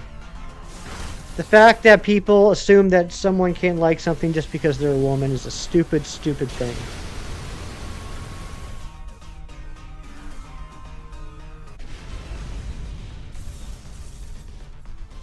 I'll explain the way that I've understood the term LARPer as far as comic books go. There will be like people on the TikTok or the Insta or the whatever you kids are watching nowadays, and they'll be talking about how this character did this thing in a comic book, which is wrong. Now this thing that this person did inside a comic book is shown without any context, is probably completely misunderstood, and is deemed to be wrong because it doesn't match what the television or movie or cartoon version of that character would do. So they're basically saying that that they're trying to say this comic is bad because it doesn't match the character based off of how I understand the character, having never read the comics. It's basically saying that the source material is wrong, and I'm right because I am viewing the characters solely through the adaptation lens that I'm aware of them in. People pretend to be Sentry fans because of that one panel and then refuse to read any of his comics even though they're great just because of how he looks. Okay, that is... Alright, I'm going to show this panel. And I'm pretty sure, yeah, this probably comes from the Dark Avengers series. I mean, I can tell because there's Moonstone and Penance in the background. Well, actually, Penance wasn't in Dark Avengers. I can't tell whose shoulder that is. So, here's the panel. And I'm going to assume, having read this not that long ago, the issue here is that Sentry just did something incredibly, incredibly powerful / concerning. And now Norman is scared so much he's pooping in his Iron Patriot costume. But people are going to take that as, oh my gosh, Sentry is so handsome. I'm a fan of Sentry because he's handsome in that picture. That is, I mean, it doesn't affect me, but that's silly. But that kind of follows along the same lines of what I was kind of explaining. Like, it's when they take a comic panel out of context and create an entirely new narrative based off of it, separate from what it actually is. In fact, I'm wondering.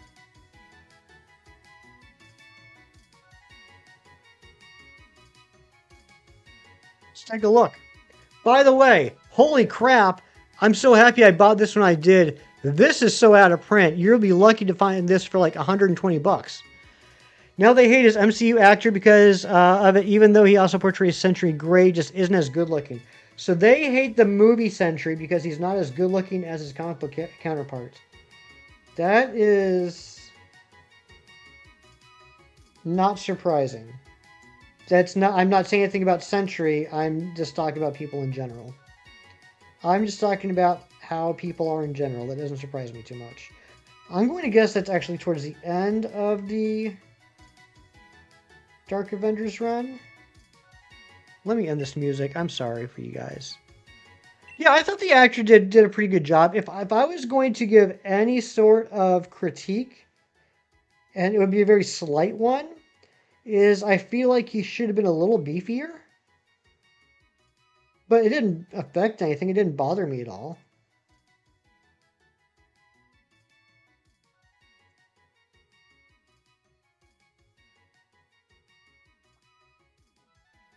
And I mean, Sentry should have been a little beefier, not Bob.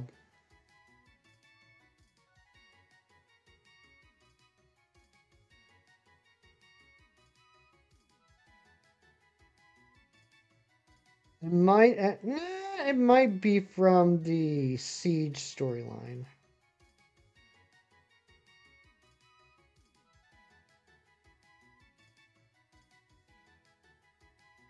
I shouldn't be wasting so much time on this. I'm sorry. Yeah, I don't want to spend too much time looking for it.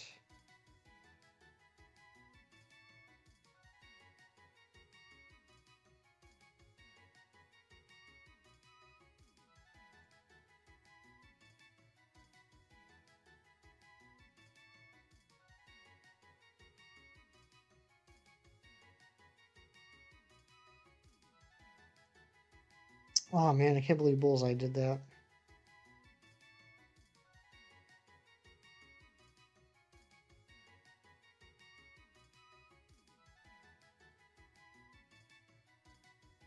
And that's the end of it. Okay, yeah, I'm not gonna spend too much time looking for it now.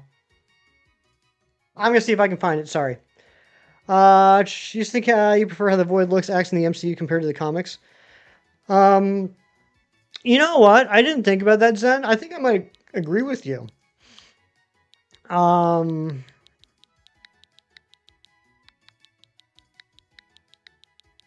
I think it was a lot. The Void was a lot more intimidating in the movie than in the comics. I guess the plush time yet?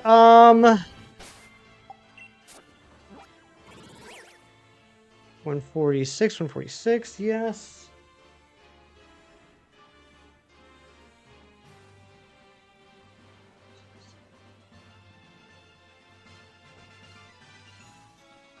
Well, does that make sense? 146? That can't be right. Yeah, we'll do guess the we'll do guess. Oh, I got Cub Shoe. I forgot to mark that off. We'll do guess the Pokemon plush. And Diramaka. Okay, that's it. I forget to mark those off. Okay. Let's go for Hippopotamus next. Let's do guess the Pokemon plush. This is a part of the stream where I have a plush that's sitting on my desk. It's right here. You can't see it, but I can. However, I can't remember what its name is. So maybe if you say the name, that will jog my memory, and I will remember that is indeed what this Pokemon is called. And I will award you 14 cool points.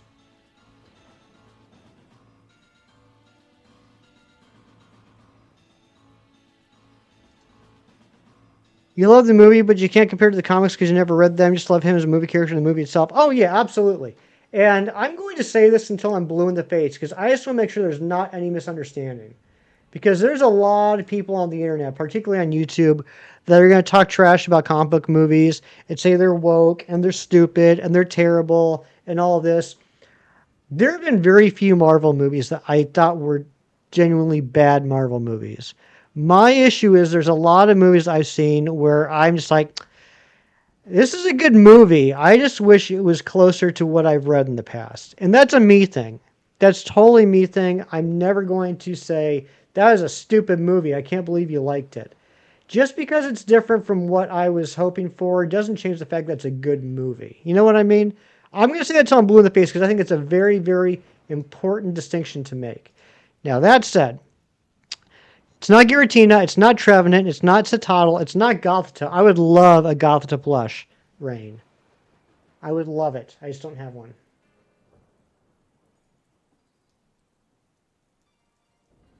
Like the newest Batman, the newest Spider-Man movie is a perfect example. I thought the Brand New Day was an incredibly wonderfully produced movie.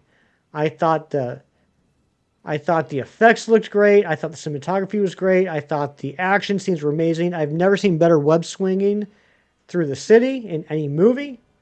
I thought it was the first time I really felt like Tom Holland had grown into the character by himself without being under the shadow of Tony Stark. I thought the costume looked great. I just had a lot of personal issues with some of the characters and storylines because they were so far removed from the comics. But that doesn't mean it was a bad movie. I thought it was a great movie. I just wished it was a better adaptation. And there's a very important distinction there. Let's see. Where's C? All right, right in the middle of Dusty Bowl. Okay. It is not Poliwhirl, not Reuniclus, not Larvesta, not Larvitar. Not any of the Lars, Ariana. None of the Lars. I will give you guys a hint, though. I don't think I've ever given this hint before. I think it's the first time I've given this particular hint. This is a Bebe. This is a Bebe Pokemon. It's an itty bitty Bebe.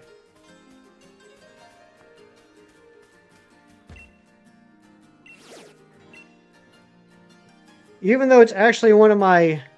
This is not a clue. This is not a clue. Even though it's one of my biggest plushes, it's a baby. It's not Cluffa, it's not Flabebe, it's not Riolu, it's not Jigglypuff. Oh, baby! It's not Flabebe. It's not Pichu. The size of it is not a clue. I just want to make that clear. It's just a funny observation that I just made.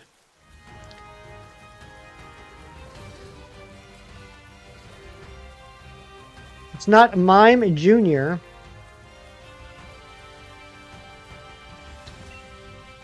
Not Togepi, not Toxel, not Mantike. At what point do you think the writers of the X-Men movies decided to make Wolverine the main character? In the first movie. Now, from what I understand, he's not going to be in the new X-Men. Which would be interesting. Not Why Not. Although I guess he wasn't in First Class really either. Not Igglybuff, not Elekid. Was he in Apocalypse? I can't even remember. And I didn't see Dark Phoenix. Not Tyrogue.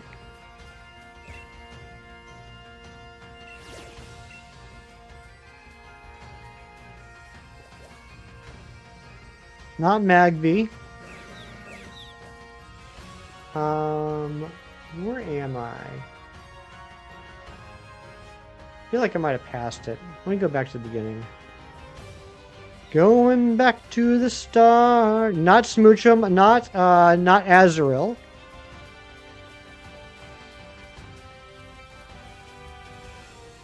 Alright. Cambion Apocalypse, he was still Weapon X? Okay. Toxel and Riolu, you forget about the others? Sad. Not Elekid. Okay, hold on. That's... Okay, it's the same one as Galarian Damask. That's... Okay, yep. Because that's where you cross over. Okay, I got it. Not Fiona. Ooh, I didn't think about that. I guess Fiona is a baby, isn't it? I never thought of it that way, but it is.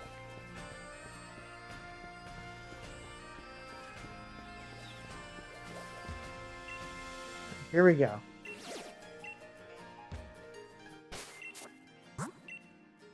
We're getting this 146 to 162. I mean, think about it. You can only get it by breeding another Pokemon. It can't breed on its own. I think it looks like a baby. I kind of think it's a baby. Not Smoochum, not Badoo. Not Munchlax. Wait, can it breed on its own? Can you breed Fiona and get more Fiona? Now I can't remember. We need a Lycol. Let's get a Lycol at 50. Not Happiny. Ooh, Silicobra. We need that too. Let's go ahead and grab that.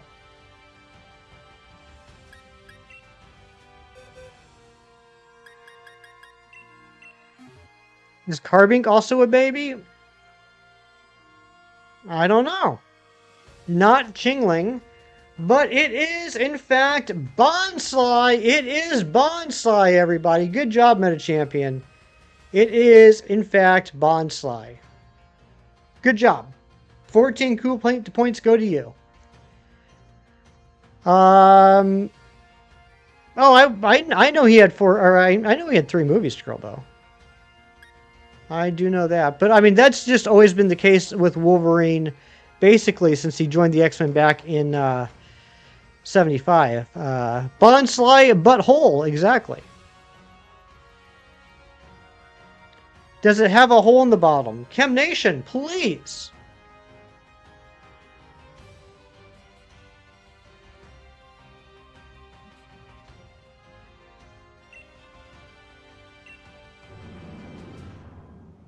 When I said that it's, even though it's a baby, it's one of my biggest, it's because it's not a sitting cutie, it's a straight up regular plush.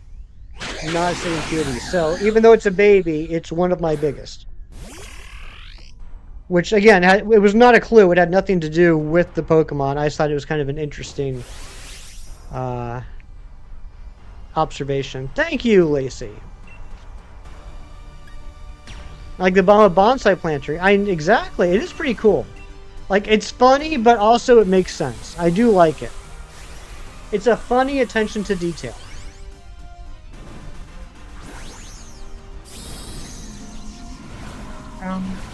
Morph.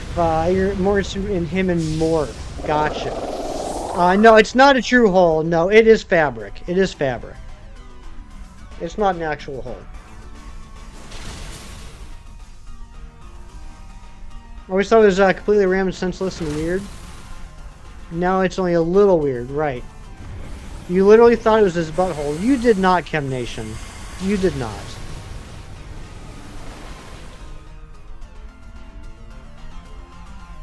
Posted twice in a row for like goals. That's okay, Lacey. I think we can overlook the rule because it's you.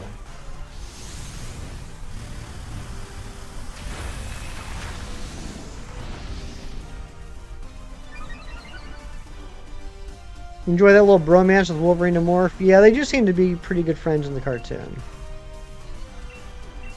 Don't know how you feel about the MCU. Great movies, but extremely poor adaptations, but to the casual audience, like Guardians of the Galaxy movie versus 2008 run, but you feel like a hypocrite as you've loved different stuff from comics such as X-Men Evolution.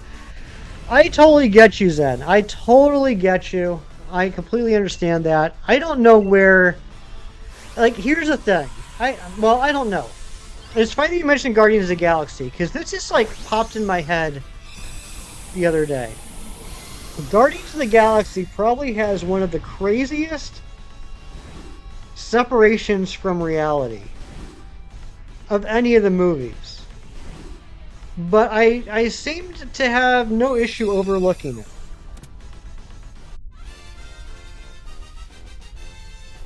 Peter Quill is not the son of a Celestial.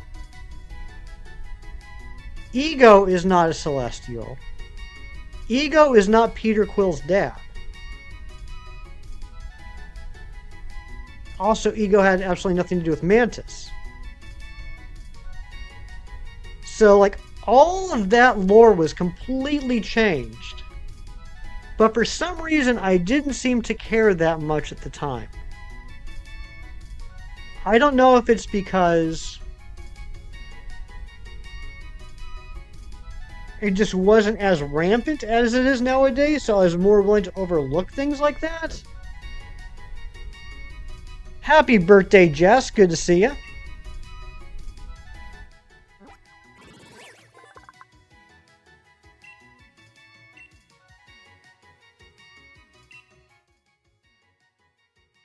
This female Silicobra is going to be named Diamondback. My favorite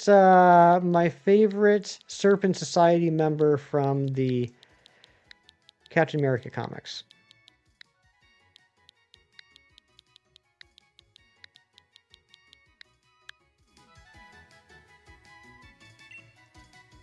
For how Star-Lord was portrayed in the 2008 run than he is in the movie, plus his drip is much better. It is a lot better. That's totally true. You constantly quote Star-Lord saying, "What?" You do, Ariana. You're known for it, actually. That's one of the things that people know best about you.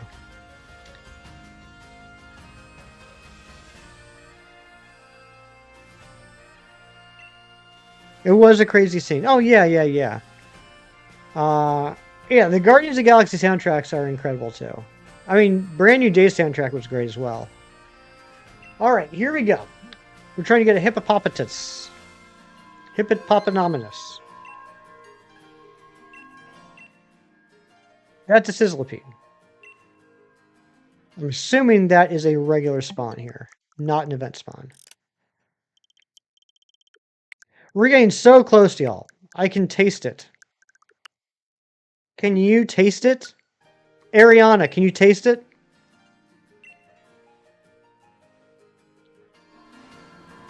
Olympigus, exactly.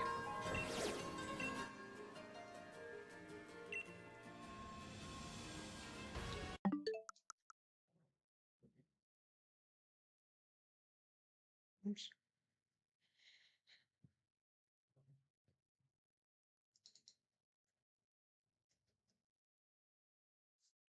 Okay, well, there goes my theory that the event spawns are only in the other section.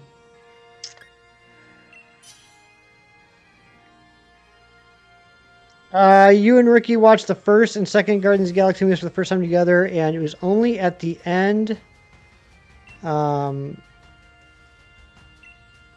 was only at the end of the second movie you remember you had seen them before. No, that's crazy. That's hilarious.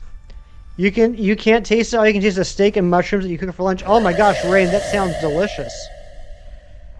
Hippo potato, I like that actually. I like hippo potato. First Starlight being a gritty, cynical leader with more sarcastic humor rather than being an idiot man-child nobody respects with more of a jokey humor. I agree with that. I'm with you, Zen. Zen, I just want... I mean, it's not going to happen in the movies, you know, at this point. But Zen, I just want there to be, like, an epic, I don't know, 4-part adult animation miniseries of Annihilation. I want to see a full-blown, like, 8-hour animated Annihilation series. And do the whole thing, Annihilation and Conquest. And it's not me saying they were bad and forgettable, it's simply that when you saw the first two, you're just disassociating so bad during the whole section of your life that you got to watch them again for the first time. That is a nice way to reframe what is obviously a bad part of your life, Ariana. That's a great outlook. I like that a lot. You were able to experience something again for the first time and enjoy it. Channing Tatum's Gambit, like officially, yeah, I don't know either. I don't know how I feel about that either. Legendary, I like that. Mythical, I like that too, with the K-Cal.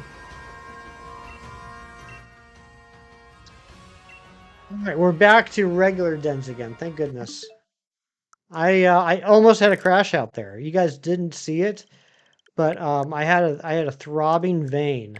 Razzie, I had a throbbing vein going on when I saw that blip bug.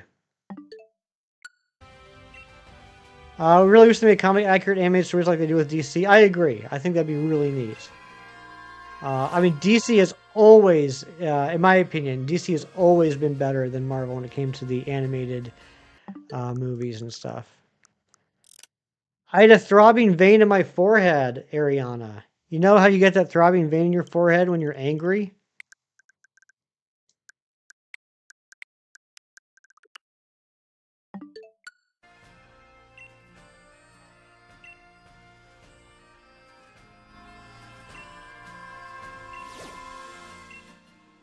Silver for EMH, the MCU. Oh, 100% agree. There is our hippopotamus.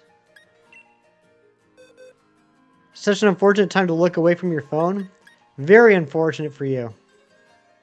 Let's send in Nautilus. Actually, I'm sure James Pond has better special attack stats at this point. Even if it's a lower level. Channing Tatum's such an imposing figure and he's always hilarious. True, true. Well, the anime DC movies, they're really good. There's even been some like one shots. I can't remember what they were called. I can't remember the name of it, but I watched it on HBO several years ago and I really liked it. Oh, I don't know the Dynamax Cry. Have to. Or did you mean the hippopotamus or the Drizzile? But there was one that I watched on HBO. It was like an anthology. It was like an hour and a half, but it had three different stories in it, and one of them was Green Arrow versus Count Vertigo, and it was really good. I believe the hippo. Okay, gotcha. That was pretty good. I believe the other two were good too, but it was the Green Arrow versus Count Vertigo that really stood out in my mind.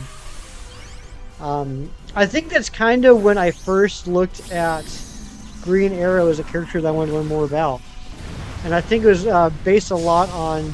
I think it was like that version of Green Arrow was based on Mike Grell's Longbow Hunters era, which I picked up two DC Finest that are out of that time. Flashpoint Paradox is one of your favorites. You also enjoyed Christ on Two Earths. That's when you discovered Arrowman. Nice. Yeah, Zen, there's a DC Finest coming out, I think, in a couple months. I think it might be November. It's a Green Lantern DC Finest, but it's the first one where it became like a buddy cop series. It's when Green Lantern became Green Lantern and Green Arrow during that period in the 70s. And so I want to pick that one up. I don't have as much interest in the Green Lantern prior to that, but I do want to read specifically that era because I've heard so much about it.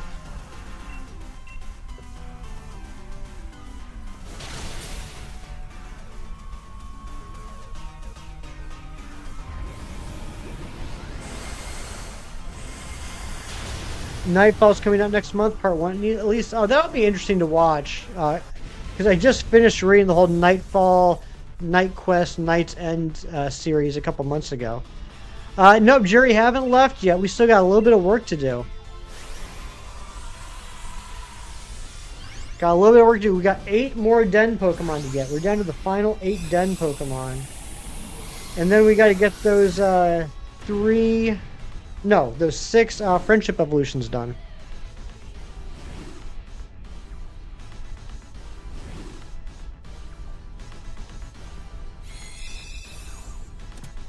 I think I might waste. I don't know if I want to waste candies. I don't know if I want to waste candies on that. It was 9 hours, Jerry. It was freaking 9 hours to finish up that Fire Red Leaf Green stream. That was a long day. Rated R. Oh, that'll be interesting. That will be interesting because that implies that they're going to be more graphic than the comics were. Which I'm not saying is a bad thing, but it is an interesting thing. Okay, Ariana, I don't know specifically. But my guess is one of the more recent, like last 5 years or so, more recent Spider-Man 2099 miniseries. I do know that that is the design of the Spider-Man 2099 Venom from back in the early 90s. That is what the Venom 2099 looked like. But the fact that I'm torn, I can't tell by the art style. That looks like a more contemporary art style. So I'm going to guess that's one of the 2022 to 2025 Spider-Man 2099 miniseries.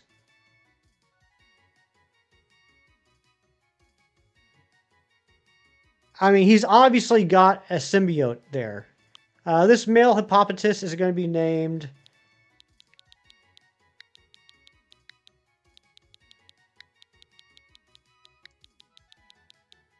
Jermaine.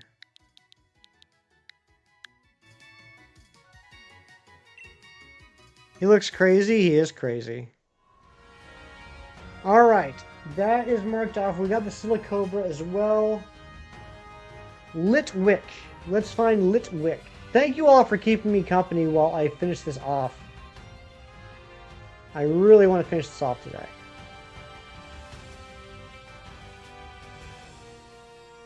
So next weekend we will have 3 1% or 2% wild hunts that we'll be doing. And then it's all about grinding experience. And I'm going to be working this week to figure out the best way to do that. We have a lot of extra small experience candy and a decent amount of small experience candy, but I don't think that's going to get us nearly as far as we need to go. Liquid Outrage isn't going to be an option.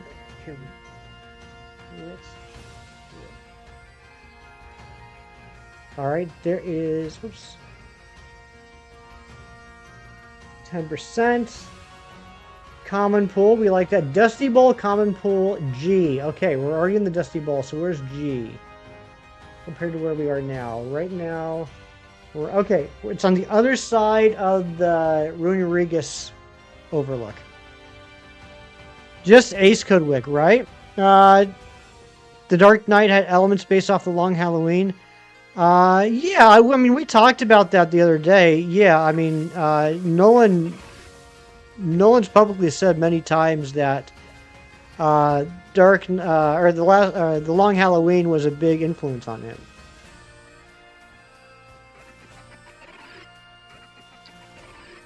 Another time that Jean thought she was in the 1800s, she immediately went racist. I don't, Jerry. What? What? Hold on. Hold on. I know what you're talking about. Hold on.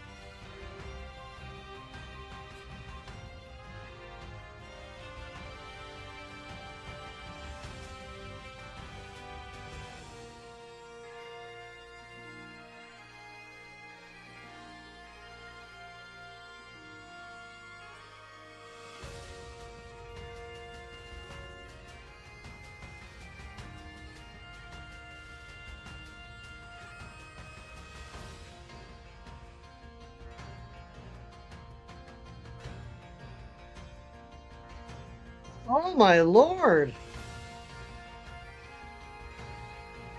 Yeah, I forgot about that. Well, yeah. Yep. I mean, it's unfortunate, but I mean, you know, it makes sense. It was different. I mean, literally different time. Her brain was in the 1800s.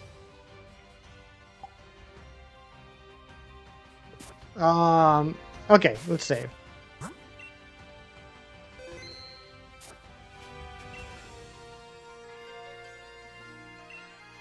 That's crazy. You know what? I blame that completely on Mastermind. Jean is not at fault for that.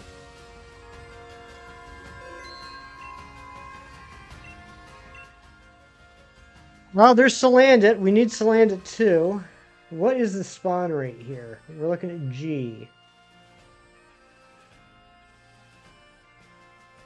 If Salandit's low, I'm going to go ahead and grab that now. That's a 20%. Of course Litwick's a 10%. Why would it be anything other than a 10%? Alright, might as well get it. Think Storm thought differently about Jean from then on? I don't think so. I think she understood.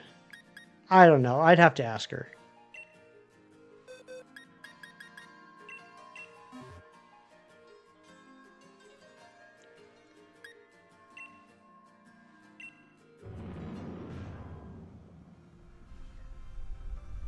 That's a good question about the digging duo. I don't know. Does anyone know? Do you get experience candy from the digging duo? Jurassic Island thought they were just making those skins for people in Marvel Rivals. Yeah, if this is female, this certainly does help. Let's cross our fingers. It's male. Are you talking about the Savage Land? Yeah, the Savage Land is in Antarctica. It's not an island. Well, I guess technically Antarctica is an island.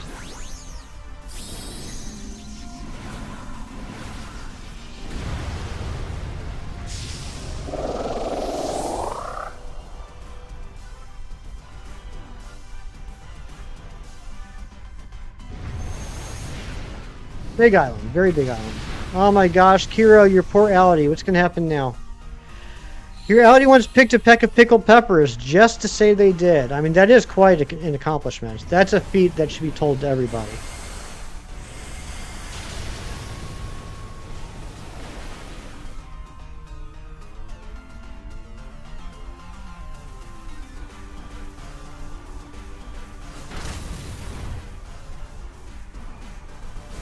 Wish you could tell before you enter the battle whether or not it's a male or female.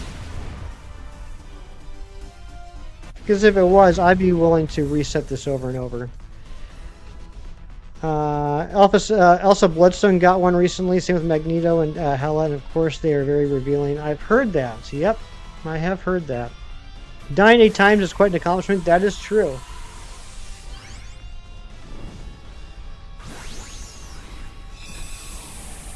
Okay. I will gift 5 memberships if anybody can guess what the last 3 Pokemon are we need from the dens. Actually, there's 6. There's 3 very specific purple ones we need to get, which are Charmander, Koffing, and Farfetch. Charmander, Koffing, and Farfetch we need to get. We're looking for a Litwick right now, obviously. If anyone can guess what the last 3 are that we need to hunt for, I will give 5 memberships.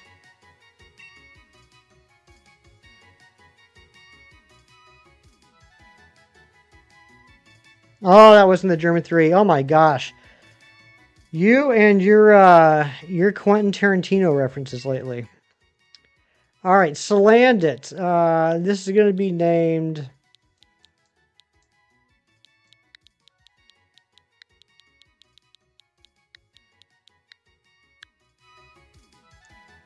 Oh, that was a comma? I thought it was a period. Oh, well. Alright, so we got that marked off. Giratina, Vibrava, and Dino. Ariana, you are 100% correct. Alright, no. Okay, how about this? How about this? Naming all 3 might be tough. I will gift 5 memberships if anyone can name any of the final 3.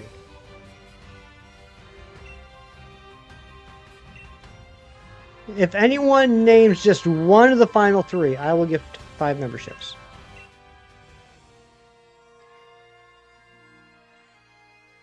I'm feeling okay. I'm alright. I'm doing okay.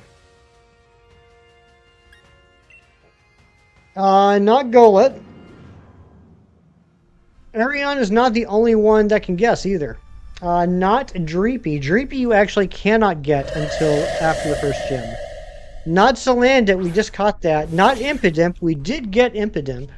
We got that last Saturday, maybe? I think it was actually one of the first ones we did. Yeah, I don't think you might have been lurking, but I don't think you were very active last Saturday, Ariana, if memory serves. Been watching, rewatch all the Tarantino movies. There you go. Worst ones are Death Proof and Reservoir Dogs. That's crazy. I mean, I guess that's a legitimate position. It's just like very much the opposite of me. Not Galarian Ponyta. That's a Shield exclusive. We hatched a Galarian Ponyta egg yesterday. Not Dino, also not available before the first gym. Not Onyx. We did get an Onyx from the wild, actually. I forget where it was, but there was a hidden encounter in the grass for Onyx.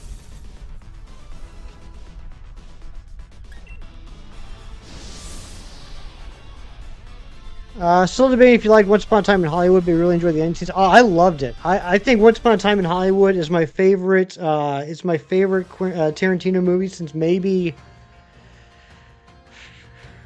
the first Kill Bill. Not Joltik. How are we doing on Wishing Pieces? Not Trubbish. It's a good bromance film. Oh yeah, it's great. I love it.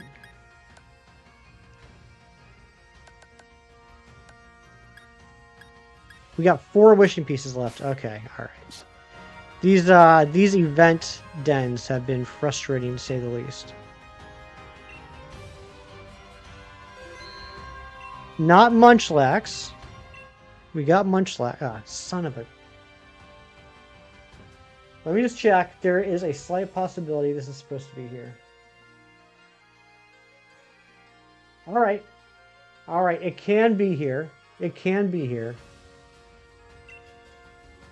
Not Frillish. We got Frillish earlier. Not Shelmet. Shelmet was a version exclusive, and we hatched an egg.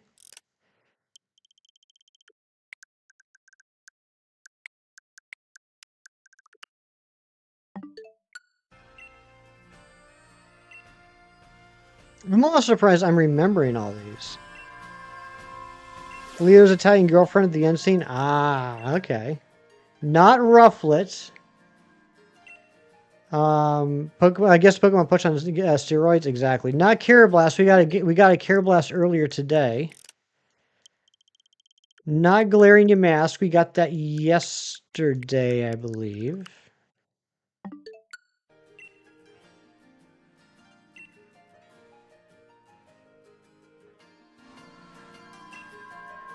Not Ralts. Not Togepi. Okay, good. This is a den. Alright, we have the 10% lip book here. I'm debating on whether I even want to give you guys clues for this. Not Applin. We got ourselves an Applin yesterday.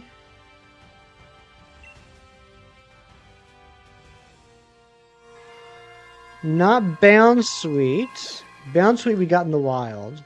There's our Litwick. Alright, I will give you guys a clue.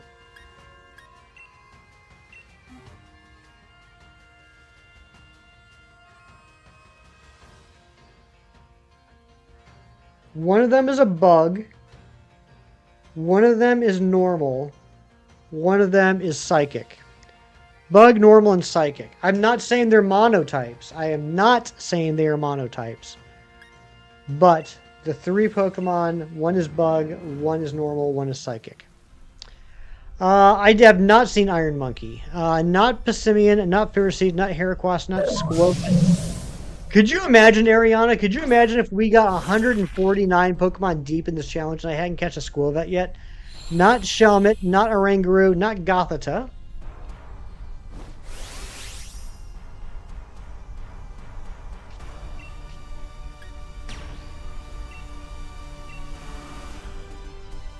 Alright, we're doing a Professor Oak Challenge and Pokemon Sword. Alright, the last of the 326 Pokemon we need before we take on the first gym leader is Squirrelvet.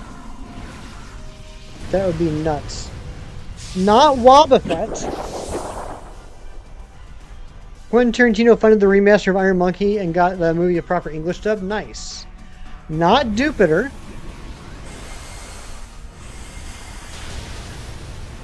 Not Unpheasant.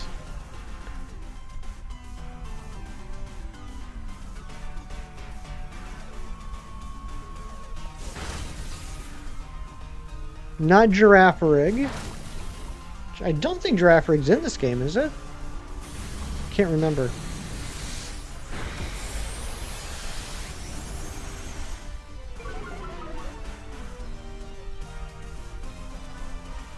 It's too hard. It is hard.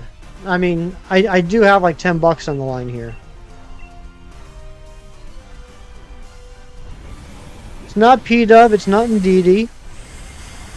It's not Weedle.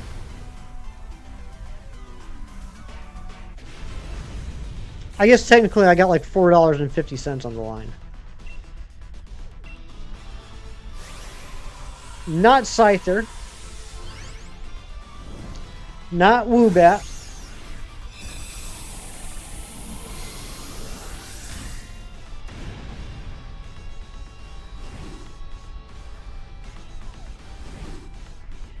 We're looking for a bug, a normal, and a psychic. Not Grubbin. And remember that there could be other types. I'm just naming one type per Pokemon. Not normal Meowth. We do have a normal Meowth. And don't let me forget, Jerry. For a while, I was trying to figure out why I had a normal Meowth in the box. We have to evolve into Persian at some point. Well, someone got it. Someone... The heck? Alright, I'm not trying to be funny here. It's not giving me the option to buy memberships. Why is it not giving me the option to buy memberships?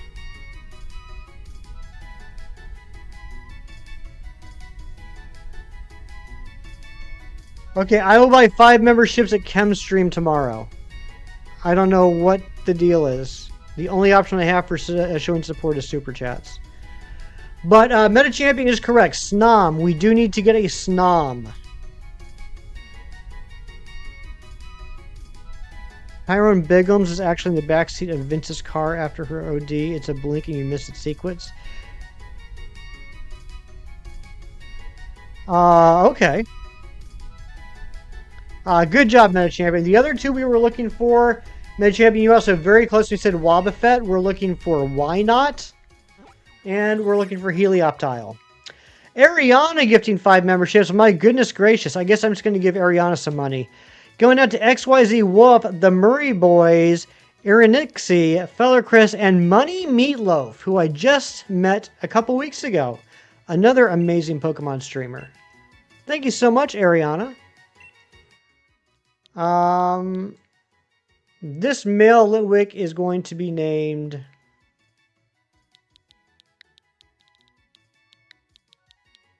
Elton.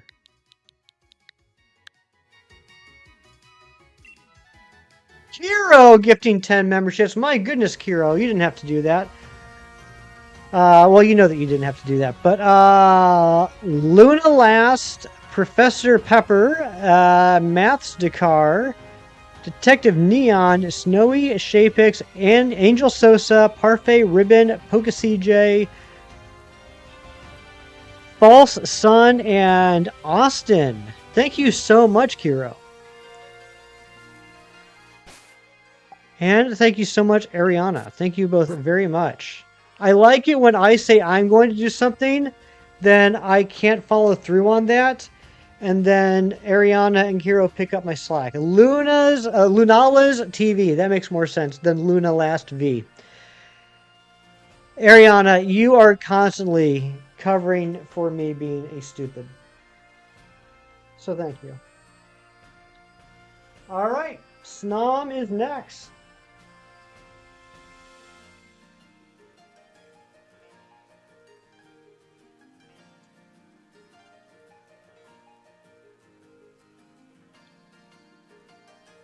Technically counts for wheel spins. That is very true. Thank you for the reminder. It does actually count for wheel spins.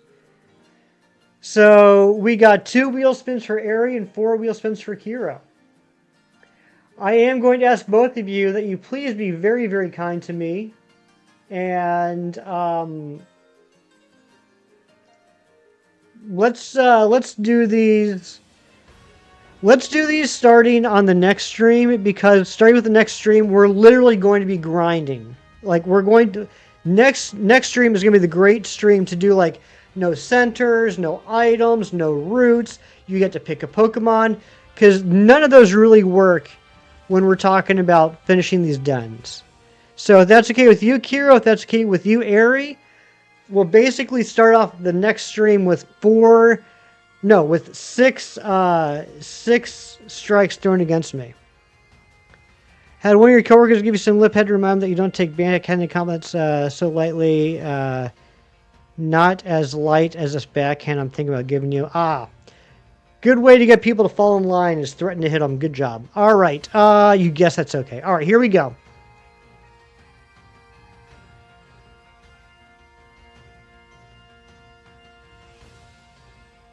What horrible things are you guys going to do to me? All right, 20 minutes, no items. These are areas too. So 20 minutes, no items.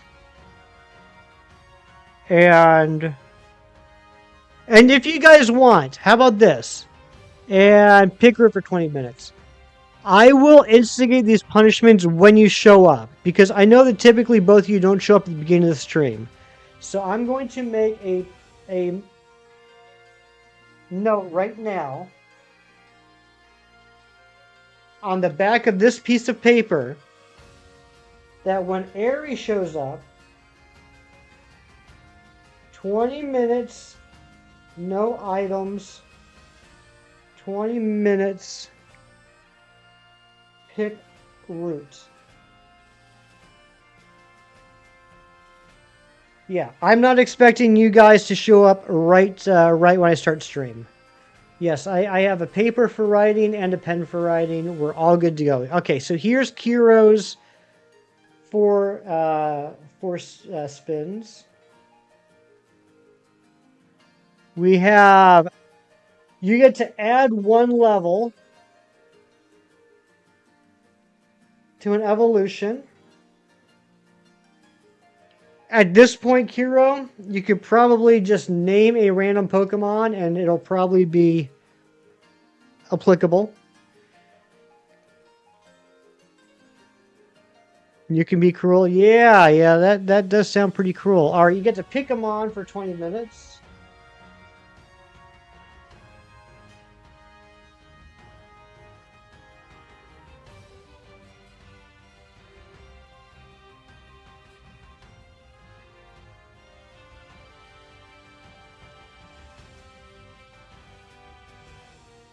No items for 20 minutes.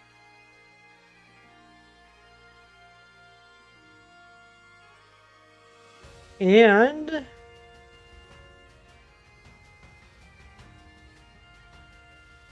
Pawniard at a level would be pretty cruel. That would be a cruel one. And then you're well within your rights to do that.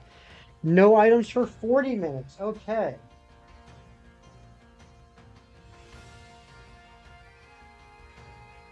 Alright, I got it. Ariana, when you show up on the next stream, we're going to do 20 minutes, no items, and you get to pick a route for 20 minutes. Kira, when you show up on the next stream, 20 minutes, you get to pick which Pokemon I grind levels on, and 40 minutes, no items. And you have between now and then to choose which Pokemon you want to add one level to the evolution requirement. You're more than welcome to use Pawniard, or you can pick basically any other Pokemon. Sounds good, Jerry. Sounds good. Alright, that's right. I was looking up where Snom is.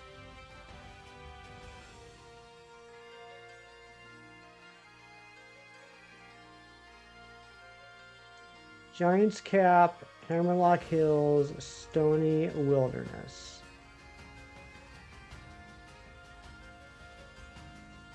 35%. Common, we like common. Giant's Cap C. Giant's Cap C, 35%. 35% is pretty awesome. Okay, alright, so let's head over there. One level to Zweilous. Oh my, well, yeah, I mean, you can do that. I guess I don't technically need to already have the Pokemon for you to add the level.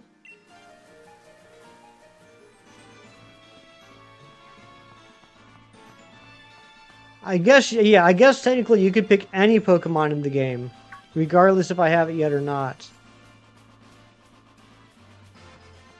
Pyukumuku, Christopher. Pyukumuku. Yeah, and those I'm actually going to have to take off the wheel eventually, because I'm going to have to actually do them before taking on the next gym. I just don't want to do them. And I got to switch one of them over to Basculin.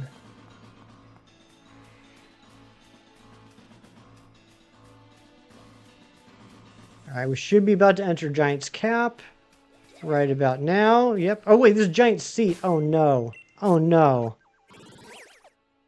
Yeah, Larvesta would be bad. Where's Giant's Cap? Son of a gun. I went the complete wrong direction.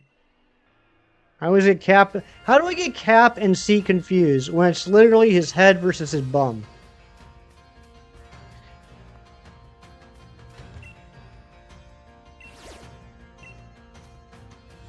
Oh, what's the Pukumuku based on? Some sort of sea urchin thing, I guess?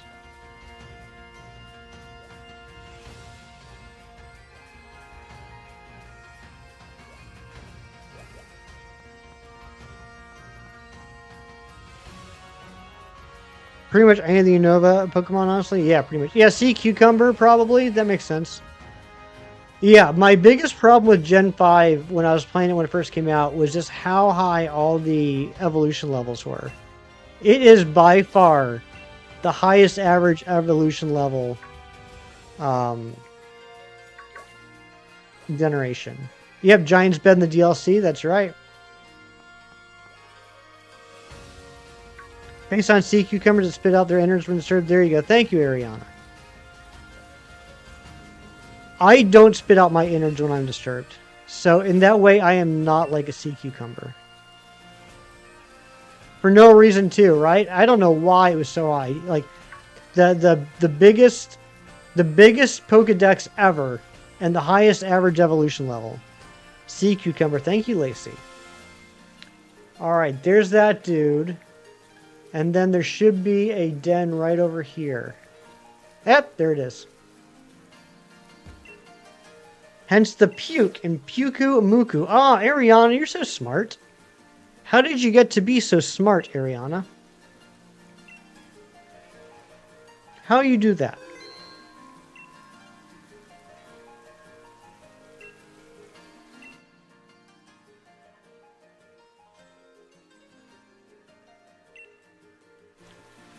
Sounds like it's raining. Do I have... Oh my gosh, Ariana. Do I have Snorunt? Okay, I do. I do not remember getting Snorunt. That scared me for a minute.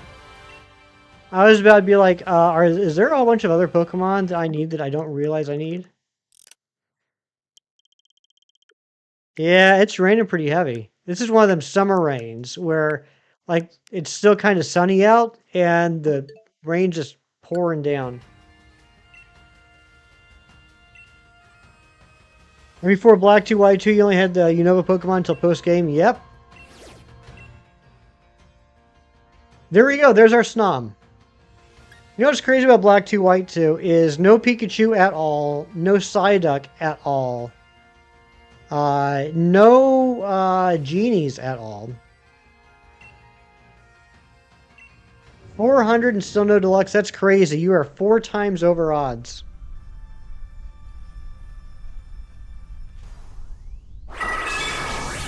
Vivian wants you to hold her upside down. Vivian's a little silly.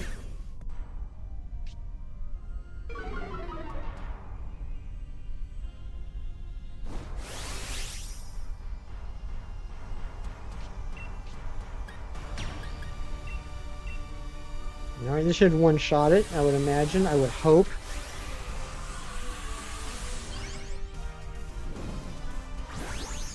Oh, we're so close. Still haven't found your shiny marked Basculin? Dang, Christopher. I hope you get it soon. I never ended up getting I ended up not getting this unmarked one.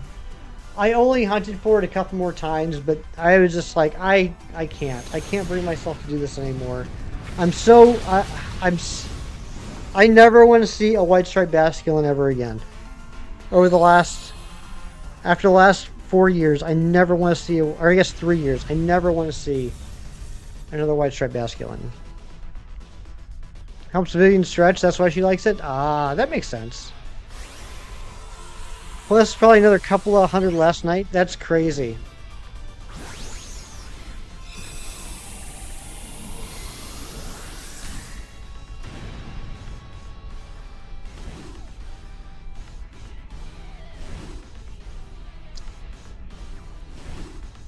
I forget, is Snom an Ice Stone or is it Friendship Evolution? I can't remember. I guess I could look it up. I literally have it right here. High friendship at night. Okay, all right. Let's see if we can get a. Let's see if we can get a Frostmoth before the end of stream too. This nickname is going to be a male snow. I'm going to be a Frostmoth. This is going to be Arthur. What better name for a male white moth than Arthur? Probably reset over a few of them because they're kind of difficult for you to differentiate from regular Basculin. Yeah, it's a tough one. It's definitely a tough one. All right, Helioptile is next. Friendship at night. Thank you.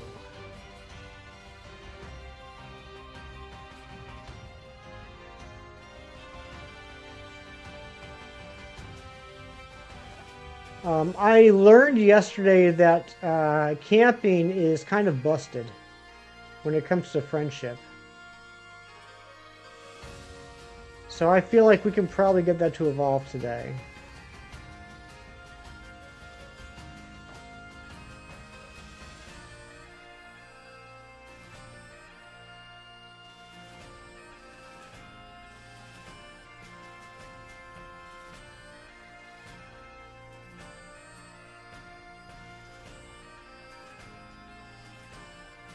Nope, not there.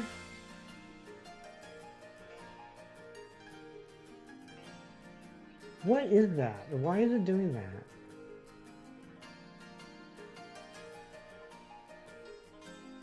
Not there.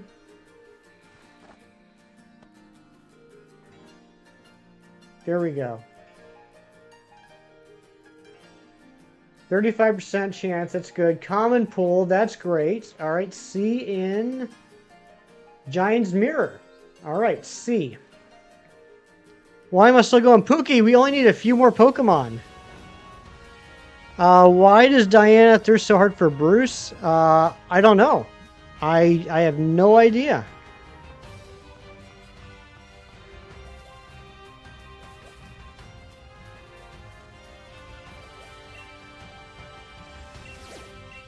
And go for food. Sounds good, Meta Champion.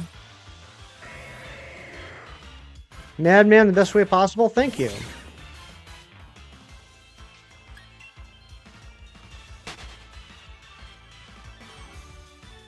Yeah, I mean, I guess Diana might be attracted to Bruce, and that's why.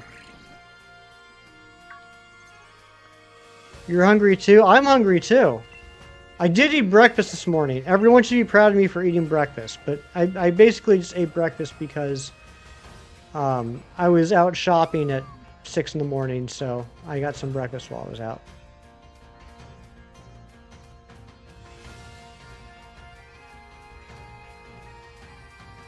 You're proud of me? Thank you, Ariana. Chem Nation, are you still here? No, never mind. I'm not going to ask you because that would be really awkward and kind of cringy.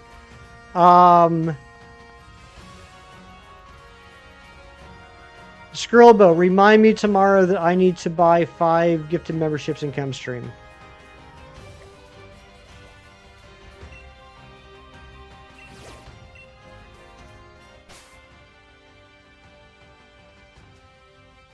Yeah, I don't know. I don't know why.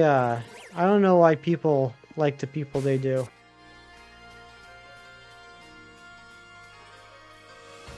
Wait, what? So, Kim, I said if anyone could guess what any of the last 3 dens I said if anyone can guess what any of the last 3 Pokemon we need from the Dynamax dens are, I will gift 5 memberships. And then Meta Champion guessed it. However, when I went to click on when I went to go click on the show support button at the bottom of chat, the only option I have is super chat. I don't have an option to gift memberships. So then I said, all right, because then I looked at, you know, like who is here, who my audience is, and I just said instead, like, okay, I'll just give 5 memberships on ChemStream. And then Ariana and Kiro gifted 15 memberships here. Right, that I believe is E.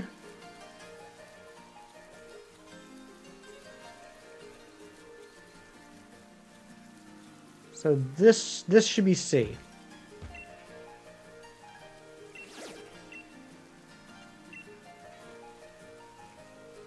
And I think this might be the last wishing piece.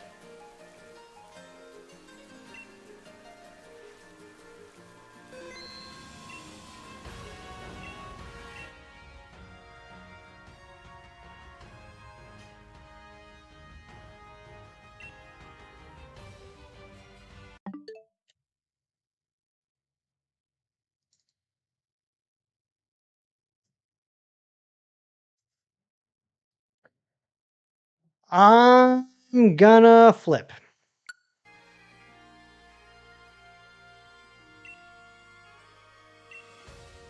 This is another dang event hole.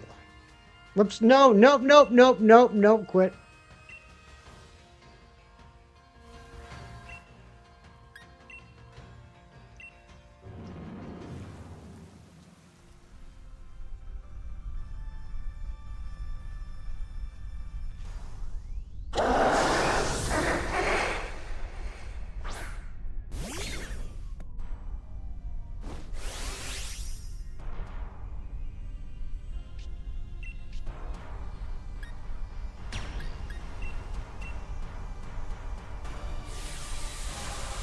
We're so close to the end, guys. We're so freaking close. Ah. It's getting humid in here. I gotta turn the air conditioning on soon.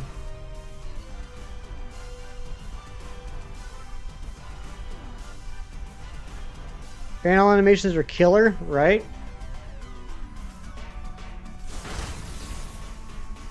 That was a good hit. Okay. Please let me have one more wishing piece.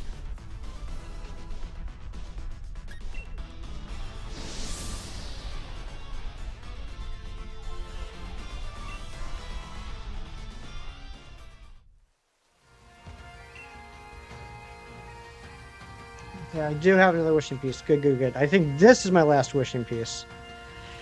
Imagine how quickly these DAs would go if you could turn off multiplayer animations. I mean, I can, but they're pretty killer, right? All right, there's a Yamper. Okay, so we're in the right hole. Do you want me to turn them off, Ari? Is that what you're saying? Are you telling me that after doing like 90-something DAs, you're now going to tell me to turn off animations? Or dens, I mean, not DAs?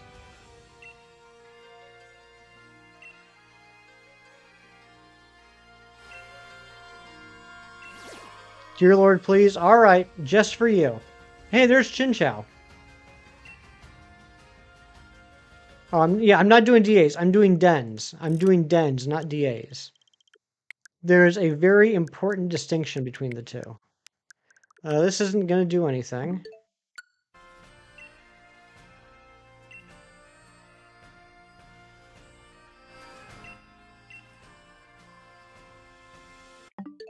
I'm really done quitting immediately. I'm re-saying the den, Christopher, because I'm looking for a very specific Pokemon.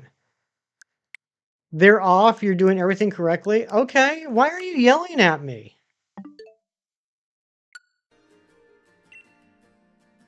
Braveheart remake, but with Samuel L. Jackson as William Wallace. It's called. Ah, jeez.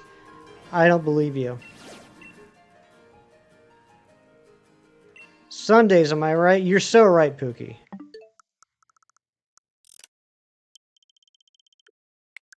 You're misunderstood me at every turn. Yep. I mean, you can turn off. Oh, not multiplayer. All right. I almost misspoke again, Ariana. Do I have battle animations turned off though?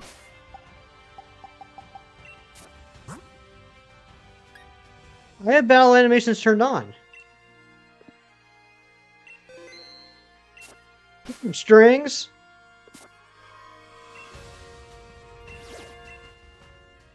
There's a Helioptile. Yeah, Pookie, we gotta have slow text speed so that I can reset the dens for the purple beams. Once Once we get the last 3 purple beams that we need, I will turn it back to fast until the next time we need purple beams.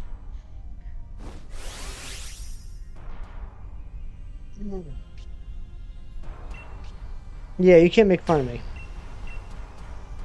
Yeah, I know. Yep. Yep, Ari, I'm with you. I'm with you. You and I are on the same page.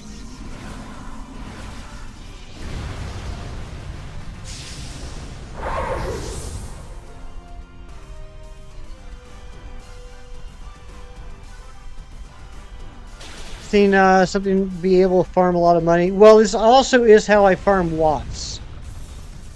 They'd be so much less grueling. They really would be. What is this called?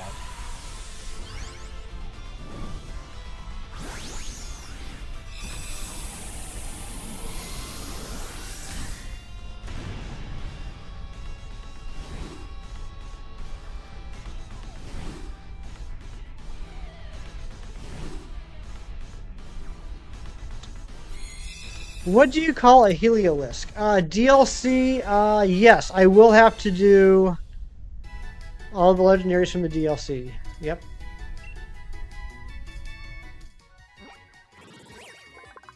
And all the Pokemon that are only available in Dynamax Adventures.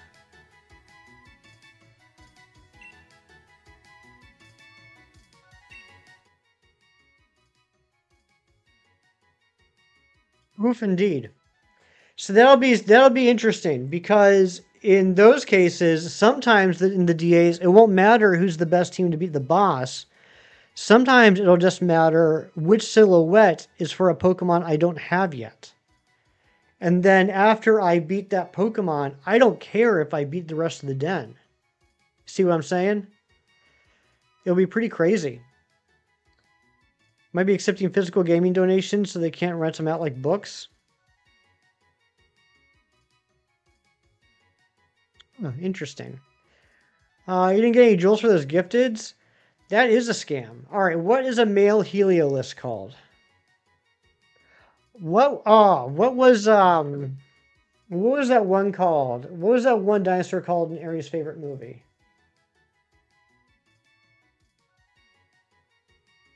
Ariana's gonna send me a hate text later.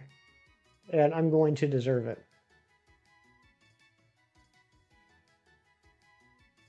Lot.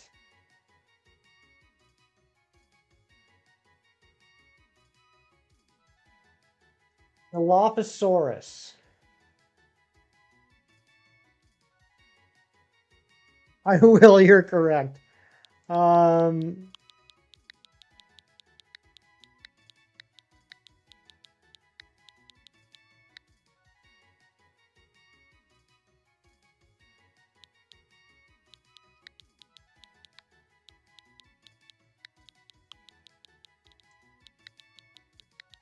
Dilophosaurus.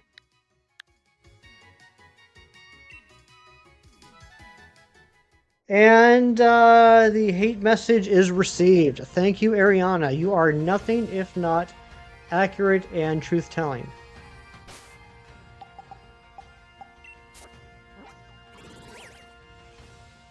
Ooh, forgot about the last one too. All right, that leaves one more before we hit the what I'm referring to as the boss beams, which is something I just made up for no reason. Let's find why not. Why not? Exactly.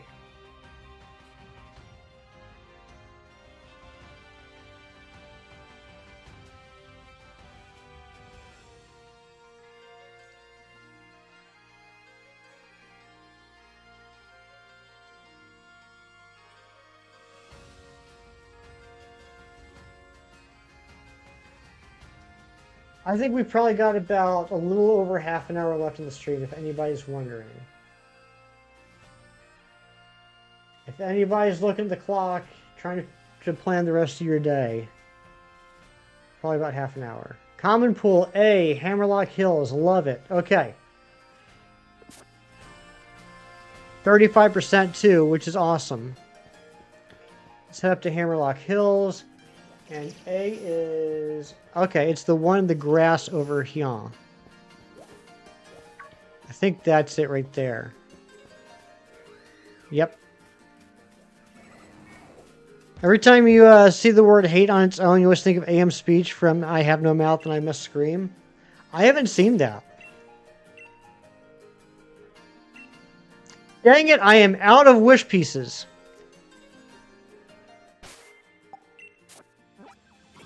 I have not Skrill though. I don't know. I'm sure eventually I'll get around to seeing it. I'm sure eventually I will. I'm just not in any big hurry.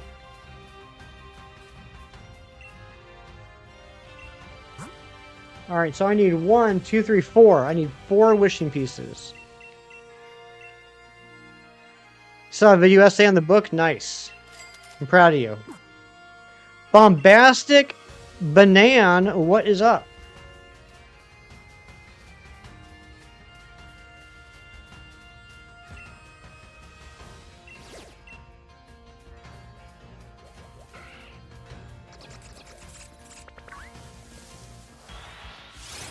Come on, Zigzagoon.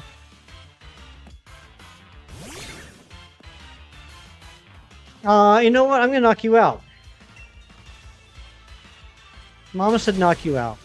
I'm gonna knock you out.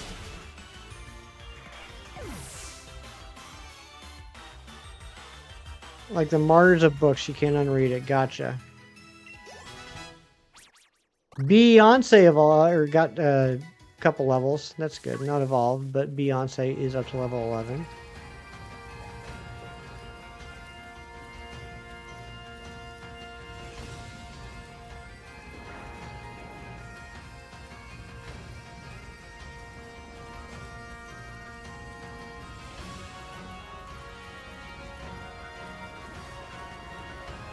You were full of dread, Ariana. Deltarune, I've heard of it. I haven't played it. Ladies love Cool James. That's right.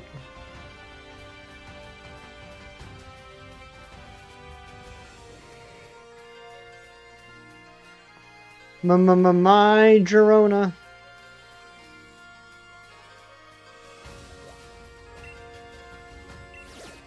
This isn't it, is it? We're still not close enough, right?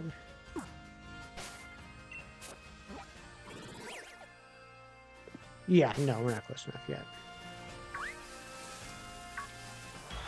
Dang it! Durant!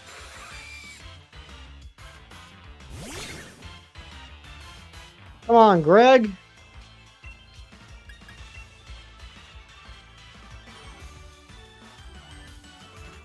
I don't know who Gunable is.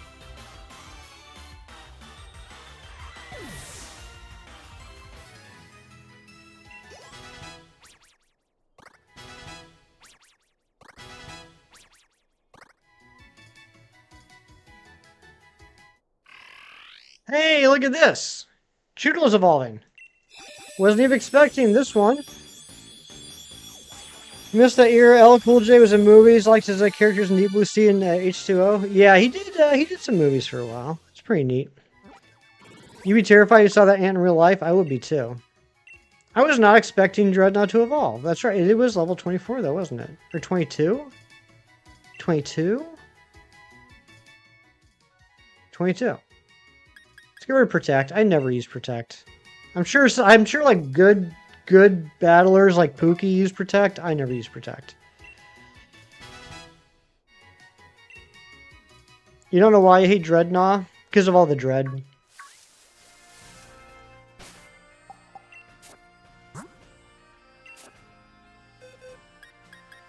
This is an absolute mess at this point. This is just, it's craziness what's happening here in this, in these boxes. I royally forked up. This just all is nonsense. I'm gonna have to redo all these boxes.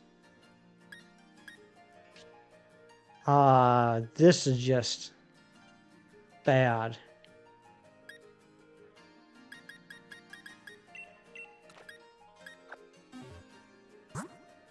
Yeah, that's it. That's it. It's the dread.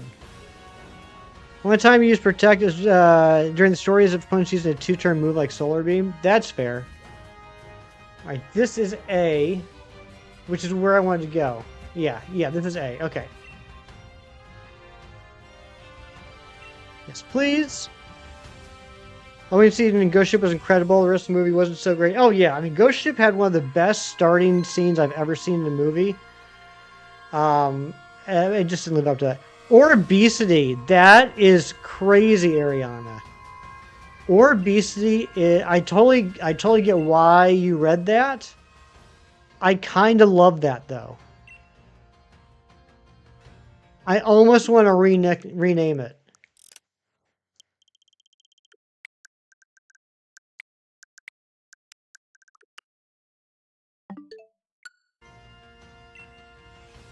Rednaw is absolutely dreadful. That's right. It's in a posh British lady's accent. I'm not going to attempt a British accent. I used to do British accents, and then I made friends with Brits, and now I don't want them to hate me. Ball toy. Come on, give us up 35%. Why not? Just why not? You know what I'm saying?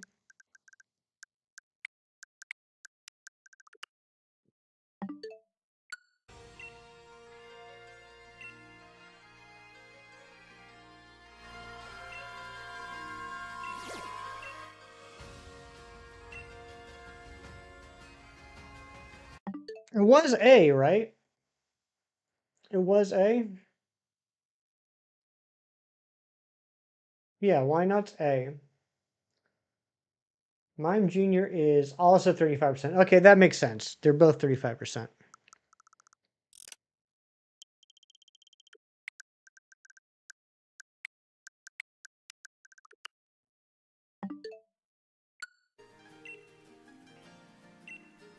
American actor in a European accent always makes you chuckle. I think the only good one was Brad Pitt in Snatch. Gotcha.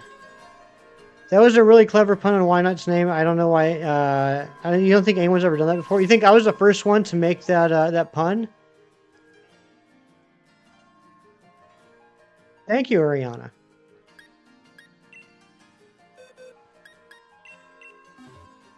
Let's send out Orbesity to knock it out. Really fun and original. Thank you, Ariana. And you're welcome.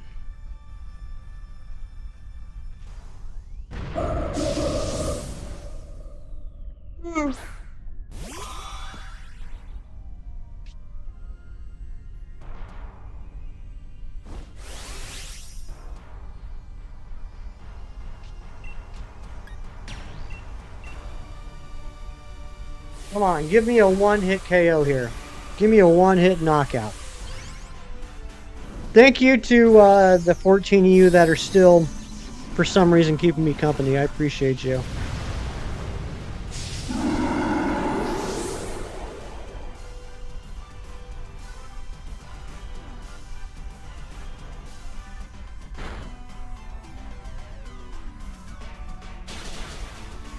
You want soup? What kind of soup?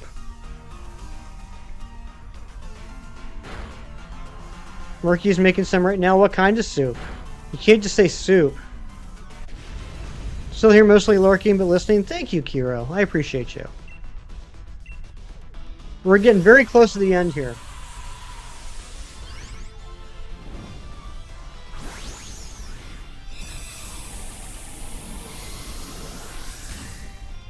Very, very close to the end. British people are great at doing American accents, but not vice versa. It sounds like sketch comedy. Yeah, I don't know. Mondongo, it's made with tripe.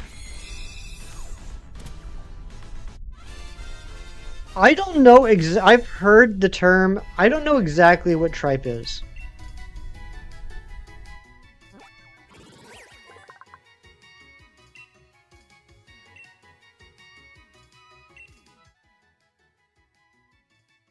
I think it's either a fish or a vegetable. Sheep intestines? Is that what it is?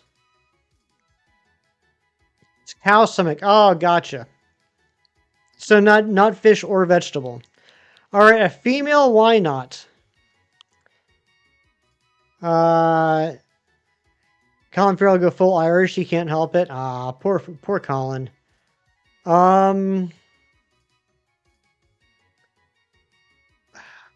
This is going to end up being a Wobbuffet. I can't not have this be a Wobbuffet because it's female.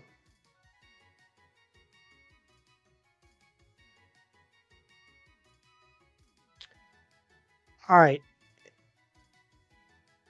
Wobbuffet is my least favorite gender difference because it's so lazy. I think it's extremely First off, it's extremely confusing why they decided to give Wobbuffet of all Pokemon a gender difference. I don't know why they chose to give it a gender difference, but they did give it a gender difference.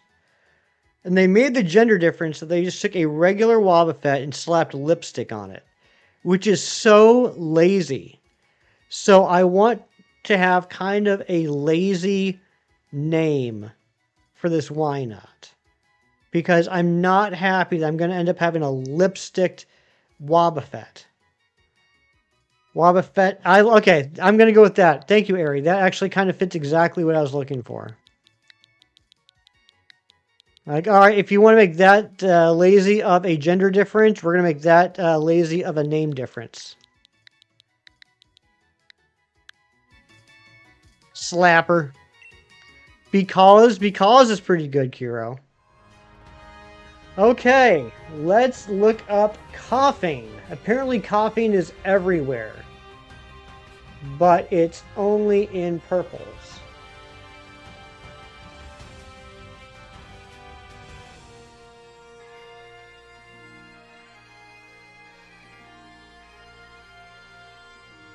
And you're probably wondering yourself, well, Hefty, you've been doing purple beams this whole time. Why are these last three so treated so differently? It's a great question. I had the same question looking at this guide. The difference is, it all comes down to, I was talking to Jerry about this yesterday. I was complaining yesterday about how this guide was confusing because it has three different sections of Den Pokemon, and I was trying to figure out why, pray tell, there were three different sections. So at first I figured the first section were just like regular pieces. They didn't need to be purple beams. They could be the regular red beams. But then there was a lot of Pokemon on that list that had to be purple beams. And then there was a section of 5 Pokemon that it said like it had to be purple beams. And I was like, okay. So I treated those differently. Then I found a third list. And I was freaking out about it yesterday a little bit because I thought we only needed X amount more Pokemon, but then I discovered there's like another 20 something I needed. So here's the deal. The first list, the longest list, theoretically, the idea is that you don't need to use wishing pieces for them. You can just reset the days, and it will cycle through the dens that have the beam, like the ones that just naturally have the beam, the ones that you don't have to throw a wishing piece in for. The problem is the damn event. The event that we're stuck in is taking up all the beams that it naturally gives you.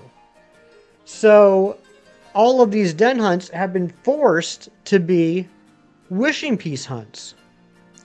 So that's why there was 3 separate sections here. So there was the Pokemon that you should just get from beams. Then there was a list of Pokemon that you can only get by using wishing pieces. Then there was a section of Pokemon that you can only get by using wishing pieces and getting purple beams. So that's what we're going to knock out now, is the section only get from wishing pieces and purple beams.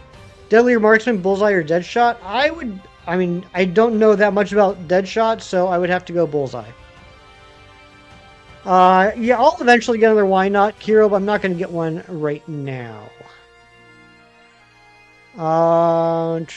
Oh, you found a deluxe. That's good, Meta Champion. At least you found a deluxe. Alright, so, coughing. Like I said, apparently it's everywhere, but it's only in purple beams. This is the 10%er. We're just going to go for this one. This is D in East Lake Axwell. With this tooth. Yeah, he's done a lot of crazy stuff.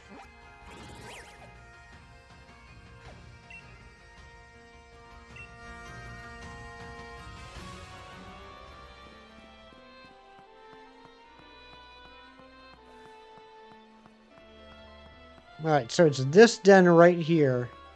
We need to get a purple beam, and then it's a 10% coughing. We still need some luck. We got 3 dens left to do. This is one of the 3. We do need some luck. We need a purple and a 10%.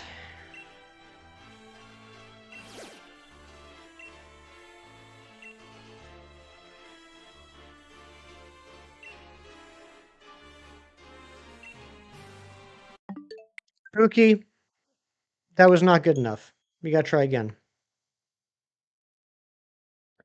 Isn't there overworld coughing? It's too strong right now. There's no catchable overworld coughings at the moment. They are too strong. The spawns are too strong.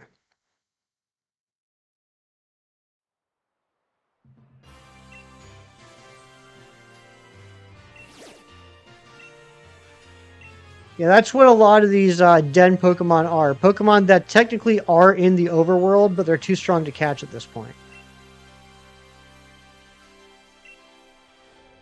Ooh, there's a purple. Okay, we got the purple.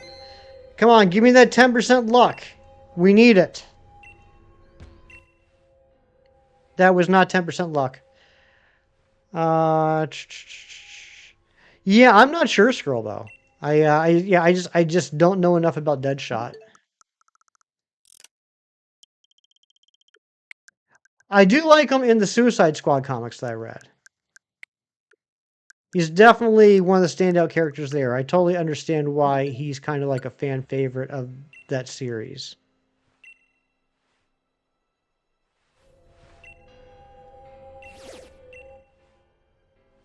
That's Stunky. Interesting that's Stunky because I thought Stunky was a version exclusive.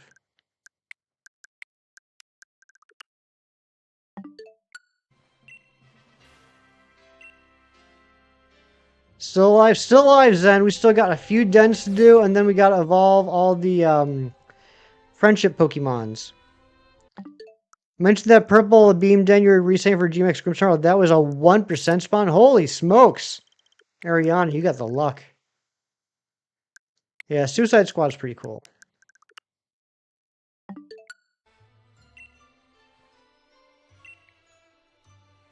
Does it move the purple beam? No. So, like, if you put a wishing piece in, if you put a wishing piece in like I did, it will always stay active until you defeat the den.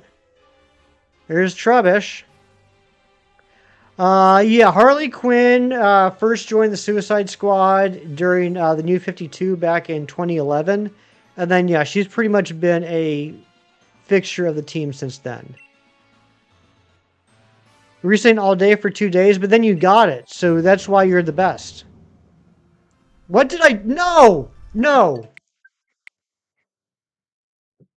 I hit the wrong button. Please tell me that didn't screw me up. I gotta stop thinking while I play.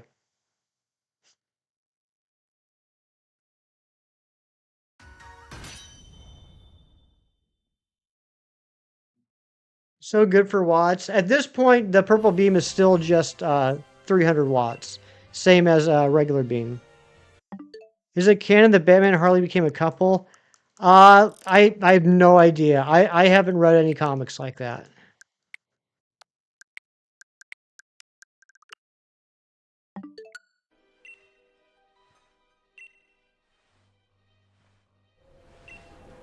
Yeah, I can't help you there.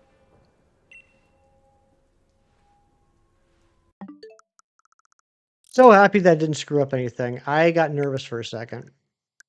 That's why I bellowed.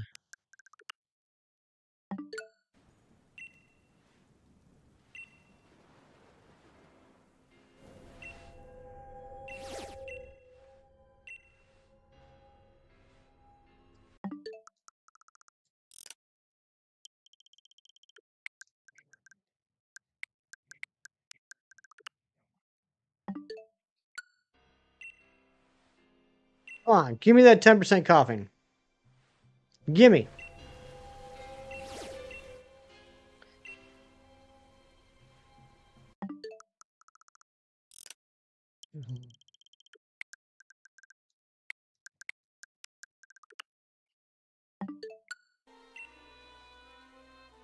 And hit Reggie Drago numbers for den reset. Slowpoke, get out of here. You wouldn't have messed up. How else would you share a shiny den if you didn't know it was shiny? I don't know, Meta Champion. I was in the moment, and I haven't really ever found a shiny den to share. I was in the moment. I've been streaming for, like 6 hours.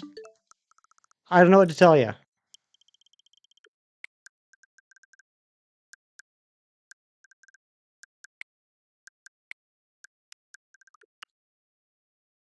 I mean, I'm familiar with Question. I didn't know that what's his name was Question's voice. Doing great, thank you, Pookie.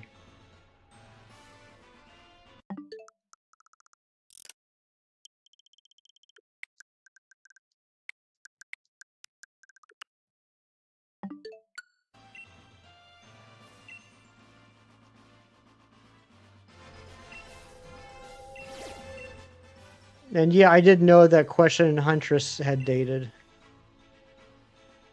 I haven't really read anything with Huntress.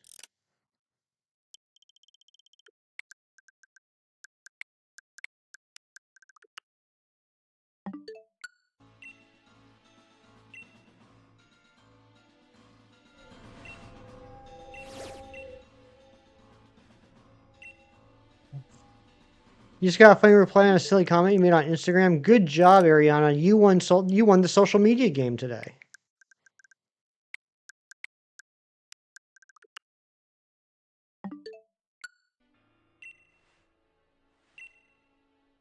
Jeffrey Combs. Okay, that's it. Jeffrey Combs. Oh my gosh, stop giving me Trubbish. You're rubbing it in. Stop rubbing in the Trubbish.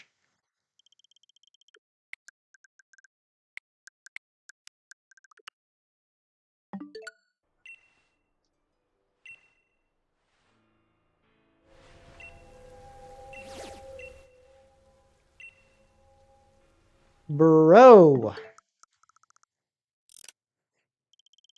Novin coughing, right? Fantastic actor. He's amazing. The Frighteners. Nice. Coyote howling, and you said it's like a wolf but wrong, and someone got mad and said, what do you mean wrong? Nice.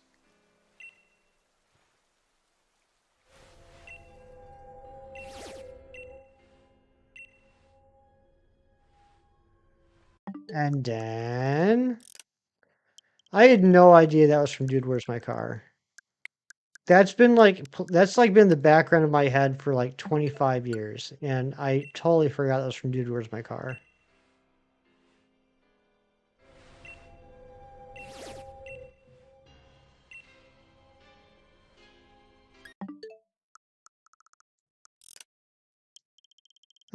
Yeah, I saw the Frighteners. It's been years though. I don't really remember much of it. I remember I liked it, but I don't remember a lot of specifics.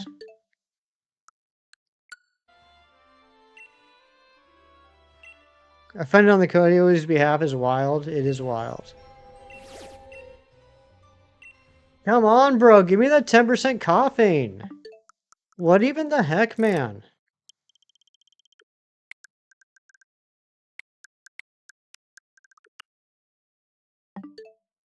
Here's how long we've been doing this.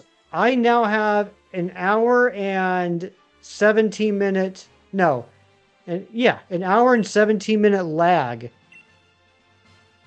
from resetting the dens. It is currently 2:45 my time. But we've been resetting dens for so long that the Switch thinks it's 127. So that's now an hour and 18-minute lag. An hour and 18-minute lag just from resetting the den dates. It was nearly perfect. That's good. Yeah, I'm sure eventually when it comes out on streaming, I'll check it out. What's Chugga Conroy? What does that mean? Is that a good thing?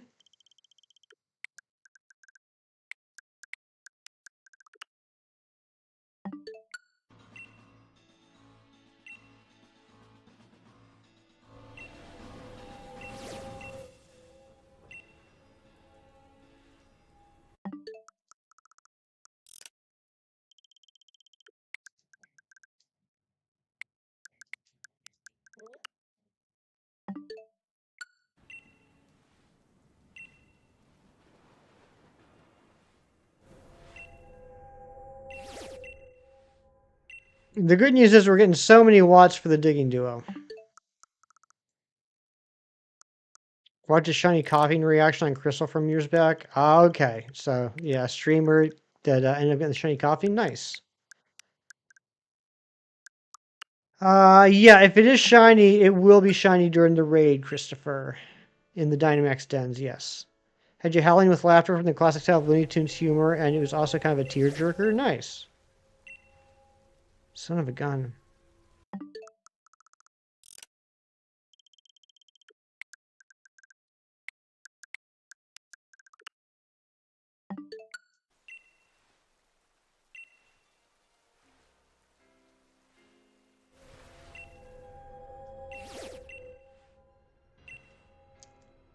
Seriously, dude. I think the other two are 2% too, which is going to drive me crazy. Let's put this Racist X-Men book down. That's a joke. That's a joke. That's a callback to something Jerry said earlier. X-Men is not racist. In fact, it's kind of the opposite. Um,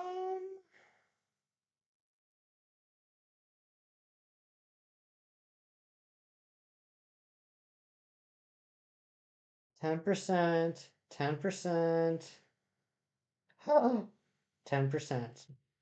All three of these are 10%.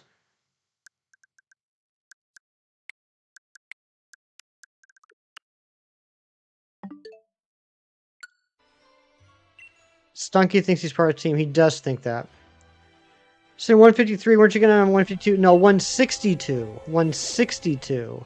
But now it's going to be 163 because I was not expecting Choodle to evolve. It might even be 164 because I'd like to get Snom to evolve. What did I just do?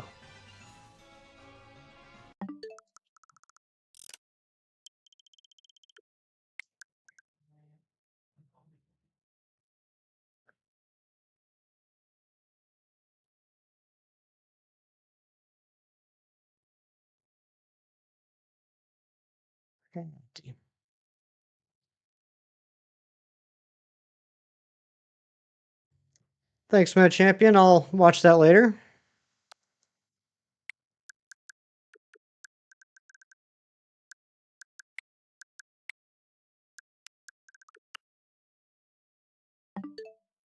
Yeah, that is crazy, Scrubbo. I don't know why the heck they did that. 24-hour stream? Never, Christopher. I will never do a 24-hour stream. I did a 9-hour stream the other month, and that Pertinier killed me. Washing laundry while you listen? Nice, Lacey. The jokes to be made here? There's lots of jokes to be made here, Ariana.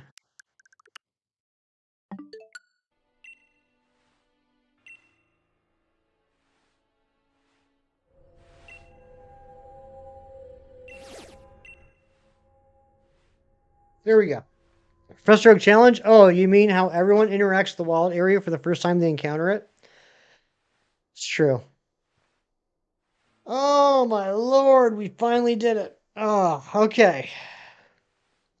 Spent like 10 hours in here before entering Motostoke. It's true. It is true. All right, this is, I mean, these boxes are just a nightmare now. I'm going to have to clean these all up. Let's just send an Orbetty. It's got confusion. Or Orbesity, as I'm going to call her now. Okay. Whew. All right, what's Coughing's name going to be? Yeah, Pookie, I remember that too. Caught it way too easy after training for hours in the wild area. It's like you weren't supposed to do that. That wasn't what you were supposed to do.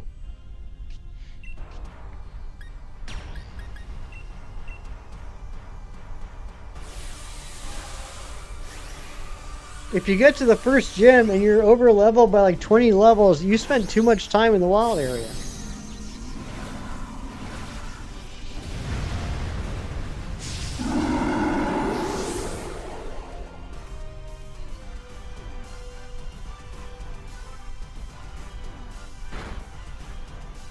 It's way too early to wonder about putting together a team for the game, but I'm wondering who's going to end up being on the team.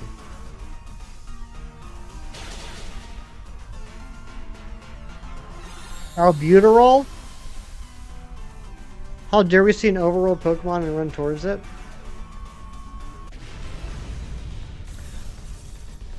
How dare you? Kieran, how dare you? The audacity, Kieran, to say something like that. I mean, seriously, how dare you? When the feature's too fun, that negatively impacts the rating, exactly. I spent too much time running around in the wild area and catching Pokemon. The game was too easy.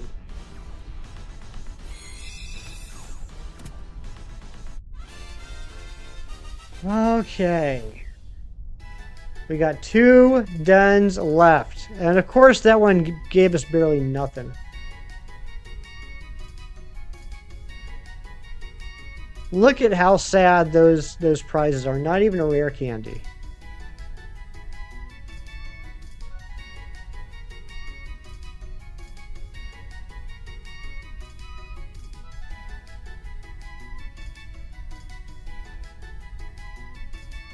Not that one.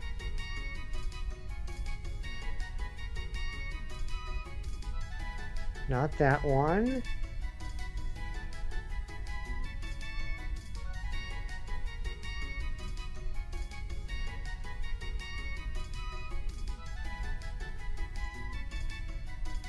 That one. Okay. 10%.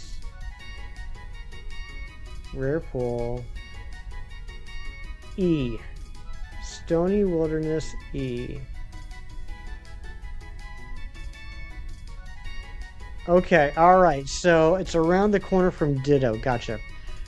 Alright, look like a young Paul Newman. Believe it or not, Scribble, no one's ever told me that.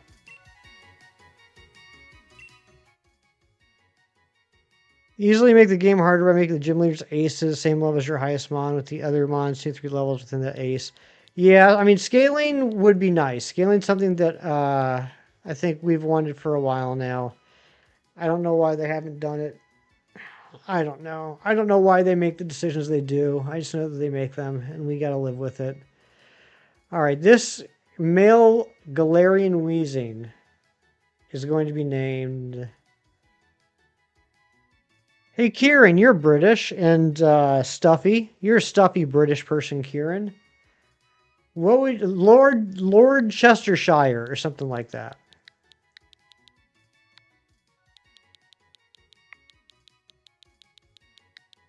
Lord. I got 7 letters.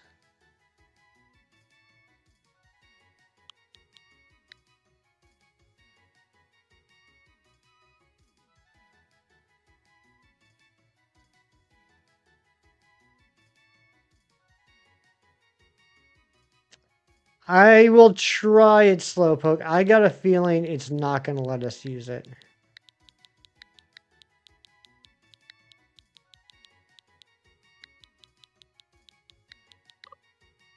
Oh, well, that's too many letters too. Anyway, let's take out the T.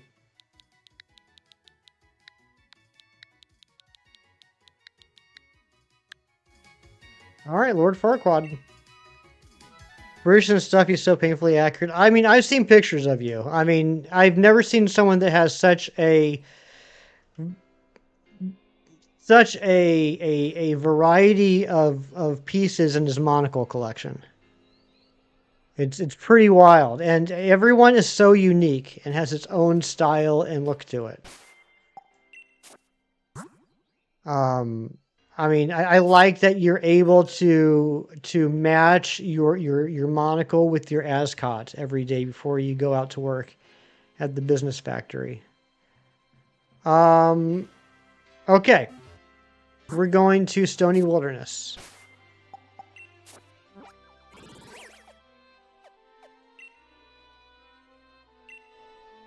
And it's gonna be the. Just want to make sure it's E, right? We're going for E.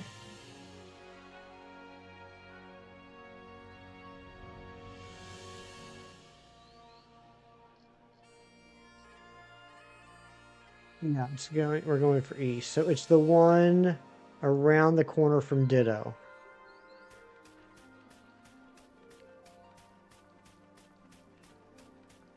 Training doesn't feel rewarding. That's true too. I don't know. I'm not smart enough to make recommendations on what they should do.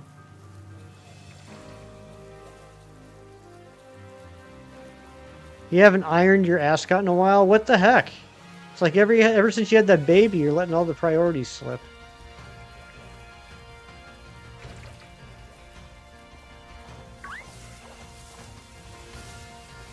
All right, here we go. We need some 10% luck!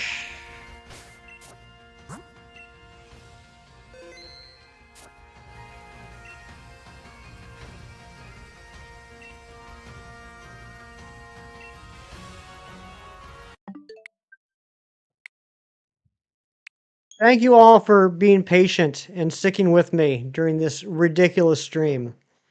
I don't know why I'm so bad at underestimating how long things take in Pokemon Professor Oak challenges. This is literally a repeat of what happened at the end of Fire Red Leaf Green, where I was like, oh, I know exactly what we need to do. I can get this done in 3 to 4 hours. And then that ended up not being the case at all. Always enjoy the extra time. Thank you, Squirrelbow. 10% luck? Yeah, actually, first we need the purple beam, then we need the 10% luck. If we can get both at once, that would be incredible.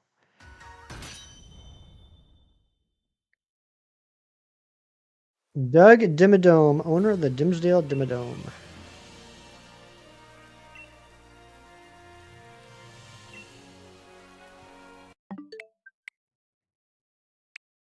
I'm going to go ahead while we're doing this and look up where the last one is.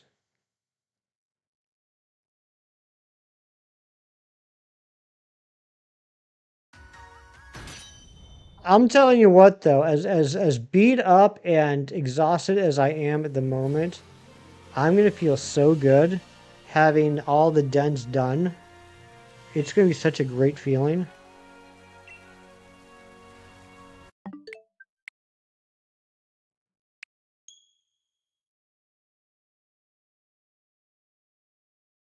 Okay, there's only one place.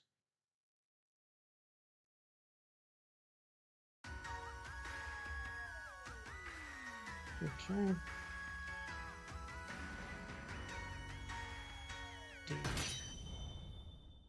D. D. Okay. Shoulders sagging from all the luck she's holding. Thank you so much, Lacey. 24 hours later, Hefty's getting progressively bored and hinged, claiming activity should have only taken 4 hours. That's kind of what it feels like. That do be kind of what it feels like. But I don't want to let down the 63% of you that said, yes, absolutely, I'm going to get this all done. You put your faith in me, and you deserve to be rewarded for that faith. Now, to the 19% of you that said I'm going to crash out beforehand, well, you're just rude, Kieran.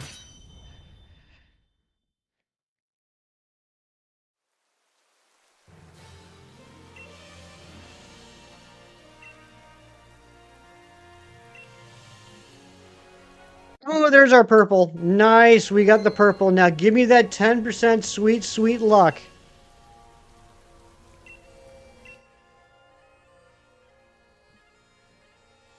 Okay, that's all right. That's okay. That's okay. That's all right. It's all right.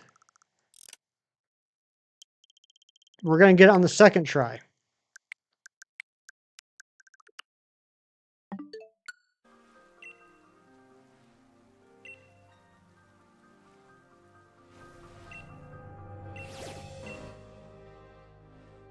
It's okay. It's all right. It's all right. We're going to get it on the third try.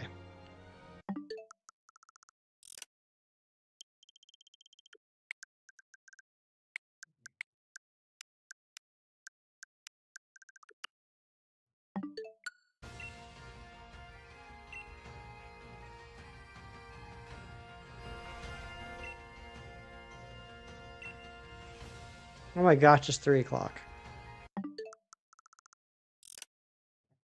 My faith in Pickle Talk. I'm sorry, Hefty. I deserve to have this luck crush. Purple Beam. That's right. You did a great job, Lacey. You are holding it all together for us today.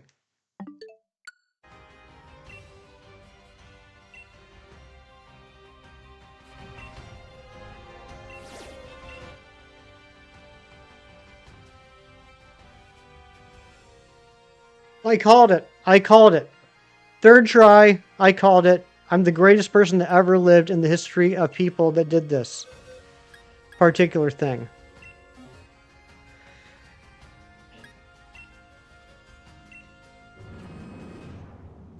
Everyone watch your ears. Duck luck. Exactly. We got the duck luck.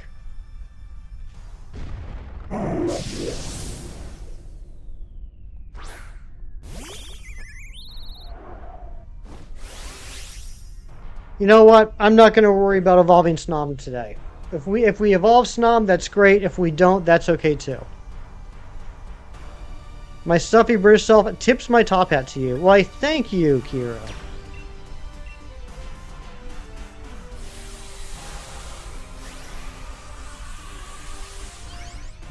Why did I just call you Kiro instead of Kieran? That's not even your name. It's like not even close to your name.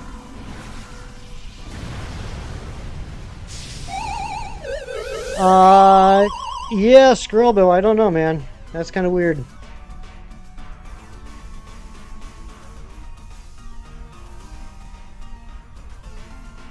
They do not run away.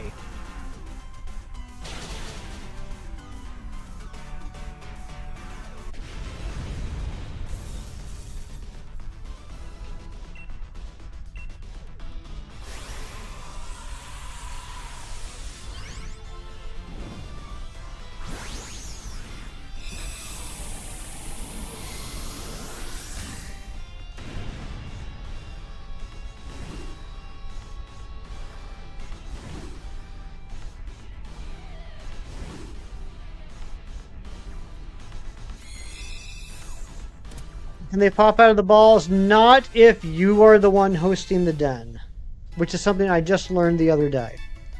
If it's your den, no. If people are joining your den, they can.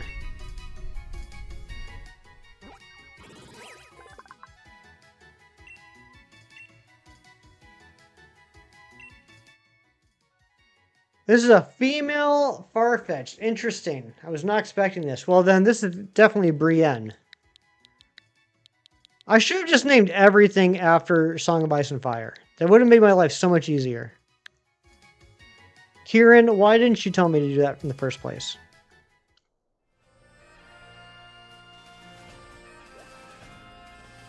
Alright, we're off to the very last Dynamax den before the first badge.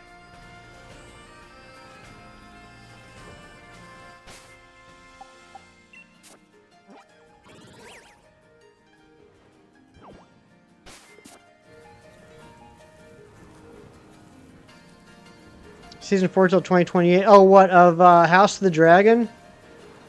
Yeah, I like Night of the Seven Kingdoms. It was a good show.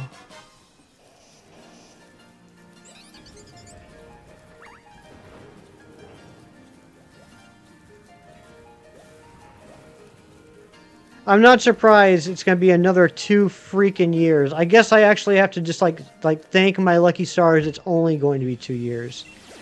Thank goodness for being so graced by getting another 8 episodes of a television show only 2 years after the previous season.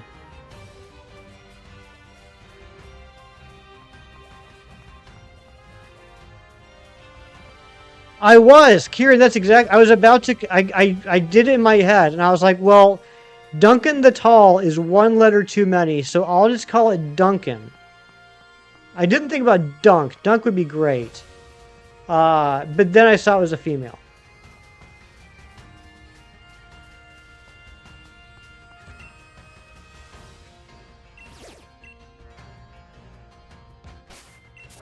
Alright, purple beam luck. Let's get some more purple beam luck.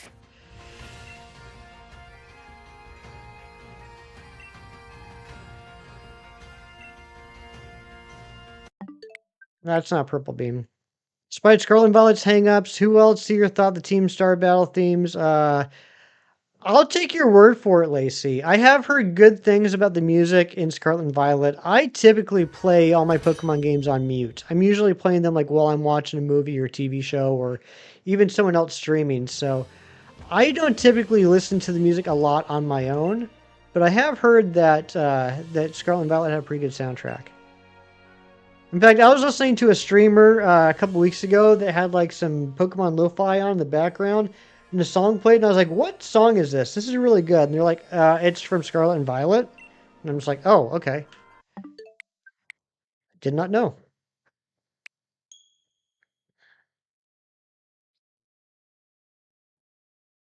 Cassiopeia's theme is by far the best. Nice.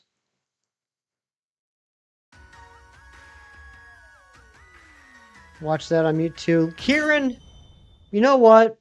I'm gonna stop telling you stories if you're going to continue to make fun of my embarrassing stories. Is it really my fault when I do something stupid and then tell other people about it?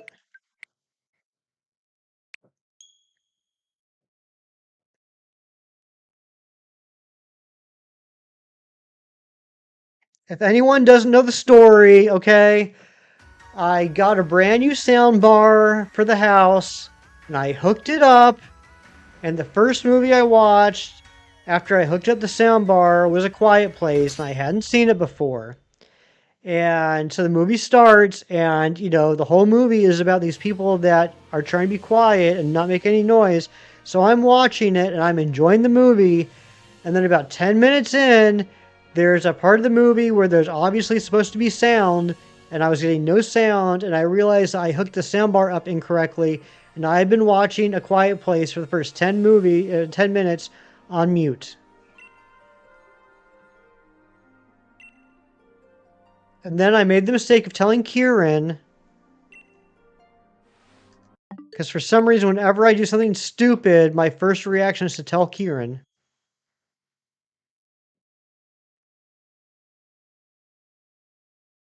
Gets better every time you hear it. I'm glad you were happy. But yeah, I'm watching it for the first 10 minutes, like, wow, they're doing a really good job of staying quiet. Like, I would have made a lot more noise doing this. They're really good. It's obvious they've been doing this for a while. It's obvious that whatever happened, they've learned how to deal with it because they're doing a great job of staying silent. And then I realized I had the movie on mute.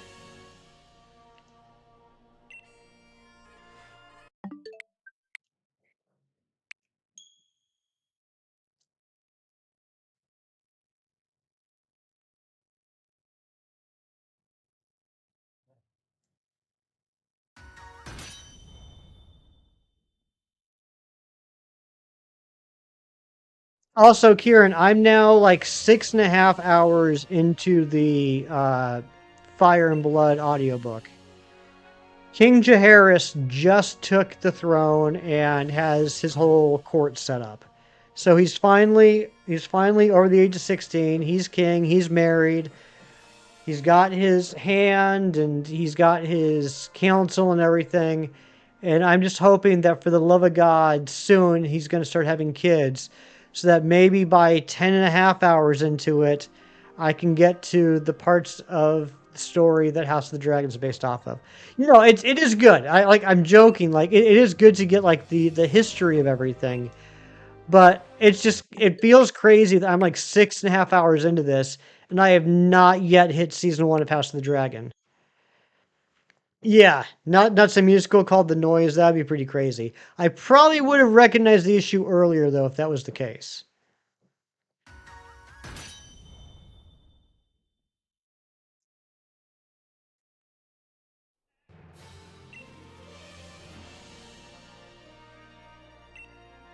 No, I'm sorry, 7 hours in, not 6 hours in, 7 hours in. So yeah, I'm about a quarter of the way through. House of Dragon isn't until the second half of the book. Oh my goodness. At least I'm starting to know people that, or I'm starting to hear about people that I know. Like Reina's been around for a while. Obviously, I know who Reina is. Opposed to doing a stream of me listening to our recommendations on music from the Pokemon games.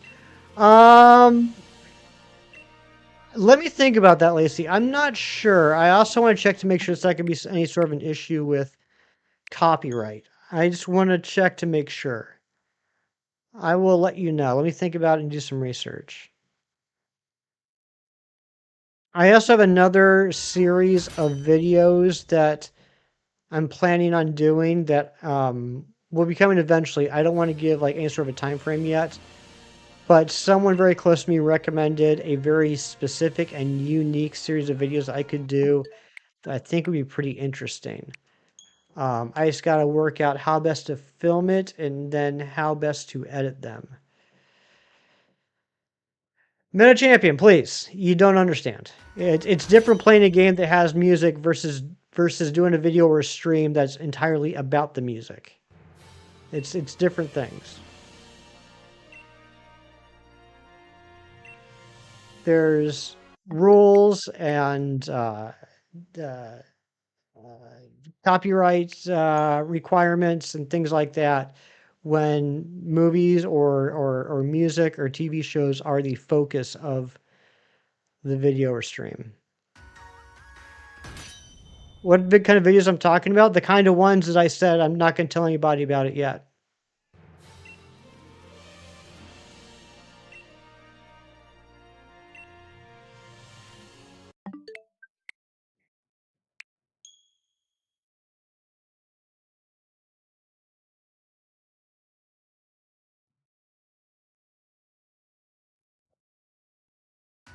It's a series of videos that a friend brought to me that I like the idea and I want to do. I just got to figure out the logistics of it first.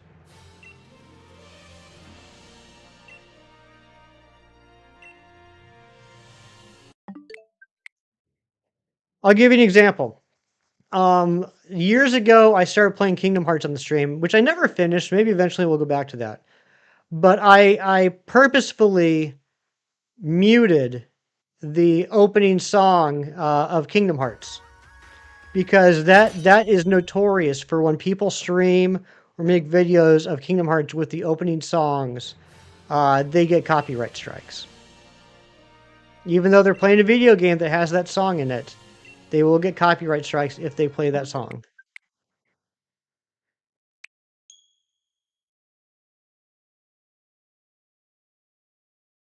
So it's just it's always a little bit of a quagmire when you get involved in copyrighted materials. You always want to make sure that you're following all the rules, that you're doing what they're asking, doing what they're requiring, and not making any sort of assumptions on what you are allowed to do. Same reason that, like, for example, that Pokemon or the Scarlet and Violet, the closing credits have that Ed Sheeran song.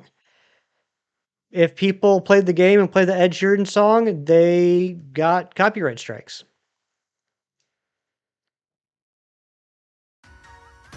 You're literally advertising their game. Well, that has nothing to do with the game. It has to do with the people that made the music. The music was licensed to be used within the game, but it wasn't, licensed to allow people to stream it. I don't know. It's all law stuff that's above my head.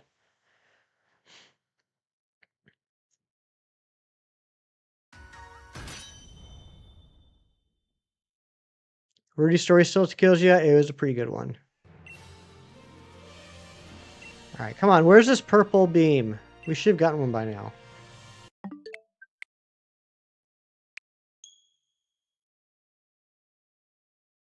I gotta clean up my boxes after stream. These are nasty.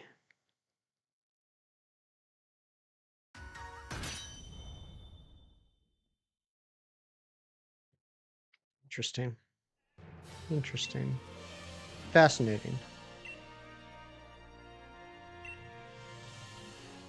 Come on, purple beam. Of course, the last one takes the longest to get the purple beam.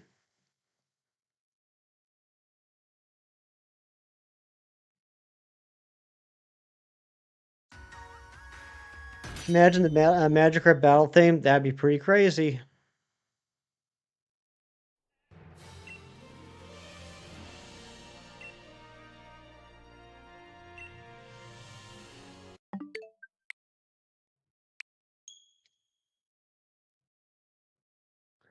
Good Lord.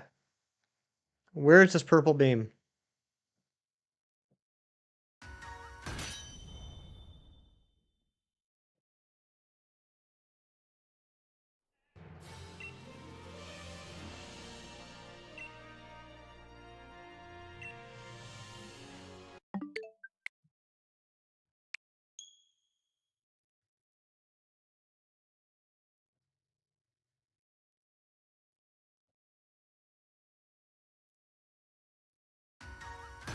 Please, please, please.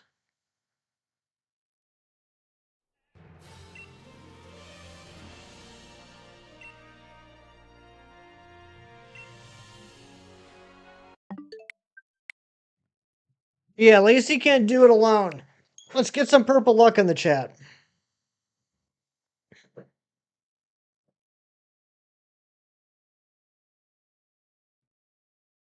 It's getting hot in this room too.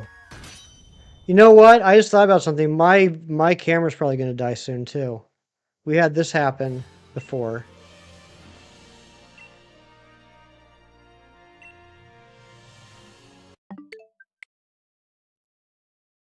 I wonder how close my camera is to dying.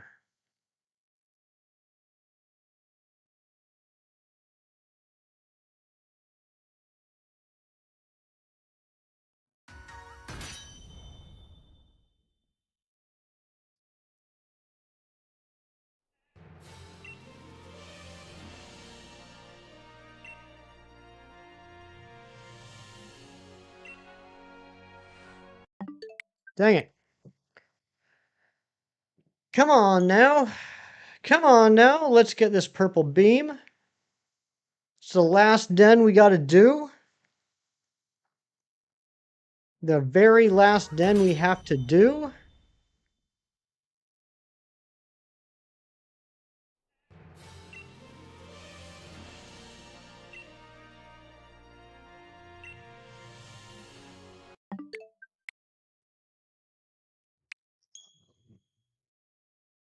Anybody got any plans for the rest of the day? If it dies, you won't have to make an excuse to take a lunch break because we won't be able to see you eat while the camera's off. That is true, Lacey. That's a good point. At this point, I might as well just wait till dinner.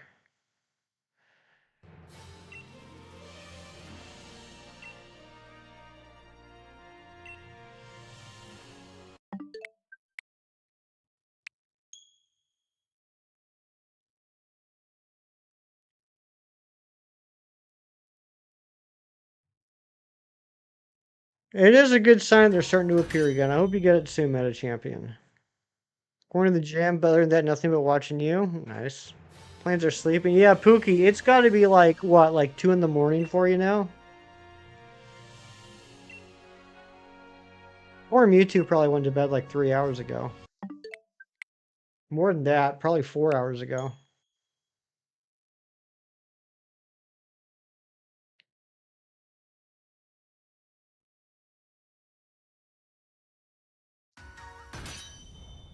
Oh, I do have something I need to announce. Something I need to announce that I will be doing on the future of this channel at some point. If you guys have not heard about this, if you guys have not seen this, let me back up. Let me tell you a story. So several months ago, like maybe even like a year ago, Shiny's contacted me. He had this idea, and I liked it. He said, Hefty, I want to do this thing where you pick a game out from a franchise I've never played before, and I play it for the first time, and then I'll pick a game out from a franchise that you never played before, and you play it for the first time. And, we'll just see, like, how it goes and see if we enjoy it. And I said, yeah, I'm up for that. Let's do that. So for him, who has never really played a Zelda game before, I told him to play Legend of Zelda: Link to the Past. So he's been playing that on his channel for the past week. And that's been entertaining to watch him play because not only is it the first time playing that game, it's pretty much the first time he's ever played a Zelda game. So he's also not familiar with, the regular, like, the way the games play, like how Zelda games play. Like he's getting used to all that. He's got no history with the franchise. So he's going to play it until he beats it. However many hours that ends up being, however much time he spends to play a playthrough of Legend of Zelda: Link to the Past from beginning to end, that's how many hours I'm going to be playing in Stardew Valley. So I don't know if we have any Stardew Valley fans here, but at a to be determined point in time in the not too distant future, I'm going to be doing a minimum of probably 20 hours of Stardew Valley. He was trying to explain it to me without explaining too much to me, and it sounds like he's estimating I'll have to do 2 seasons, whatever that means. So that'll be coming up eventually as well. Never heard of that Stardew Valley. I only know about it because some of my friends, including Shinies, are big fans of it. Um, Here's how little I know about Stardew Valley. I asked him which game do I need to buy, and he said the Switch version. I said, yeah, but like which Stardew Valley game? And he's like, there's only one Stardew Valley. I was like, oh, okay. I thought there was like multiple games. Apparently I was wrong. It'll be so peak. I haven't played him forever, but so fun. I've heard a lot of people, I mean, everyone I've talked to that's played it seems to really enjoy it. I really know nothing about it other than it's kind of like a farming simulator, but then also there's marriages. And I think there's like fighting. I don't know. I don't know anything about it. I don't want to know anything about it. I want to find out about it as I play it. But that will be happening at some point. I don't know exactly how I'm going to schedule it. That's another thing. I got to figure out how to schedule it because I don't want it to take over this challenge, but I also don't want to run it periods where people aren't available. Calendar Man, I mean, from what little I know about him, which is basically just from Long Halloween and the Batman Arkham games, he seems like an interesting character.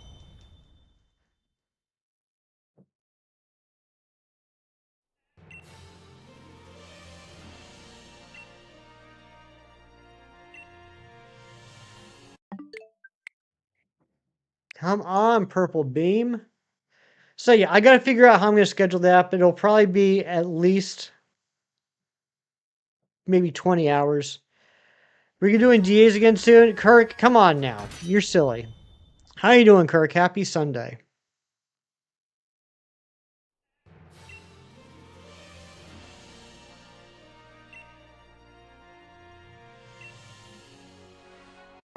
Man, Kirk couldn't even bring the purple luck.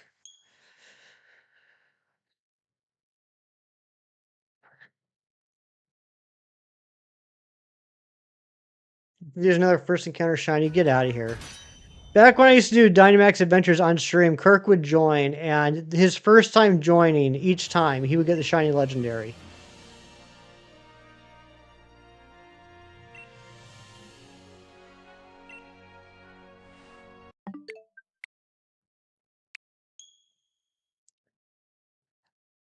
I'm not gonna lie. I'm fading fast, but like, it would be ridiculous to end on the last den. Had a long day streaming. Stardew Valley, interesting. What's up, Busy? Good to see ya. Yeah, I want to get this done. I want to get this done. I thought I yet again Busy. I underestimate how long things would take. I am on my last Dynamax Den, but I cannot get a purple beam to save my life.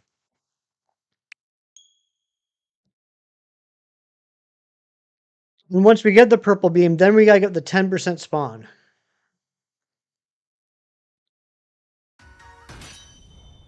And then once we get the 10% spawn, then we have to evolve 6 friendship evolutions.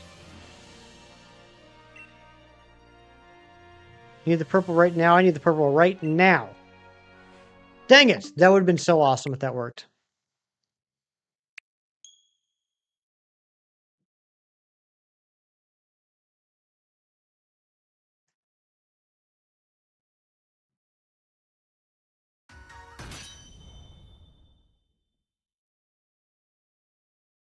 How you been, Busy?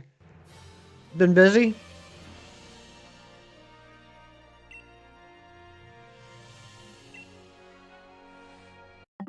the purple.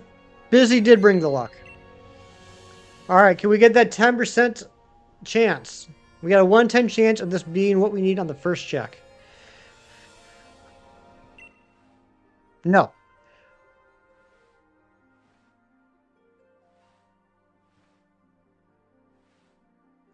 Hanging in there. I'm glad to hear that. I'm about to crash out. Seriously. Okay. Okay. Okay, we're good. We're good. We're good. We're good. This is not, well, we don't know for certain, but I'm pretty sure this is not an event den. Sizzlepede can be in this den. This is D, right? Yes, this is D. So Sizzlepede can be in this den. Thank you for the luck, Kirk.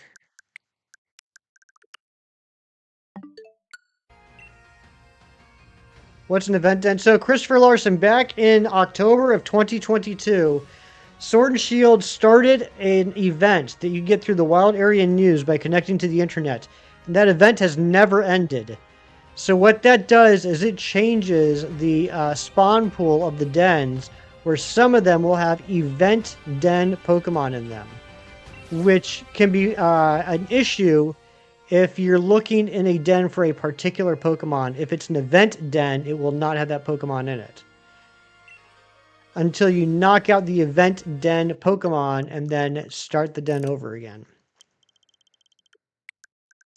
Which is something that we discovered through trial and error and a lot of help from Chemnation, Razzie, Matthew, and Jerry last weekend, trying to figure out what the heck was going on.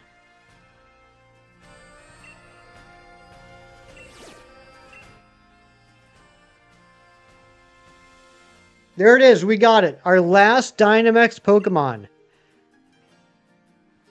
That's not what I wanted to do. Oh, gosh. I meant to go to change Pokemon. Alright. Hopefully this won't be an issue. Hopefully we're leveled up enough. You're only raised for Milcery? Exactly. That's the type of issue, Poofy. So imagine looking for a particular Pokemon that's only in a particular den, and you go to that den, and all it has is Blipbugs and Sizzlepedes. Let's get Charmander. What are the event Pokemon? It's all the Pokemon that can Gigantamax. So currently in my game, because I'm so early, I don't even have one badge, I can only get 1-star dens. So the only Pokemon in the event dens are Blipbug and Sizzlepede, and for some reason, Wooloo. But I think Wooloo must have a really low spawn rate, because I don't think we've seen a Wooloo since last Sunday. There we go. We got the Charmander. Okay. I don't know. I don't even know what to call this thing.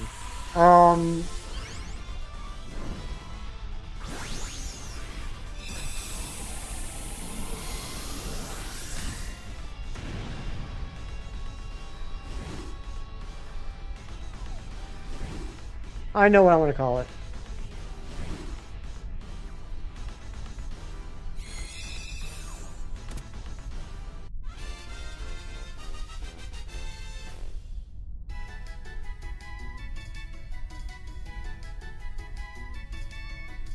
I know what I'm going to call it. We did get a rare candy, though, so that's nice. Charmander was what I was looking for, yep. The last Dynamax Den Pokemon I needed before the first gym.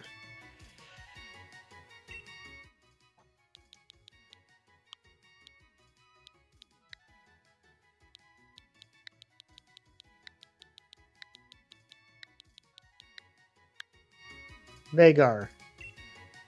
Vagar, the eventual Charizard. We are done with Dynamax Dens. Oh my lord. I feel good. We just got one more thing to do. How much candy do we have? I might just say screw it and use candies for this. We got 22 rare candies. We got 327. Yeah, we're just gonna do that. We're gonna do that. Okay.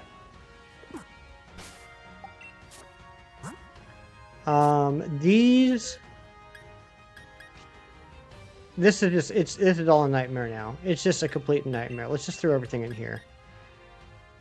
Yeah, she got the MCU role. Yeah, I mean, she did a good job in that. She did a good job.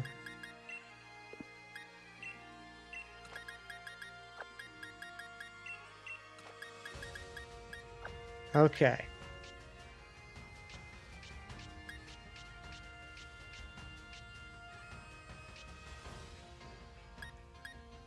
So we need...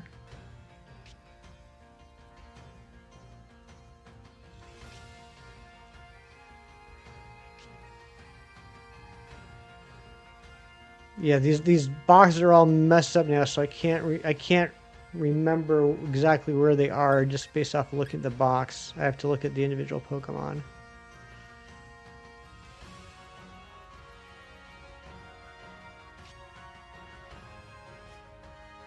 Okay, okay.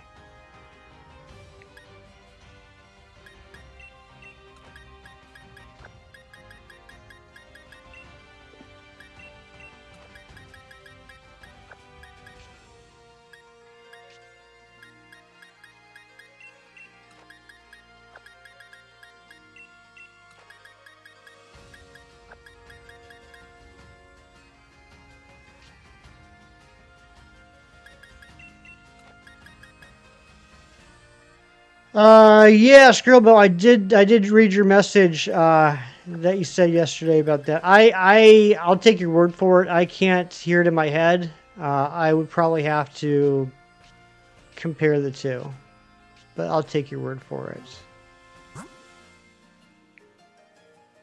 Actually, let's just... Here we go. All right, here we go.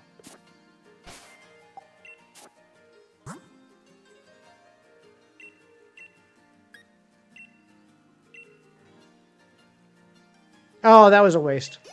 That's okay. All right, Esmeralda grew to level 10. Esmeralda wants to learn Quick Attack. Sure.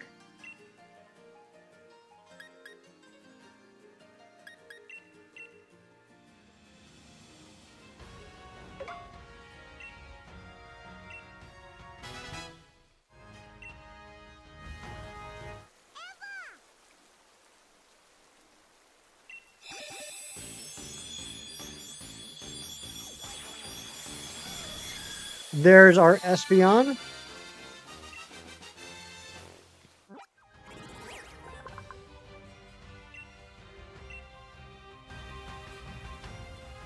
You want to learn Confusion? Yep, you're going to learn Confusion. Tone Down's Chain's accent for Doomsday? Hopefully. It was not good.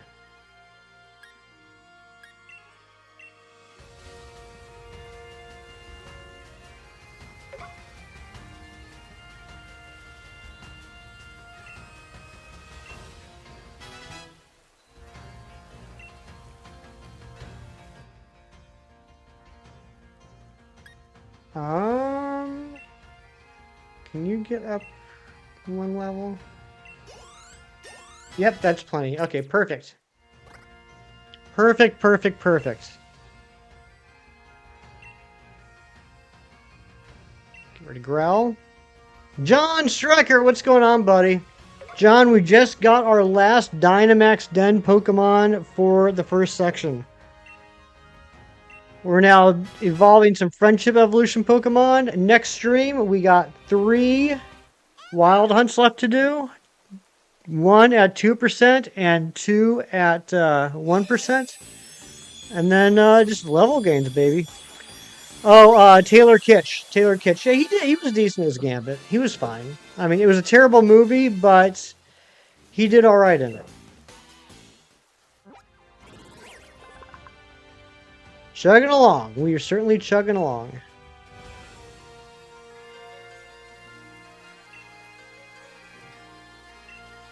Disarming Voice. Yep. That's going to go instead of Tail Whip.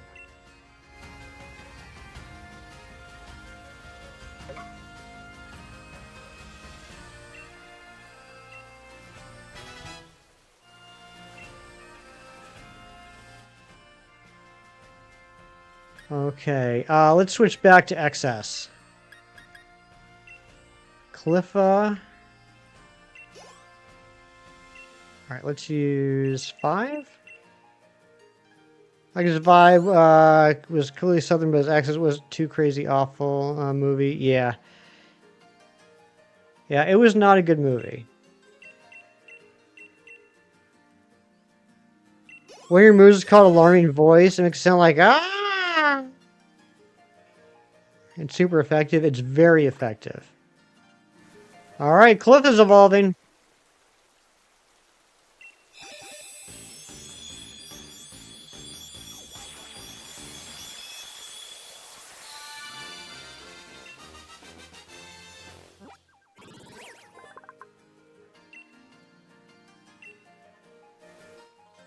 What fairy? That's right. Oh, Cotton from Scream. Yeah, Leaf Schreiber. Yeah.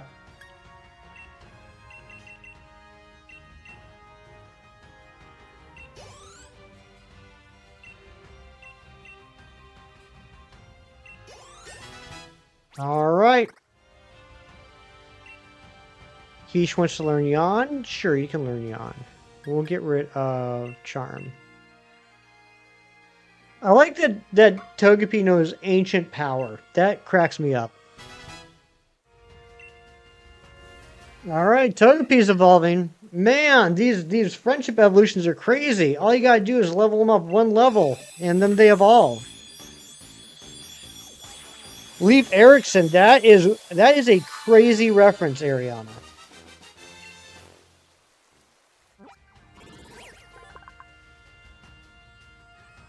Yeah, I did not like Tyler Main as Sabretooth.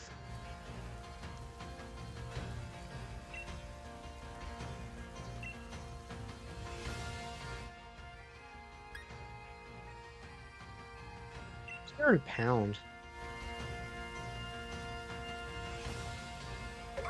You want to throw cards at people and poof? I do too, Busy. That's all I want in life. I'm 100% behind you.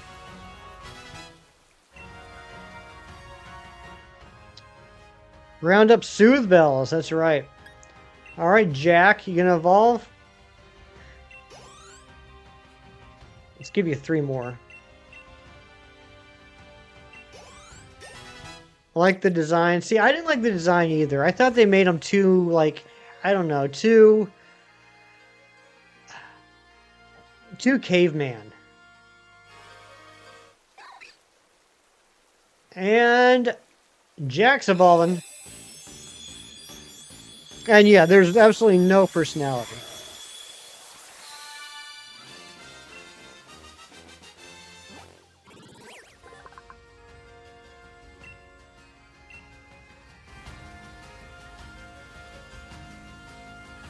Leaf Erikson. Oh, that's so good, Ariana.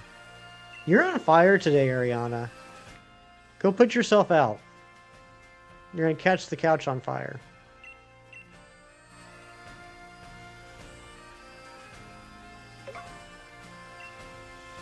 Alright.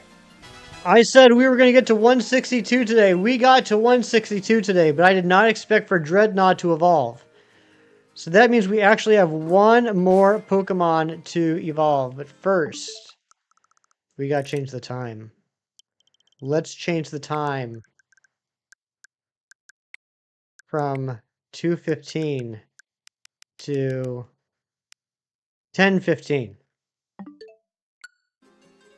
Is it nighttime now? It looks like it. I don't know. That might be nighttime. I don't.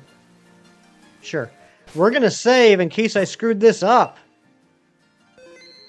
The contacts, they looked ridiculous. Yeah, I just was not a fan of the style at all. Let's put this Pokemon right here. And put this Pokemon back here. And put this Pokemon here. Before I freak out. And let's give Tyler an experience candy.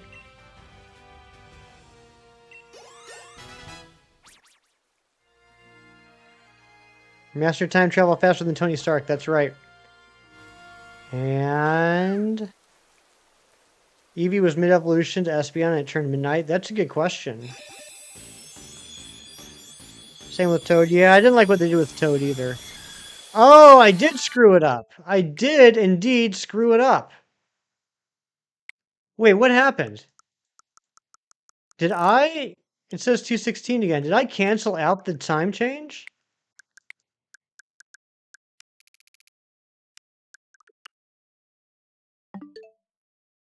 That was weird. Did I cancel the time change?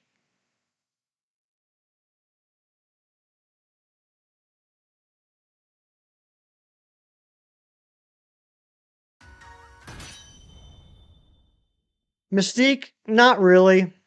I mean, look, the bottom line is if you're going to ask me if I liked how they portrayed pretty much anybody in pretty much any Marvel movie, it's mostly going to be no.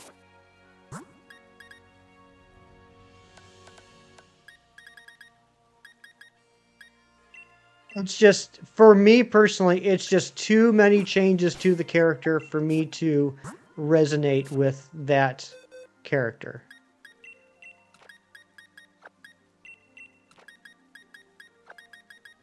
Man, I completely screwed that up. That was going to be kind of an epic ending to the stream. And a little bit of, like, a tribute. And I just completely borked it.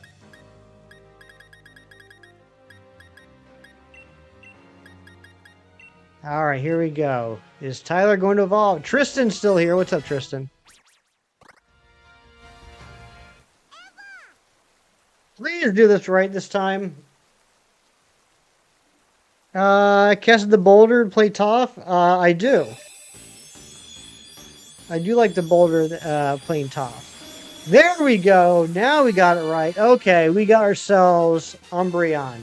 I promised you 162. I delivered 163. I am nothing but a promise keeper to the 63% of you that believed I could do it. We did it. I'm exhausted. I'm beat. I need to turn on the air conditioning and lay down. And eat food. We're going to be back on the next stream. On the next stream, I already have some punishments courtesy of Ariana and Kiro because of the combined 15 gifted memberships. Thank you all so much. We're also going to be grinding some levels. I got to figure out the best way to do that. And we may even... Yeah, we're going to do the Trubbish Hunt. I think the Trubbish Hunt we're definitely going to be doing on the next stream. We're going to go for that 1% Trubbish outside of Gallery Mine 1. I'm going to bring all of our water Pokemon that need levels, and we're basically just going to beat the crap out of every single Roly-Coly we see until a Trubbish shows up. I'll also be hatching more eggs this week to fill in the holes. I got to fix up the boxes. This is driving me crazy already. But thank you all so much for being here. Have a great rest of your day. Have a great week. I'll see you on the next one. Do something nice for someone today just because it's the right thing to do and for no other reason. And take care. Bye-bye.